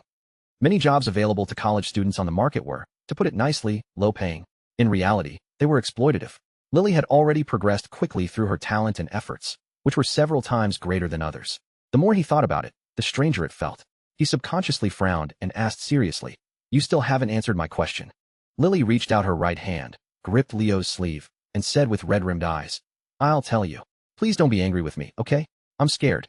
The girl's grip on his sleeve was tight, but her hand was trembling slightly. She hesitated, as if afraid he would pull away, or afraid he would yell at her. Seeing the tears suddenly welling up in the girl's eyes, Leo realized he was frowning. He quickly shook his head vigorously. I'm not angry. I swear. No, you don't let me swear, but I promise, I'm really not. He was just deep in thought. As for being angry with Lily, let alone whether he could bring himself to, if he dared to be angry, Mia Lin, his own mother, and who knows how many others would be lining up to kill him. He didn't know if Lily believed him. She just slowly lowered her gaze. I want to pay it all back before October. Before your birthday? Leo vaguely guessed that Lily didn't want him to incur extra debt. Lily rubbed her eyes and turned her face away, too embarrassed to continue. Leo immediately understood all the logic. He held the girl in his arms and whispered that there's something called premarital personal debt. Lily, in his arms, clenched her fists and weakly punched his chest twice, too embarrassed to let him continue. It's not entirely because of that. After a while, the girl said, her voice barely a whisper. Leo gently brushed aside the wisps of hair by her ear. Then don't get stuck in a rut. Just take your time. I don't dare to take my time. Time has never waited for me. Leo, if I had become useful earlier, Mom would have recovered more completely, instead of her legs hurting if she stands for a while, and having to stop after a few steps like now. During those days I went back home, Mom was always gritting her teeth and pretending to be strong, thinking that way I could live a good life. But I knew everything. Lily's voice was soft, tinged with a sob, yet she also seemed to have her own persistence. I've always known. I couldn't get Mom's illness treated earlier, and I haven't taken good care of Mom all these years. I know what you said before is right. All those things are in the past, and I've been trying hard to let them go slowly. Leo looked at her with a confused expression. Since you're preparing to let go, why are you still working so hard? Lily paused, then raised her delicate and pretty face and looked fixedly at Leo. Then she gathered her courage and reached out in his arms, gently stroking his cheek. The girl's movements were very gentle, her eyes filled with endless tenderness. In Leo's eyes, her eyes were so beautiful, so pretty that her red-rimmed eyes from crying just now instead looked like heavy makeup, making her bright eyes even more alluring. Her words and the tears on her face flowed into Leo's heart at the same time. But I'm already useless enough. If I don't become useful in the future either, how can I help you? The girl finished a long monologue she had almost never spoken before. Then she hung her head low, her delicate body trembling with sobs. Leo was silent for a long time, only holding Lily tighter. He still had a lot he wanted to say, but every time he thought of it, the words inexplicably got stuck in his throat. In the end, he didn't say a single word. This was the first time he had felt so powerless. After all, he hadn't been the one who had experienced those hardships over the years, so he always took it for granted, thinking that so-called beauty could heal everything. He rested his chin on the girl's head, wanting to sigh, but he swallowed it back. He just quietly watched Duo, who was peeking out from the balcony, trying to soothe this naive girl's decades of trauma and wounds with just 1 year's time. It was truly a fantasy. When Lily went to the kitchen to make lunch, Leo found an excuse to go downstairs. He asked his father for the phone number of the surgeon who had operated on Lily's mother, and called him. Perhaps because Marcus Chun had given him a heads up, the call quickly connected. Uncle, have you eaten? Are you busy with work? Leo collected himself and asked with a smile. The man's voice sounded brisk. It's all right now, Leo. Is something wrong? Leo realized that his father had indeed given him a heads up, so he got straight to the point. It's nothing important. I just wanted to ask, it's been so long since Annie Zhao's surgery. Why do her legs still hurt after walking a few steps? Sequelae are unavoidable. Actually, this can't even be called a sequela. Since you haven't walked for over 10 years, your legs are bound to lose some function. If she had had the surgery a few months earlier, Would her condition have been better? Leo was suddenly a little scared. If his momentary inability to come up with a solution had caused them to miss the optimal treatment time, this matter would definitely be a thorn in his heart for the rest of his life. He would definitely lie awake at night, tossing and turning, his mind full of how he should have done better. He suddenly understood Lily's mindset all along. It was in this instant. No, the voice on the other end of the phone was resolute. This kind of situation would require being several years earlier. Didn't I say it at the very beginning? Having the surgery at the very start is the best. There wouldn't be any problems. However, the patient's situation is special, so it can't be helped, right? Leo let out a long breath, his expression growing more and more despondent. Yes, then it can't be helped. Besides, the patient has already recovered quite well. She can just walk for a while and then rest for a while. There definitely won't be any problems with self-care in the future. I guarantee it. Uncle, you're busy. I have some company matters, so I won't bother you anymore. Leo forced a bitter smile onto his face. Come to my house for dinner when you're free. My dad secretly hid several bottles of Matai. I'll get them all out for you then. Haha, okay. Leo put down his phone and pulled his coat tighter. Looking around, the surroundings were still desolate, the trees withered and lifeless. The cold wind in February was bone-chilling. There were still some days until spring. The 14th, Valentine's Day. Although the weather was nice, the two of them didn't plan to go out today.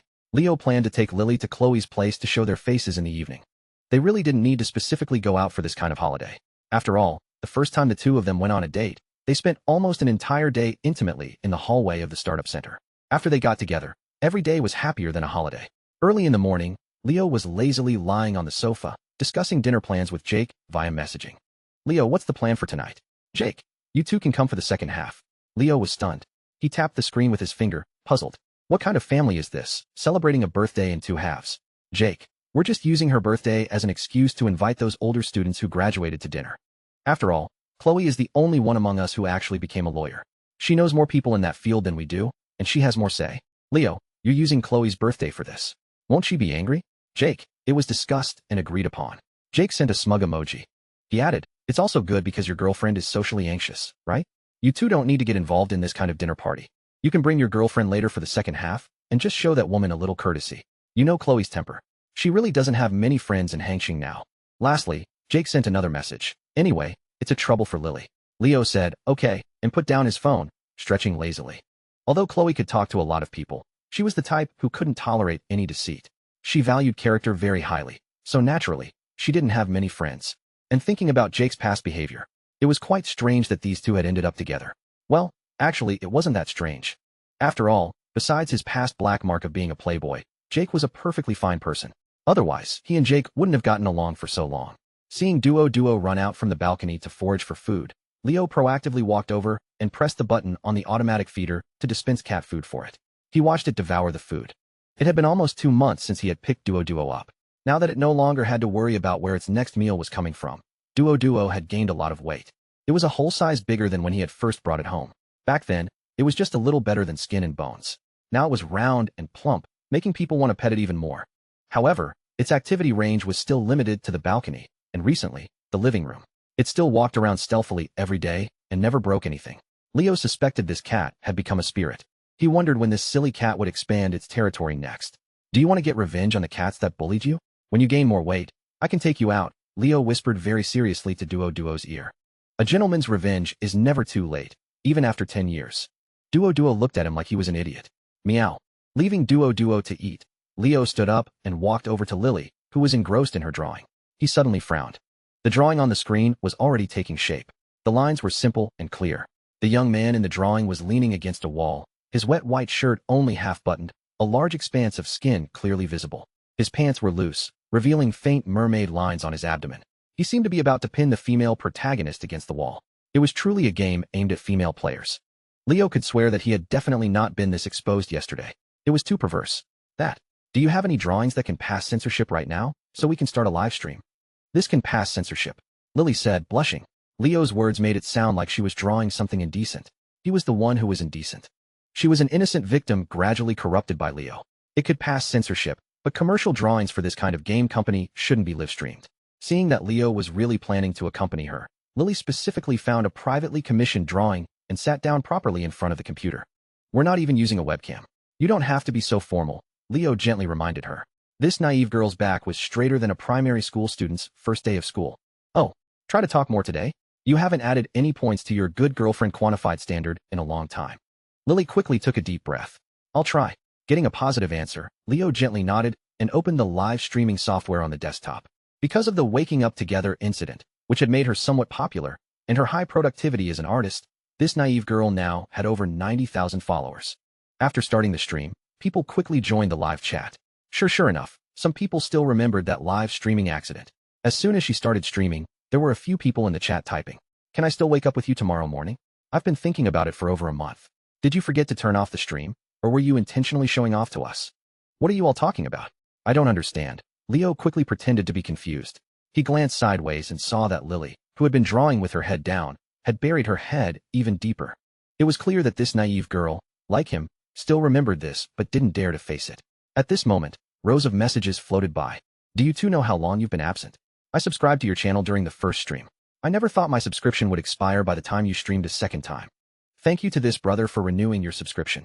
Leo never expected this naive girl's fans to be so loyal. He blinked and continued.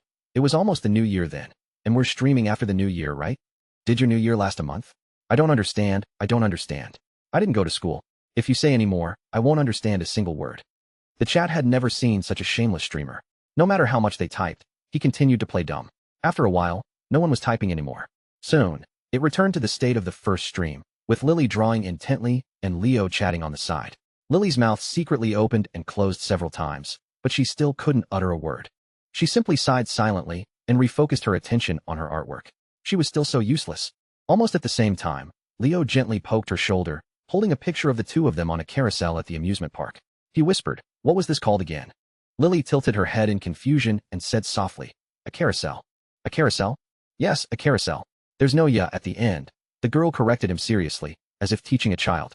Lily mumbled to herself how silly Leo was, and yet he kept calling her silly every day. It turned out she was smarter after all. Halfway through her thought, she suddenly froze. Hearing Leo give her a "mooah" sound, she didn't even bother to look at Leo's triumphant smile, and quickly turned to look at the screen. The chat had indeed exploded. "Am I also part of your play? Wronged. JPG. Please show us some respect, thank you. Who kept saying the birth rate in this country is low? Get out and see for yourselves." Seeing Lily looking at him with puffed cheeks, Leo was so scared that he moved back 2 steps, chair and all. He swallowed, trembling. Can you mute the live stream first?" Seeing the girl gently nod, Leo quickly snatched the mouse, fumbling to turn off the microphone. This was about his reputation for a lifetime. He couldn't be careless. After confirming everything was in order, he simply closed his eyes, hardened his heart, stood up straight, spread his arms, and shouted, "Hit me." After a while, he felt a sudden impact on his chest, and Leo trembled. But this time the feeling was strange. There wasn't the usual feeling of wanting to vomit blood from being hit. This naive girl's head was supposed to be as hard as iron. How is it soft today? Leo cautiously slowly opened his eyes and saw Lily nestled in his arms. Seeing him open his eyes, she smiled faintly and hugged him tighter. "Why do you hesitate?" Leo asked. "Are you planning to directly attack my conscience?" Lily stood on her tiptoes and kissed him. "Because I'm not as silly as you think. I know you just want me to talk more." Leo was stunned for a moment, then curved his lips and made the girl in his arms look at the screen. "Look, here, most of the people are your fans. They're very friendly. We can start by talking in the live stream." At this moment, the chat was filled with joyful harmony. He didn't know if it was because he was being punished or because they finally heard Lily speak, but everyone was overjoyed. After not streaming for a month since the first broadcast, and always having a chatting style where they talked about whatever came to mind, people with a negative mindset wouldn't stay in this live stream. Only those who were easygoing or genuinely enjoyed watching Lily draw remained. This was the best live streaming environment he could provide for this naive girl. Taking the first step out of this new comfort zone might make her less shy in the future. "Look, many things, once you actually do them, you'll realize they're not so bad after all, right?" he said softly. Lily said nothing. After a long moment, she gently hummed an affirmation.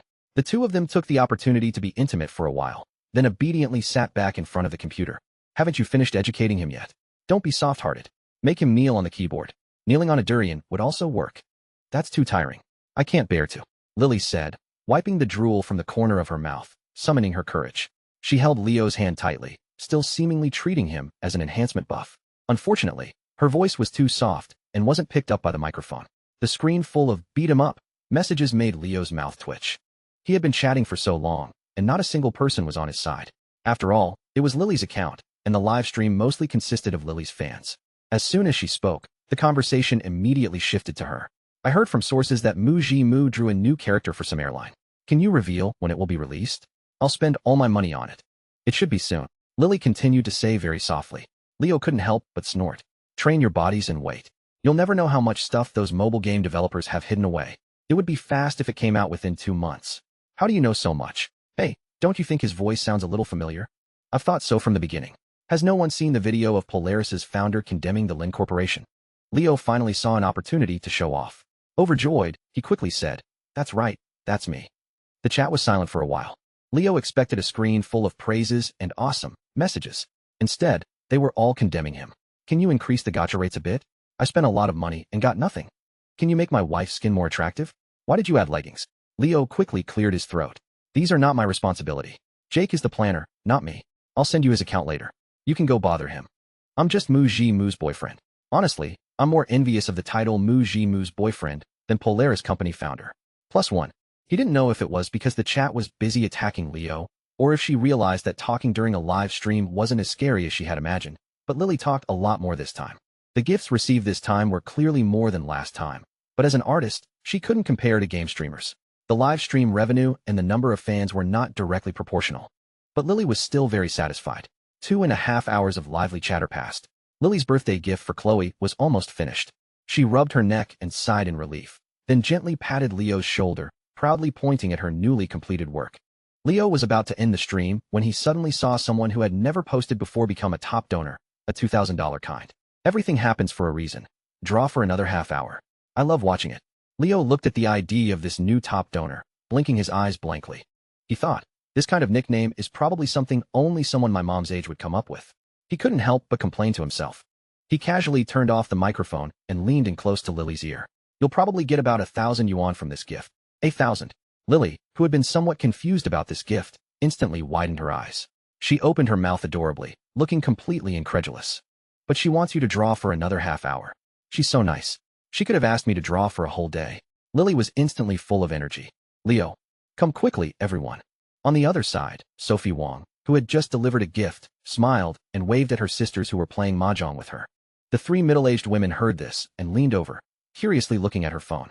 This is my future daughter-in-law live streaming her drawing, Sophie Wong said proudly. This little person she drew is quite pretty. Kids these days seem to like this kind of thing. The few of them mumbled praises. They had been hearing her brag about her daughter-in-law's beauty every day. They hadn't expected her to be so talented. Suddenly, someone patted her shoulder. Is the boy talking your son? He's really funny, like a comedian. The more Sophie Wong listened, the more smug she became, a faint smile curving on her lips. At this moment, Leo's voice came from the phone again. A childhood without blowing up cow dung is definitely incomplete. Let alone blowing up cow dung. When I was a kid, I could play for half a day with just a straight stick. If I had had that stick back then, all the rapeseed flowers within 10 miles would have lost their heads, you know? It's just that I never dared to bring it home. Otherwise it would have become my mom's imperial sword to beat me with. My mom probably still doesn't know that the feather duster always went missing because my dad and I would always hide it whenever we saw it. You must be mistaken. I don't have a son, Sophie Wong suddenly said with a smile. Because Jake had set the second half of the birthday celebration at a karaoke bar, Leo and Lily had only eaten half a meal before coming over. The two of them stood at the entrance of the Manda KTV. The large neon sign constantly changed colors in the night sky, creating a unique atmosphere. I feel, this doesn't seem like a place good kids would come to, Lily whispered, secretly glancing at the server standing at the door and clinging tightly to Leo's shoulder. It really doesn't, but most KTVs are relatively decent. Let's just consider it seeing the world. This KTV is quite expensive, Leo explained, feeling a little guilty. He didn't really like these kinds of places, so he rarely participated in such social gatherings. He finished speaking and then glanced sideways at Lily's timid appearance, feeling that something was amiss. Lily never wore makeup and was inherently pure and gentle. Now, standing shyly with Leo at the door, looking hesitant to enter, it made Leo look like a bad guy. He could tell from the scrutinizing glances of a few passersby. One boy who was about to enter even had a look of both regret and envy in his eyes. He thought, damn, he condemns this kind of behavior of tricking innocent girls, but he also wishes he was the one doing it, right? Seeing this, Leo simply played the villain to the end, deliberately wrapping his arm around Lily's slender waist and pulling her closer. Lily was startled, but she didn't resist. Instead, she secretly snuggled into his embrace. Seeing that person walk away with a sour expression, Leo whispered, let's hurry inside. Otherwise it'll look like I'm corrupting an innocent girl. Huh? Oh. The two of them were led into Jake's private room. As soon as they entered, a strong smell of alcohol assaulted them, followed by Jake's almost wailing voice. 10 years later, we'll still be friends. We can still say hello. But that kind of tenderness, we'll never find a reason to embrace again. Leo was even more stunned than Lily, who had never seen such a scene. He froze the moment he entered. Singing this song on his girlfriend's birthday, he wondered what on earth was going on in this guy's head. However, Chloe Lu seemed to be enjoying it, holding her phone up and recording him. There weren't many people in the private room, but besides Jake and Chloe, the other girls were all colleagues who got along well with Chloe. There were no outsiders. In other words, there was no one Lily didn't know. A group of girls were chatting about who knows what. In the distance, Mia Lin was sitting with a large plate of fruit, munching away, looking completely satisfied. It seemed that every party at a karaoke bar always had this kind of character. They would come, not sing a single song, barely drink, and just eat fruit. Chloe Lu, who had been smiling and recording, saw Lily enter and quietly reached out to change the bright light in the room to a softer one. Jake, who was singing his heart out, stopped singing and waved at the server to bring in the cake and other things. Leo took Lily's hand and sat down beside her, quietly watching her look around. How do you feel? He whispered in Lily's ear. I'm a little nervous, and it feels a little loud. Lily was afraid he wouldn't hear her, so she cupped her hands around her mouth and whispered into his ear. The surroundings were a blur of flashing lights and colors. Even Leo's face was tinged with an odd color from the lights.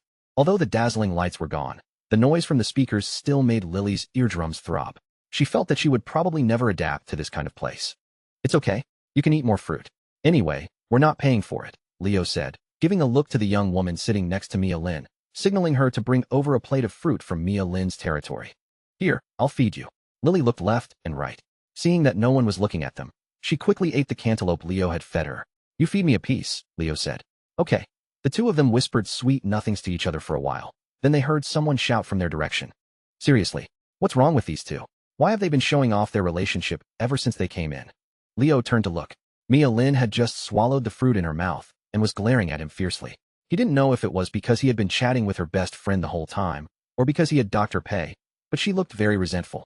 Mia Lin waved at Chloe Lu, who was chatting. Chloe, it's your birthday today. Don't you want them to sing a song for you? Look how outrageous Leo is, flirting with someone at your birthday party. Chloe Lu initially looked a little troubled, knowing Lily's personality. But seeing Mia Lin constantly winking at her, she nodded repeatedly. It is outrageous. Leo, it's my birthday today. Are you two going to sing? I'm not very good at it, Leo said, then turned to Lily. Are you? Lily lowered her head, tightly clutching the hem of her clothes. I'm not very good at it either. Actually, ever since she started drawing, she had been listening to more and more songs. After all, almost all artists listen to music while drawing. But singing, she'd rather die. Leo, a multi-talented genius, can't sing? I don't believe it. The boss's wife should try. Your voice is so beautiful. You must be a good singer. A few girls joined in the teasing. Mia Lin even directly shoved the microphone into Lily's hand. Unable to withstand Mia Lin's sudden attack and the group's clamor, Leo reluctantly stood up and took the microphone Jake offered him. He turned to look at Lily sitting on the sofa. Today is Valentine's Day. If you don't want to sing, just listen to me sing for you, Leo said, reaching out to her with a smile. Lily pursed her lips and reached out her hand. Their hands gradually intertwined. He gently pulled Lily from the sofa, and then slowly walked to the center of the room. What do you want to sing? Jake asked, looking at the tablet in his hand. Something sweet, Leo replied without hesitation. Besides Sue Song's songs, he didn't know how long it had been since he had sung any other songs. He felt a little unsure. As the background music gradually started, the entire private room immediately fell silent. He also turned around. In his vision, there was only Lily, who was looking down. He poked Lily's forehead with his index finger, making her look up. Then Leo slowly began to sing. Pick an apple, waiting for you to pass by my door. As soon as he started singing, there were gasps of admiration and hushed shouts from the audience. Leo just quietly watched Lily. Seeing that she had no intention of singing, he sang the whole song himself. We've already made a date to spend next weekend together. Your little emotions, for me. Lily didn't know why the lyrics of this song moved her. Her eyes inexplicably became a little moist. Then, as if possessed, she raised the microphone. I don't know why, my wounds haven't healed yet. And you just barged into my heart. Hearing Lily's soft and melodious voice, Leo was suddenly stunned. Lily's voice was very soft, even with the microphone, but the emotions Lily conveyed through these lyrics seemed to flow into his heart along with her pleasant singing. Everything she wanted to say was in the song. While Leo was still dazed, Lily mustered her courage and took his hand. She looked at him with gentle eyes, then smiled faintly and parted her red lips. It's you who made me see a flower bloom in the dry desert, Lily. It's you who made me want to write a love song for you every day, Leo, with the most romantic chorus, Lily. And you gently join in, Leo. Our eyes affirm our choice, duet. Lily had initially only looked into Leo's eyes to prevent herself from getting nervous, but now she found herself completely engrossed. Her gaze never left him from beginning to end. By the end, she had completely forgotten that there were others present, as if she were simply singing to Leo alone. In Lily's clear and beautiful eyes, Leo suddenly read a sentence. How could I be the only one who wants to sing a love song for you on Valentine's Day? In the time that followed, the melodious singing gradually echoed in the private room. As Lily grew more accustomed, Leo's coordination also improved. Unconsciously, at some point, their left hands had intertwined, and they sang, smiling and looking into each other's eyes. It was as if thousands of words flowed in their eyes. Unfortunately, just like the song they were singing, they seemed to only intend to express them to each other. After the song ended, the surroundings were still silent. A strange sound came from somewhere, and then the quiet atmosphere instantly collapsed like an avalanche. The boss's wife sings so well. I'm addicted to this ship. I knew two people from the same bed couldn't be different. Is this what you two mean by not very good at singing? Mia Lin shouted. You're bragging, right? Seeing Chloe Lu smiling, Jake even blew a whistle in cooperation. Hearing the shouts around her, Lily suddenly remembered that there were other people present and immediately blushed. She thought, so many people are watching. What am I doing? She frantically tried to pull her hand away, but Leo refused to let go. She had no choice but to hold his hand properly, her fingers intertwined with his. Actually, she didn't really want to let go either. After finally finding the excuse of, I've already embarrassed myself completely, she simply held his hand tightly. The other girls present, besides Chloe Lu and Lily, were all single. So, when they saw the two of them still looking at each other affectionately on stage after finishing their song, someone suddenly couldn't help but shout, by the way, who suggested this just now? Step forward. Mia Lin heard this, scratched her cheek, and quickly shrunk further into the corner. Jake, I know you're definitely not convinced. Why don't you and Chloe sing a song? The young woman mustered her courage and urged him. The environment has this power. Under the atmosphere of the karaoke bar and the dazzling lights, the mood quickly became cheerful. Damn it, I'm definitely going. It's my girlfriend's birthday today. Can't he take all the glory? Jake stood up and took the microphone. He gestured to Chloe Lu. Let's sing a difficult one. Chloe Lu looked at him playfully, then lowered her head and thought for a moment. She said seriously, longing for you in the rain. Are you happy? Leo whispered in Lily's ear. He suddenly lightly sucked on Lily's slightly flushed earlobe. Lily shivered, looked at him with a gentle, reproachful gaze, then imperceptibly nodded. Her cheeks were still hot. With your live stream and your performance just now, you've already met the passing standard, he whispered again. Really? Leo nodded slightly. You're still 2 points away from passing. Keep up the good work. It's so difficult. Because Leo kept talking in her ear, the constant warmth made her feel soft all over. She leaned into Leo's arms like a puddle of mud. What reward do you want most after collecting all the Dragon Balls? You clearly know what I want most. Lily mumbled. The two of them had skirted around this question so many times.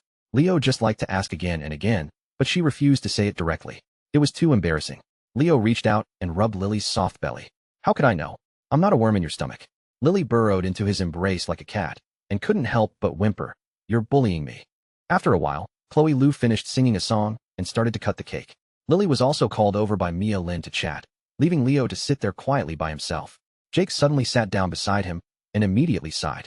What's wrong? Leo asked with a disgusted expression. Actually, I'm a little afraid of marriage now. You went from hoping to get married to worrying, and now to being afraid of marriage. Isn't that a bit of a big change? Jake had just taken out his lighter when he remembered that there were girls around. He sat in the furthest corner before lighting his cigarette. The tip of the cigarette glowed red in the dim room. After all, the air in a karaoke bar wasn't particularly well ventilated. He exhaled a long plume of smoke and slowly said, Maybe I really considered too little before. Marriage isn't a small matter. Leo heard this and inexplicably looked up at Lily, who was fidgeting with her fingers and chatting in the corner of the sofa. Looking at Lily's low-headed, soft-spoken appearance, he couldn't help but smile faintly. Isn't it good? You haven't had enough fun yet, have you? You're not old enough yet. You're not at that critical juncture, so you won't have so many concerns, Jake said very seriously. This thing represents a responsibility that's not so simple. A wife, children, and both sets of parents. That's 3 families in total. It's too heavy. I feel like I don't have the ability for that right now. Only then did Leo understand. So that's what you're worried about. Jake nodded slightly, glanced at Chloe Lu, and quickly looked away. In other words, maybe I'm not ready yet. Let's wait 2 more years. I'll be 25 then, which isn't too late. He didn't seem to be seeking any advice. He was just pouring out his frustrations. After speaking, he stood up and walked to the center. Come on, let's have a drink. How can you drink so much? Mia Lin looked at her half-empty wine bottle, then looked up at Chloe Lu's empty bottle, her expression like she had seen a ghost. I have to socialize for work, so I practiced, Chloe Lu said with a helpless shrug. You guys just have low alcohol tolerance. I came here after socializing with Jake. I feel like your alcohol tolerance is higher than his. That's right. So, I usually block drinks for him. Lily listened to their conversation, her bright eyes blinking twice, lost in thought. Because Leo didn't put on any airs as a boss in private, and he was one of the few men present, he naturally became the target for drinks. After a glass of beer, Lily slowly walked over. It smells so strong. Lily leaned in to sniff Leo, then said with a slight frown. It smelled bad. When they went back, she would make him shower before getting into bed. Can I have a drink? She whispered. Leo was stunned for a moment. Are you sure? Girls shouldn't drink when they're out. They can drink, why can't I? Someone will specifically send them home later, Leo said, poking Lily's cheek. And you're a good girl. You shouldn't drink. We're both bad kids now. Leo couldn't for the life of him understand why this naive girl wanted to drink. Seeing her persistent, he thought about it. Knowing his alcohol tolerance wasn't a bad thing, so he poured Lily a glass. He said seriously, just try to see your alcohol tolerance. We agreed, you can't drink a drop when I'm not around. No, you can't even when I am around. In short, we're not drinking this stuff. He didn't know if it was because Lily's skin was thin or if she had an alcohol intolerance. Lily often blushed even normally, and now she would blush after a few sips of alcohol. Before Lily even finished her fourth glass, Leo realized something was wrong. Lily's alcohol tolerance seemed appallingly low. A moment later, don't shake. Lily suddenly leaned in and cupped his face, looking at him with blurry eyes. You keep shaking, and I'm so dizzy. Be good, Lily said, puffing out her cheeks, as if scolding a child. Leo blinked blankly. I haven't moved at all right now. As Jake followed the designated driver to drop off all the girls one by one, the party finally came to an end. Inside the exquisitely decorated living room, I feel like I need to exercise more. Maybe practice yoga or something. It's bad enough I'm not as pretty as Lily, but my figure isn't as good either. Chloe Lou pulled down the hem of her sweater and turned left and right in front of the full-length mirror, saying very dejectedly. She reached out and touched her waist. She felt even sadder. She used to be quite confident in her figure, until she saw Lily take off her jacket at the KTV, wearing a black high-necked sweater. Those legs, that waist, and, alas, comparison truly was the thief of joy. Jake, who was sitting on the sofa, engrossed in his research, chuckled. All right, you're pretty enough. Don't push yourself. Instead of improving yourself, just belittle others. Why don't you compare yourself to those who are not as good as you? He could guarantee that if he showed even a tiny bit of agreement or perfunctory support, Chloe Lou would immediately grab him like a piglet and throw him out the window. Women were truly terrifying creatures. Your answer sounds really awkward. Fine, I'll barely give you a passing grade. Chloe Lou suddenly curved her lips. She might be small, but she was still much older than Mia Lin. Actually, I can help you. Jake could tell what she was thinking at a glance. If you don't want your hands anymore, just say so. Seeing Jake busy with a blue bubble gum wrapper, she again asked with a look of disgust, What are you doing? I want to see if it's really unnoticeable if I poke a few holes in this thing. Jake said, using a safety pin to poke a few holes in the unopened bubble gum, and chuckled wickedly. You haven't heard that kind of joke? Years ago, some unscrupulous people would open condoms in hotel rooms, poke a few holes in them, and then repackage them. I want to see if it's really unnoticeable. You're crazy. Chloe Lou rolled her eyes at him, then turned off the living room lights. The thought of you using it with other girls makes me sick. We're breaking up. Jake saw the door about to close and quickly grabbed a handful of bubble gum in the dark, then got up and followed her. Chloe, if you don't want me to touch you, can you come up with a different excuse? Aren't you tired of pretending to be angry every time? On the deserted street near Binjiang Road, Ryan Lee adjusted his glasses and forced a somewhat stiff smile at Ruashi in front of him. Ruashi, why did you suddenly ask me out to watch a movie? He asked cautiously. Ruashi quietly put the movie tickets back in her bag and said, without lifting her head, You called me crazy that day. Shouldn't you apologize? I thought you would ask for Leo's contact information. Ryan Lee forced a bitter smile. Leo and Jake had both told him that Serena Chin most likely just wanted to use him to contact Leo. He had stubbornly refused to believe it at the time, but now, the more he recalled, the more ridiculous it seemed. Maybe because I'm just an ordinary person, Ruashi said, crossing her hands behind her back. She walked a few steps on the curb like a tightrope walker. Looking at the taxi that had stopped in front of her, she turned and gently waved to him. I'm going back now. My mom doesn't let me stay out too late. Okay, goodbye.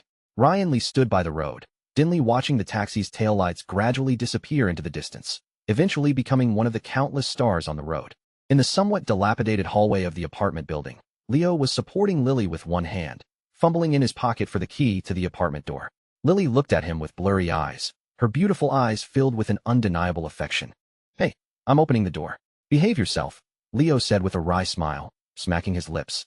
Can you just be good for a second? Ever since getting out of the taxi, Lily had been a clingy mess, tightly holding onto his arm and refusing to let go. Normally she was an ostrich, but when she drank, she turned into a sloth. No, the girl whined, then opened her arms and hugged him even tighter. Hugs. I need to find the key, otherwise we'll both be sleeping on the streets. Then let's bring Duo with us. Otherwise, it'll be lonely at home alone. Do you think there's a possibility that I need to find the key first before I can get Duo out? Besides, once we're inside, why would we still be sleeping on the streets? Leo looked at her, both exasperated and amused. You're already silly, and you're even less smart when you're drunk. Although he had always known Lily was clingy, this naive girl usually exercised great restraint. But this time, after a few drinks, she wasn't even pretending anymore. She just hugged him and wouldn't let go. It was only 4 beers, after all. Even if the KTV glasses were larger, it was probably less than 2 bottles. Leo had always believed that there were indeed people who could get drunk after 3 drinks. He just never expected to actually meet one, and for it to be his girlfriend. After a while, he finally fumbled for the key and opened the door. He fumbled in the dark to carry Lily to the bed, then turned on the bedroom light. The light flickered twice before fully coming on, illuminating the entire room. Looking sideways, Lily was staring blankly at the ceiling, her long hair spread out on the bed like a flower. The girl was wearing a very fitted black high-necked sweater and jeans. Lying flat on the bed like this, her legs naturally extended, her figure was slender and graceful. Combined with her hazy eyes, it made Leo secretly swallow. After helping Lily all the way home and now carrying her to the bedroom, Leo was in no mood to change clothes. He simply lay beside her to rest for a while. Both of them carried a faint scent of alcohol, and the slightly tipsy atmosphere quickly permeated the room, creating an inexplicably ambiguous ambience. He looked at the girl's still flushed profile, propped his chin on one hand, and raised an eyebrow at her. Allow me to interview you. What does it feel like to be drunk for the first time? He didn't know what Lily's thoughts were, but he would never let this naive girl touch alcohol again in his life. Although this naive girl was quite adorable when drunk, having a low alcohol tolerance indicated that her body didn't metabolize alcohol well, so she would probably feel worse than average people after getting drunk. Lily turned her head, looked at him quietly for a moment, then said, I'm not drunk. I only had a few drinks. Normal. Everyone who's drunk has a stubborn mouth. It was winter now. In the summer, if you went to a street food stall any night, you would definitely see people who couldn't even walk straight, yet would confidently declare they weren't drunk. So I really am drunk? Lily suddenly looked very surprised. Not long after, her slightly parted lips slowly closed, and the corners of her mouth gradually drooped. Leo was startled by Lily's rapid change of expression and quickly asked, What's wrong? Before he could ask further, Lily rolled over and hugged him. I suddenly feel so useless. Useless where? Leo found it strange.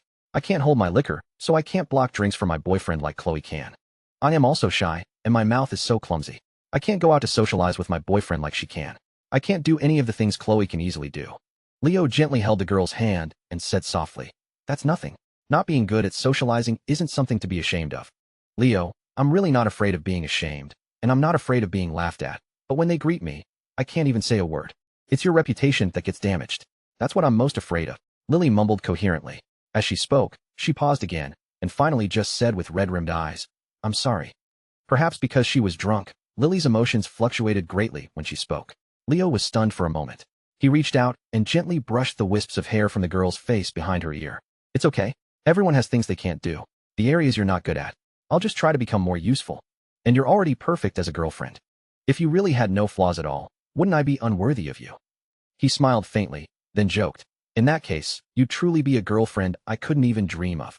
I'd feel so much pressure, I might even constantly wonder if I'm dreaming. I'm not that good, Lily mumbled. You're already the most perfect in my eyes, truly. Leo very gentlemanly placed a kiss on the back of the girl's hand. You are a dream girlfriend. I'm very happy. No wonder this naive girl had suddenly come over wanting to drink. And then, even though she was clearly uncomfortable and frowning while drinking, she couldn't be persuaded to stop. So it was because of this. He stared fixedly at Lily's eyes, which were slightly downcast from disappointment. His thoughts grew more and more complex. Was this naive girl intent on moving him to tears, and then some? What did he, Leo, ever do to deserve this? Little crybaby, he gently pinched the girl's soft cheek, wiping away the single tear. Are you dizzy? Leo suddenly curved his lips. He wasn't sure if other girls were made of water, but Lily definitely was. Ever since they got together, this naive girl not only smiled more and more, but also cried a lot more than before, as if she was letting out all the tears she had held back for years. He wondered if she would still be crying like this if they had children in the future. Lily reached out and touched her forehead, blinking her eyes blankly. I wasn't dizzy before, but now that you reminded me, I feel so dizzy. Leo chuckled foolishly. I'll go boil some hot water for you. You absolutely must not fall asleep, otherwise you'll feel terrible when you wake up tomorrow. As soon as he got up, he was suddenly pulled back with force. He turned around. Lily was tightly clutching the hem of his clothes. Don't go. I'm not going. I'll just boil some hot water for you and come right back. Then you're still not allowed to go. Lily seemed to have suddenly changed her demeanor, whining and acting spoiled. Seeing Leo still standing by the bed, she pouted and got up, then poked his chin with her index finger. Are you so eager to go out? Leo thought. I'm going out to boil hot water for you. What do you mean I'm eager to go out? Also, why do you have so many different states when you're drunk? Ultraman only has 3 forms, right? Looking at Lily's cool and assertive expression, he couldn't help but smile and cooperated by saying, That's right, I want to go out. As soon as he finished speaking, he was suddenly pushed. Leo's back hit the wall first, and he was stunned. Then he looked sideways and saw Lily's arm propped against the wall. He was even more stunned. He looked at the girl in front of him, whose lips were curved in a triumphant smile. His mouth twitched violently, and his eyes were filled with shame and indignation. Lily, you, a mere silly frog, actually pinned me against the wall. Leo, you're not behaving today, Lily said, pouting. After speaking, she quietly let out a hiccup, then, as if nothing had happened, turned back. Behave, or I'll kiss you. Leo let out a long breath. You'll regret this. He thought, wasn't she just crying a moment ago? Why is she suddenly pinning me against the wall? Lily smiled and stood on her tiptoes, leaning closer to his face. Her warm breath kept hitting his face, causing a tingling sensation. This burning sensation gradually spread throughout his body, finally settling in his abdomen, making him subconsciously swallow. He thought, both soft and assertive. What kind of fairy is my girlfriend? Do you always think that it's embarrassing to not be in control, to be made to blush and your heart race by me? The girl poked his face like a balloon. Then her fingertips slid from his cheek, slowly down his neck, and finally rested on his chest. She quietly felt his heartbeat. Unfortunately, his heart was not cooperating and was already racing. Leo had no choice but to say honestly, maybe a little. Why? Lily looked up at him, unconvinced. Leo forced back a smile and shrugged. Because you're silly. How can I, Leo, lose to you? Lily punched his chest angrily, but even in her drunken state, she still couldn't bring herself to use any force. You shouldn't have been able to win against me in the first place. Leo looked at her with some confusion. Why? I might not be as smart as you, and I can't just blurt out sweet nothings like you can. Lily's eyes were drooping, and she looked hazy. Then she slowly brought her mouth to Leo's ear and whispered, as if telling a secret. But you have no idea how hard I try to make you happy. After speaking, the girl rubbed her forehead and turned around, slowly walking back to the bed. Why did you only half pin me against the wall and then go back? Leo asked curiously. He had just started to enjoy the feeling. Why had this naive girl suddenly stopped playing? Dizzy, Lily mumbled, lying back on the bed, curling up obediently. If this naive girl were Ultraman, she would probably be flashing a red light now. She was only assertive for a few minutes. Leo sighed, both annoyed and amused, and slowly walked out of the bedroom. The night he had gone out drinking, Lily had brought a thermos full of honey water and searched everywhere for him. She must have bought honey. He went to the kitchen and saw that there was indeed some at home, untouched in the cabinet. After a while, he made a glass of honey water and brought it back. Although drinking more water was good, this would definitely be easier to swallow than plain water. Leo sat on the bed and offered the spoon to the girl's mouth. He said softly, "Open your mouth." "Oh."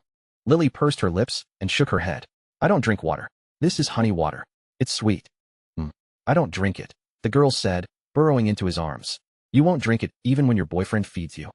Leo blew on the hot water in the glass and threatened coldly, "If you don't drink it, I'll feed it to you with my mouth." Lily immediately sat up. "Okay. Leo, ? He felt that Lily shouldn't play Malphite. She should play Silas. She was so quick to learn his tricks.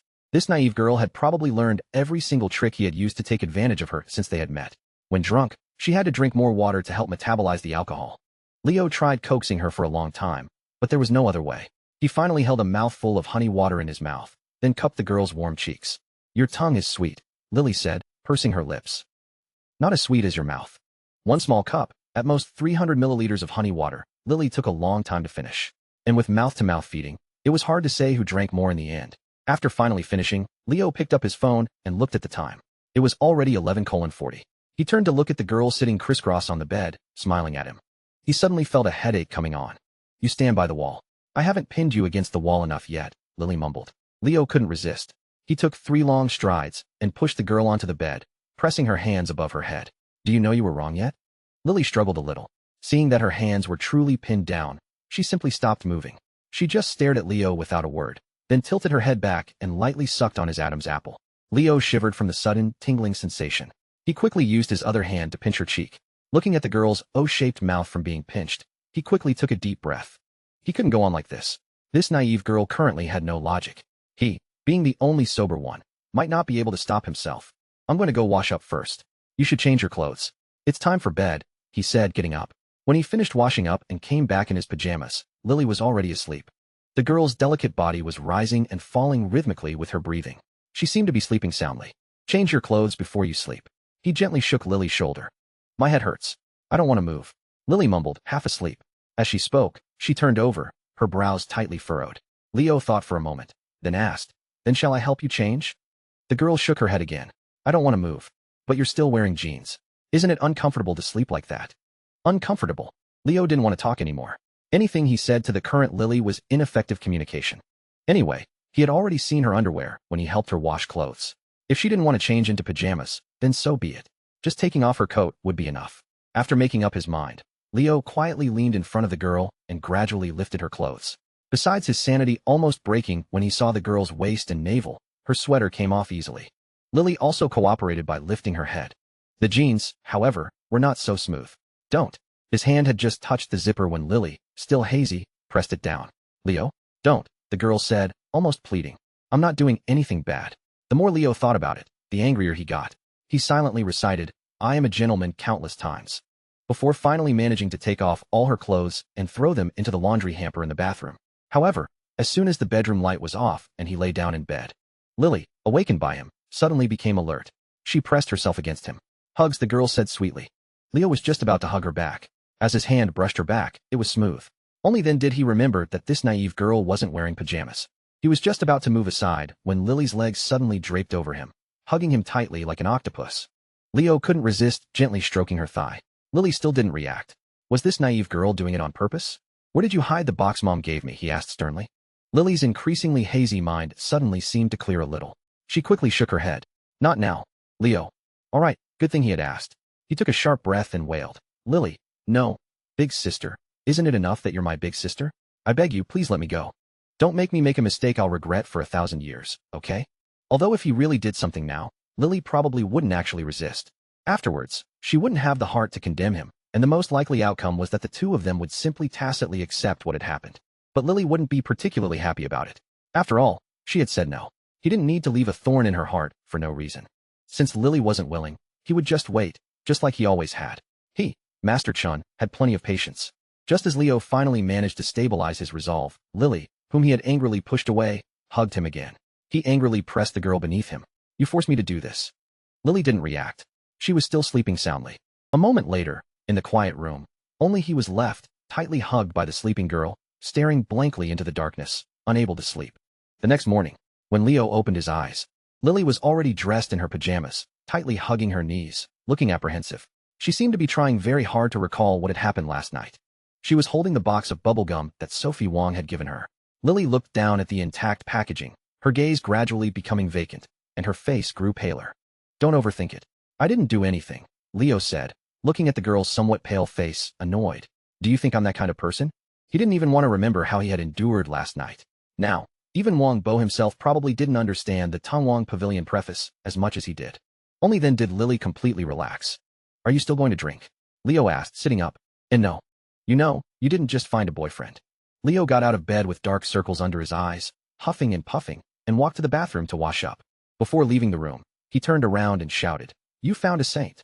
After a while, Leo was halfway through brushing his teeth, his mouth full of foam, and he quickly ran back to explain. I didn't mean to be harsh just now. I just wasn't fully awake. Then he froze. Lily was wearing that sailor uniform again. Looking down from the very short skirt, he saw her slender legs, wrapped in white over the knee socks. The girl's toes were tightly intertwined from nervousness, adding a few wrinkles to the stockings. She bit her lip and turned her face away, tightly clutching the hem of her skirt. Her voice trembled violently. Although that kind of thing still has to wait. But other things are okay. I might not have learned it well yet, but if you like it, I'm willing to try. Leo's gaze never left the girl's straight, long legs. This time, he had no intention of arguing. His rationality kept telling him that he absolutely had to defend himself, to say that he didn't like it at all, that he didn't save those kinds of videos because he had a foot fetish, and thus salvage his lifelong reputation as Master Chun. Then his rationality was beaten to death with sticks.